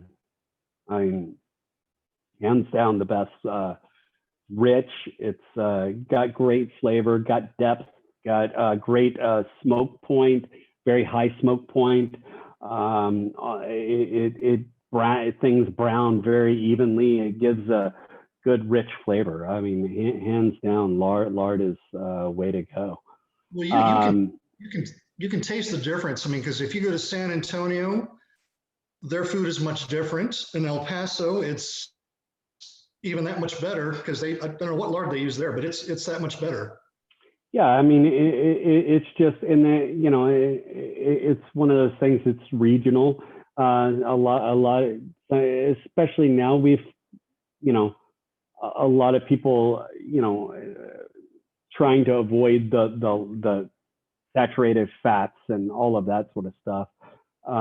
So, but still, I think lard is the way to go on that. All right, so I would be sweating that, and then once I get kind of that going, I would then I would let's see, what else do I have?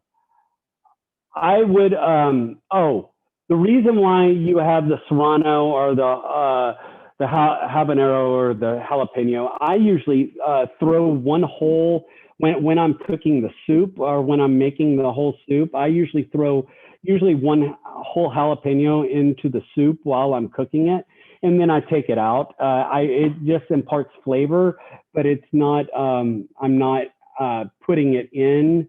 And if I can, plus I can, if garnishing. Also, if I want to garnish with a jalapeno, sometimes you can garnish on the side. Some people don't like it on it. So that's what I would do. But once you sweat your vegetables, I would then pour in sweat my vegetables. I would also add my garlic at right around the time I put in my carrots or whatever else. I just don't want to burn my garlic, but I do want to cook it. Hey, Chef, is that yeah. supposed to be tomatillo instead of tomato? No, the tomatillo is for the rice. I didn't see any tomatoes on there. I thought they're supposed to be kind of like green colored instead of red. red. The tomatillos are green. That's green rice. Soup. It won't change the color at all. the red? No, no, no. It really, and if it's canned diced tomatoes, they're not going to fall apart. I would only use canned tomatoes. If you're using whole, like fresh tomatoes, I would put them in at the end. And you want them concasse? Like tomato concasse, or is it? Yes, yes, yes. Is it I would concasse or concasse? concasse. Okay. Or I've heard it both, but it's concasse. I usually the higher percentage of people saying concasse is more. So Well, I'm glad you I would clarified that because I cut off when I learned it, and I thought that Yeah. was the word because I didn't hear Yeah, that. and so thank you for whoever said about the tomatoes. Make sure if you are using fresh tomato, that is put in at the very end because of because fresh tomato, because canned tomatoes, what they do in canning tomatoes, they put a little sugar. There's always a little sugar in the canning process. Sugar firms up the cell structures of the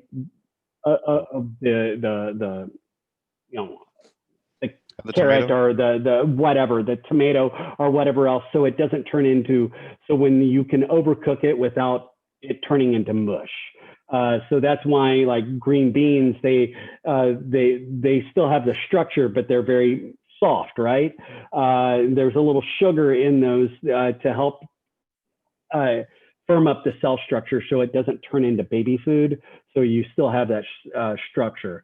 So very important to use canned tomatoes, or if you don't, put those tomatoes in almost right at the very end, because if not, it will dissolve and start to break down, and it will turn your color that more of a pinkish kind of a color instead of keeping that kind of like a chili, you see chili, the bigger chunks of tomatoes. Does everybody understand that? You've got me like Yes, chef. going another bunny hole right now. So is it pecans or pecans? I don't even know where you're at. I don't know. Give me a sec. You're way past me right now. I'm just messing with you right now. Oh, okay. I don't, okay. Sorry, I don't know where, or if that was sorry, I was just checking. But All right, so I was just where's the bread for this? That's the tortilla strips. the tortilla strips, but Menudo or pozole, you would have your bolillo with you? could you say that one more time?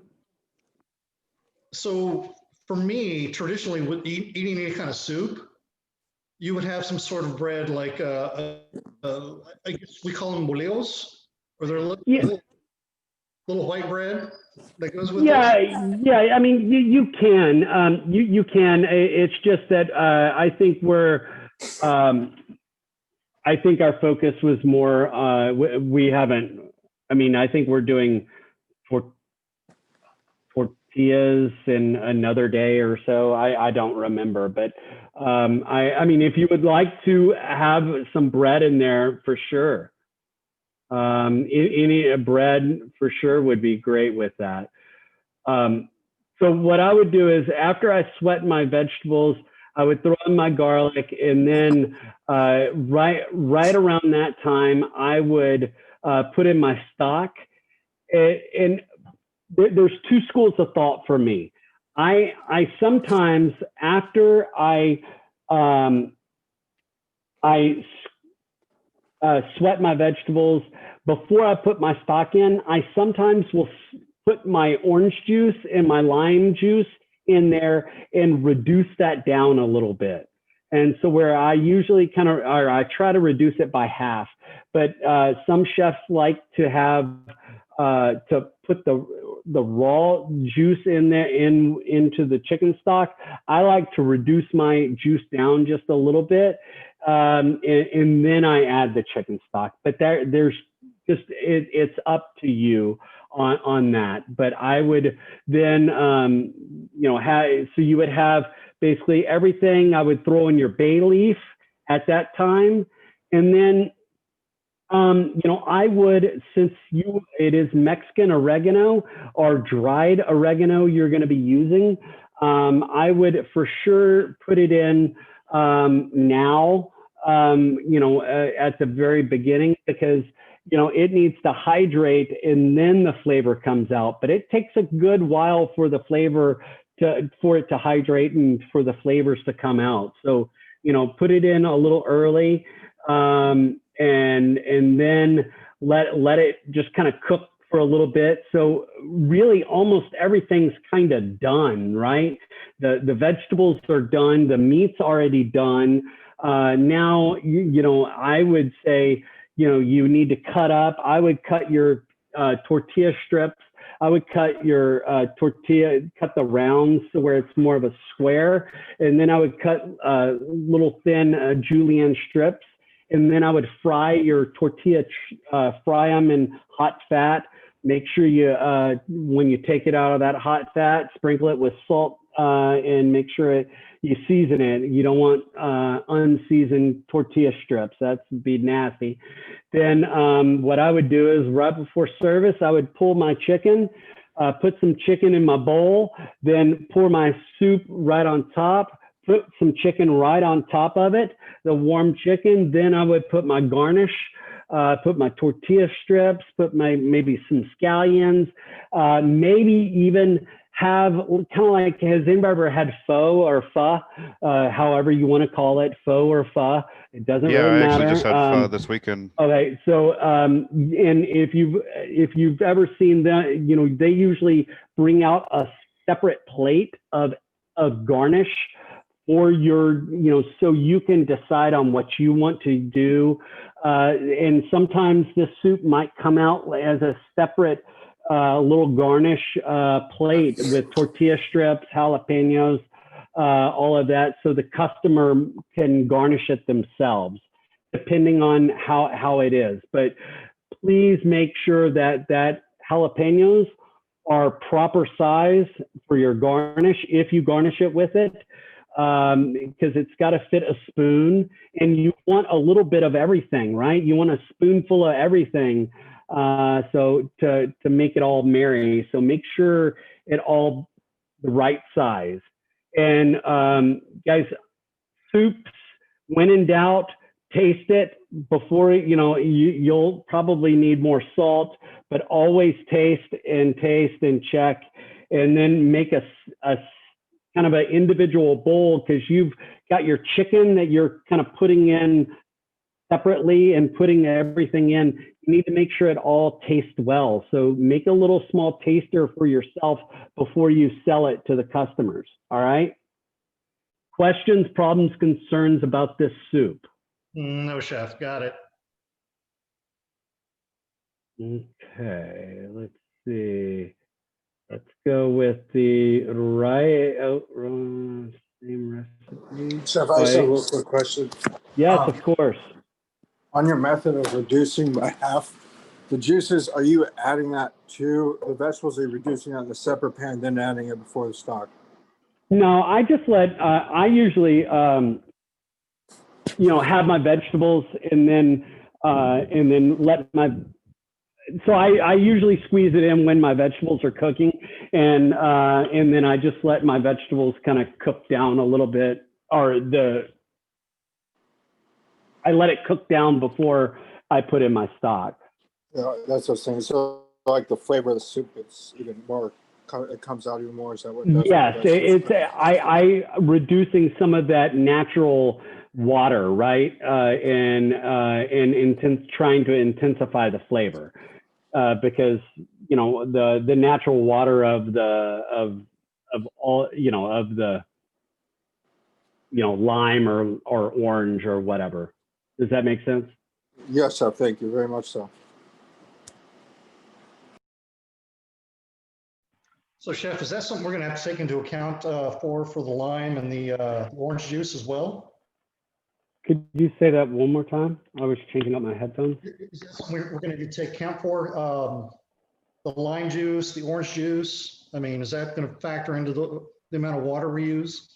No, I mean, that's negligible. I mean, really, it's really, I mean, I usually will squeeze one. I usually have one lime and one whole lime I squeeze in for like this dish.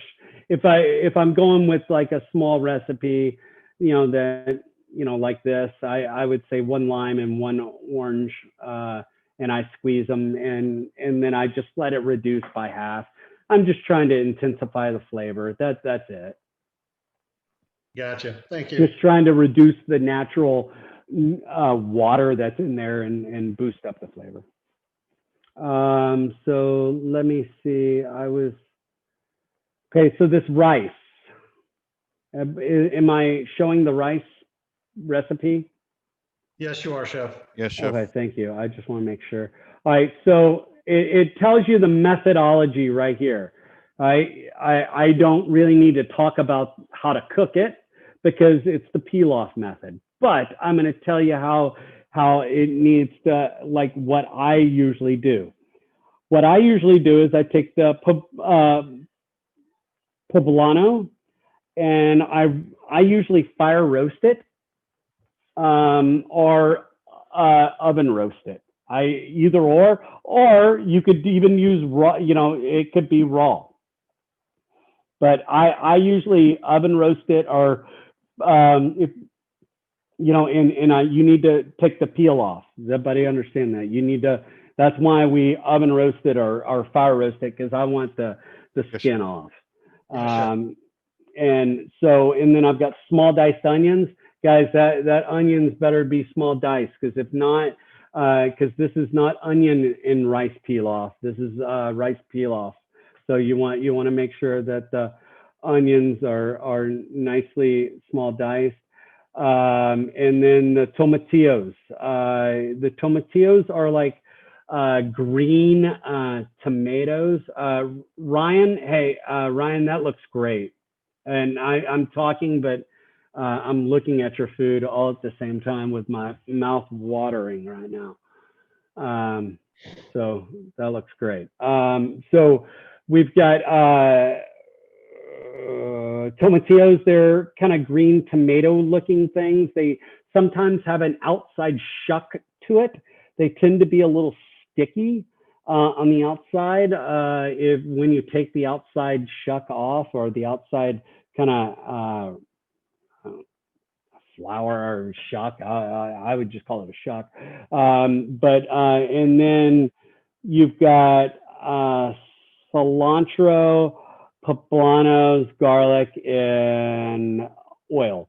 All right, so there's a couple of ways I've done this, and I usually will, you know what, actually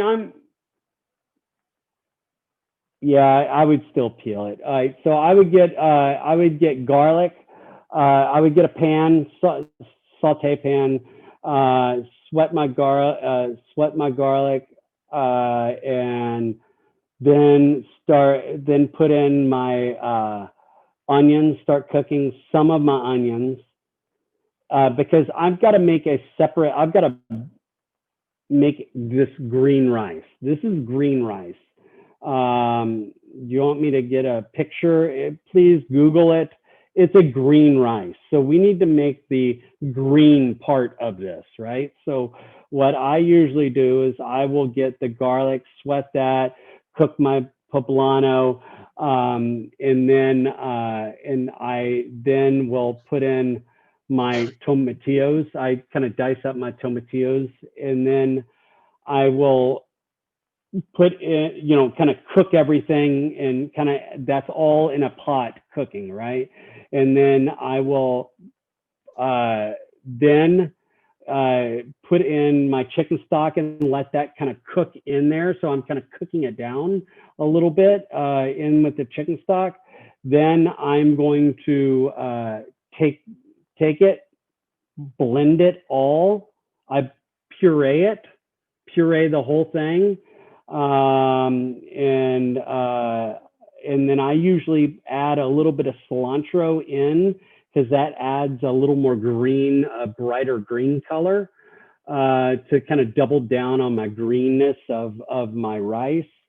Is And that then before or after pureeing it? I do it when I'm pureeing it because I want it pureed into So it. you just want it for a flavor, and there's no visual appeal. No visual appeal. It's to help give me green color, and it's helped to Okay. give to kind of give me a little more green color, because the only green color I have is the poblanos and the tomatillos, and this helps just kind of double down. I'm doubling down on more green, so I throw that in there as well. Plus, it gives me a little flavor as well. Then to make the rice, so this is before I'm making the rice. So to make the rice, I get a pot. I start sweating some of my onions, right? Sweat onions, and then throw in my rice, and then toss with my fat, right? And then and then I pour in that puree, right, and my chicken stock, and then I let it comes up to a simmer. I stir it right before, and then I cover it and let it cook for about 20 minutes in the stove, or 20 minutes low and slow on the stove top. Fluff it up with a fork. Make sure it's seasoned with salt and pepper, or salt, and that's it.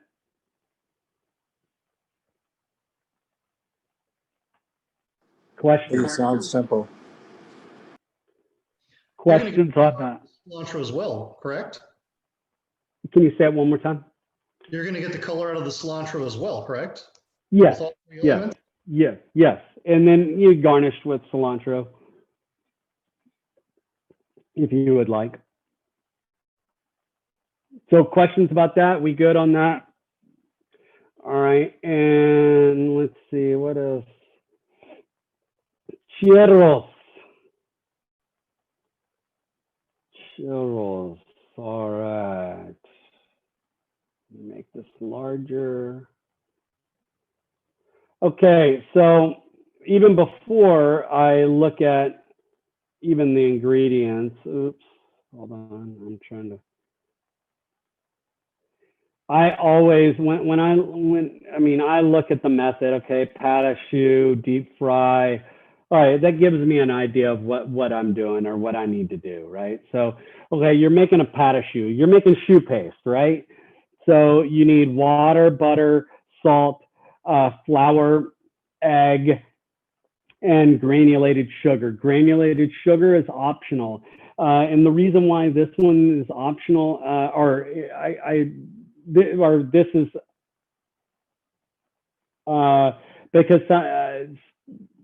because you typically sometimes pâte à choux doesn't have sugar in it, or that much sugar, but this one you can make a sweeter one, since it is a churro. But anyway, and then you've got so that's it. So it's make pâte à choux. You in a pot, throw in the butter, the water, let the butter completely melt, let it come up to a boil. I immediately throw in every bit of that bread flour, and use a wooden spoon, and mix it on the fire, on the heat, until you create this, what you call a carpet. It should be dry. It should kind of look dry, very dry and kind of carpety on the bottom of the pan. That's when you know you've cooked the pâte à choux long enough.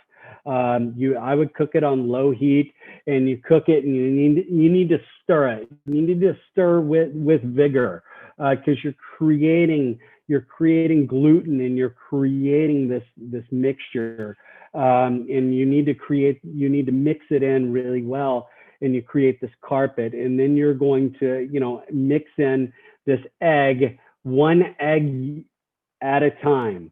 You want to mix in one egg and let it hydrate and mix, and then add another egg. Typically, for this recipe, I would say 4 to 5 eggs. I think that's maybe that might be 5 eggs, 5 whole eggs.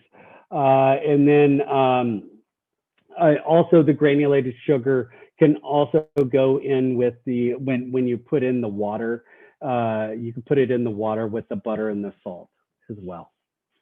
Then you are going to pipe it, after you make it, you should, or you mix it, it should V like victory. It should you should get some pat of shoe in your hand.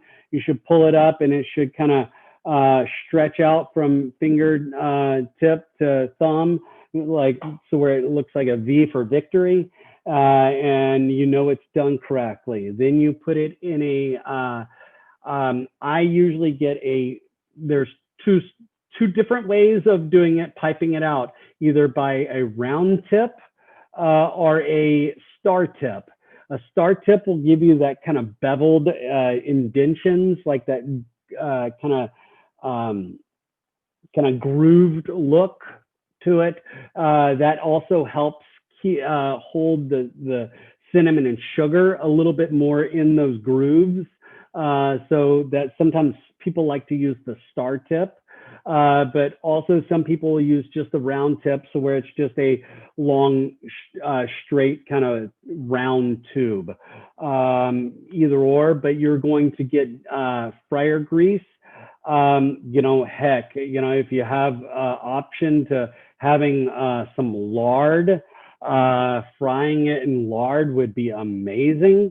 But if not, I would say some sort of very non-flavorful fat like canola or vegetable oil or corn oil, something like that, something non-flavored, because you don't want any flavoring from the oil, like olive oil or any of that sort of stuff.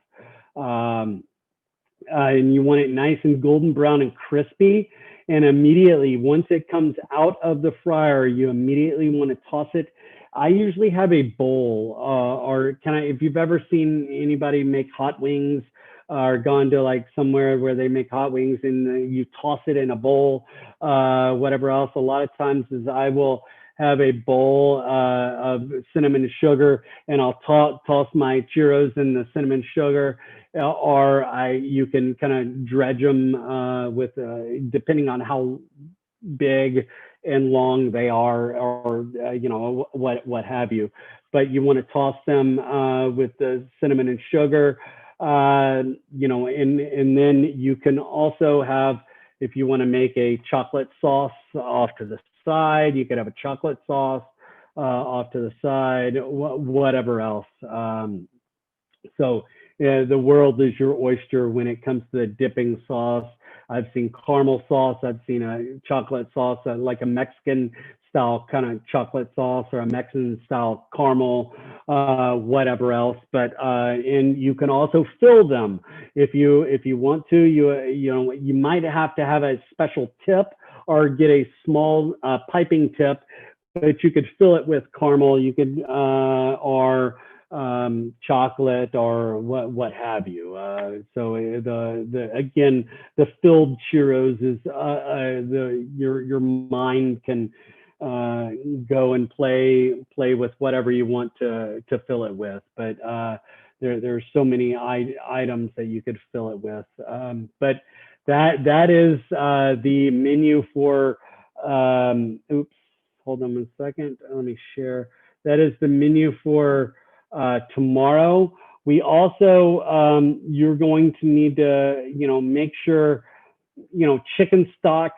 I would say for the next little while, we're going to be making soups, a lot of soups. So anytime you have chicken bones, or anytime you have mirepoix, keep it, and you can make chicken stock.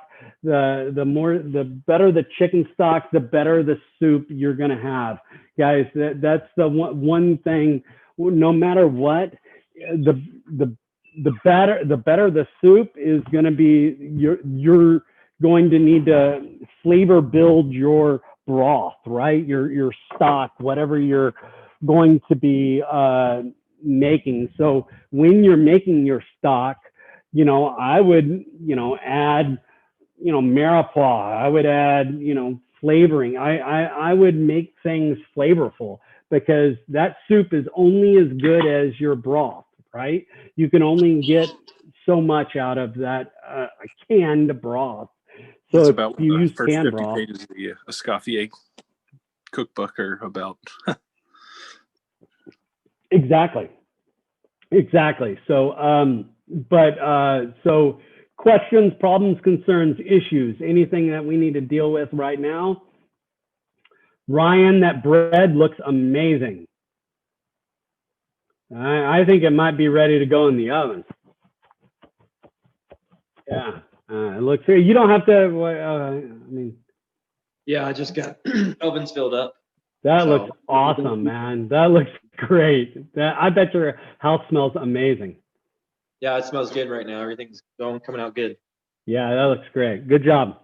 Thank you. All right, so any questions, guys? Please make sure you post all your photos on the shared website. I need that. That is so important. That is the only way I can. Chef, mine uploaded, correct? Hold on a second. Okay. Sorry, I just.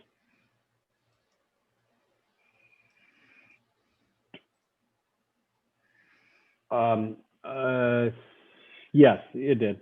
Okay, cool. Thank you. Yep, cool. No worries.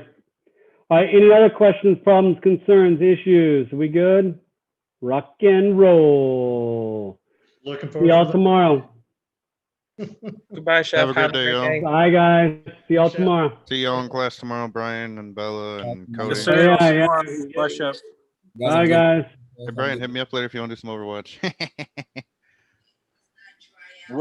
Carrie's used my computer today until her graphics card comes tomorrow, but I'll let you know. No worries, buddy. All right, see you. Bye, guys. I'm going to stop.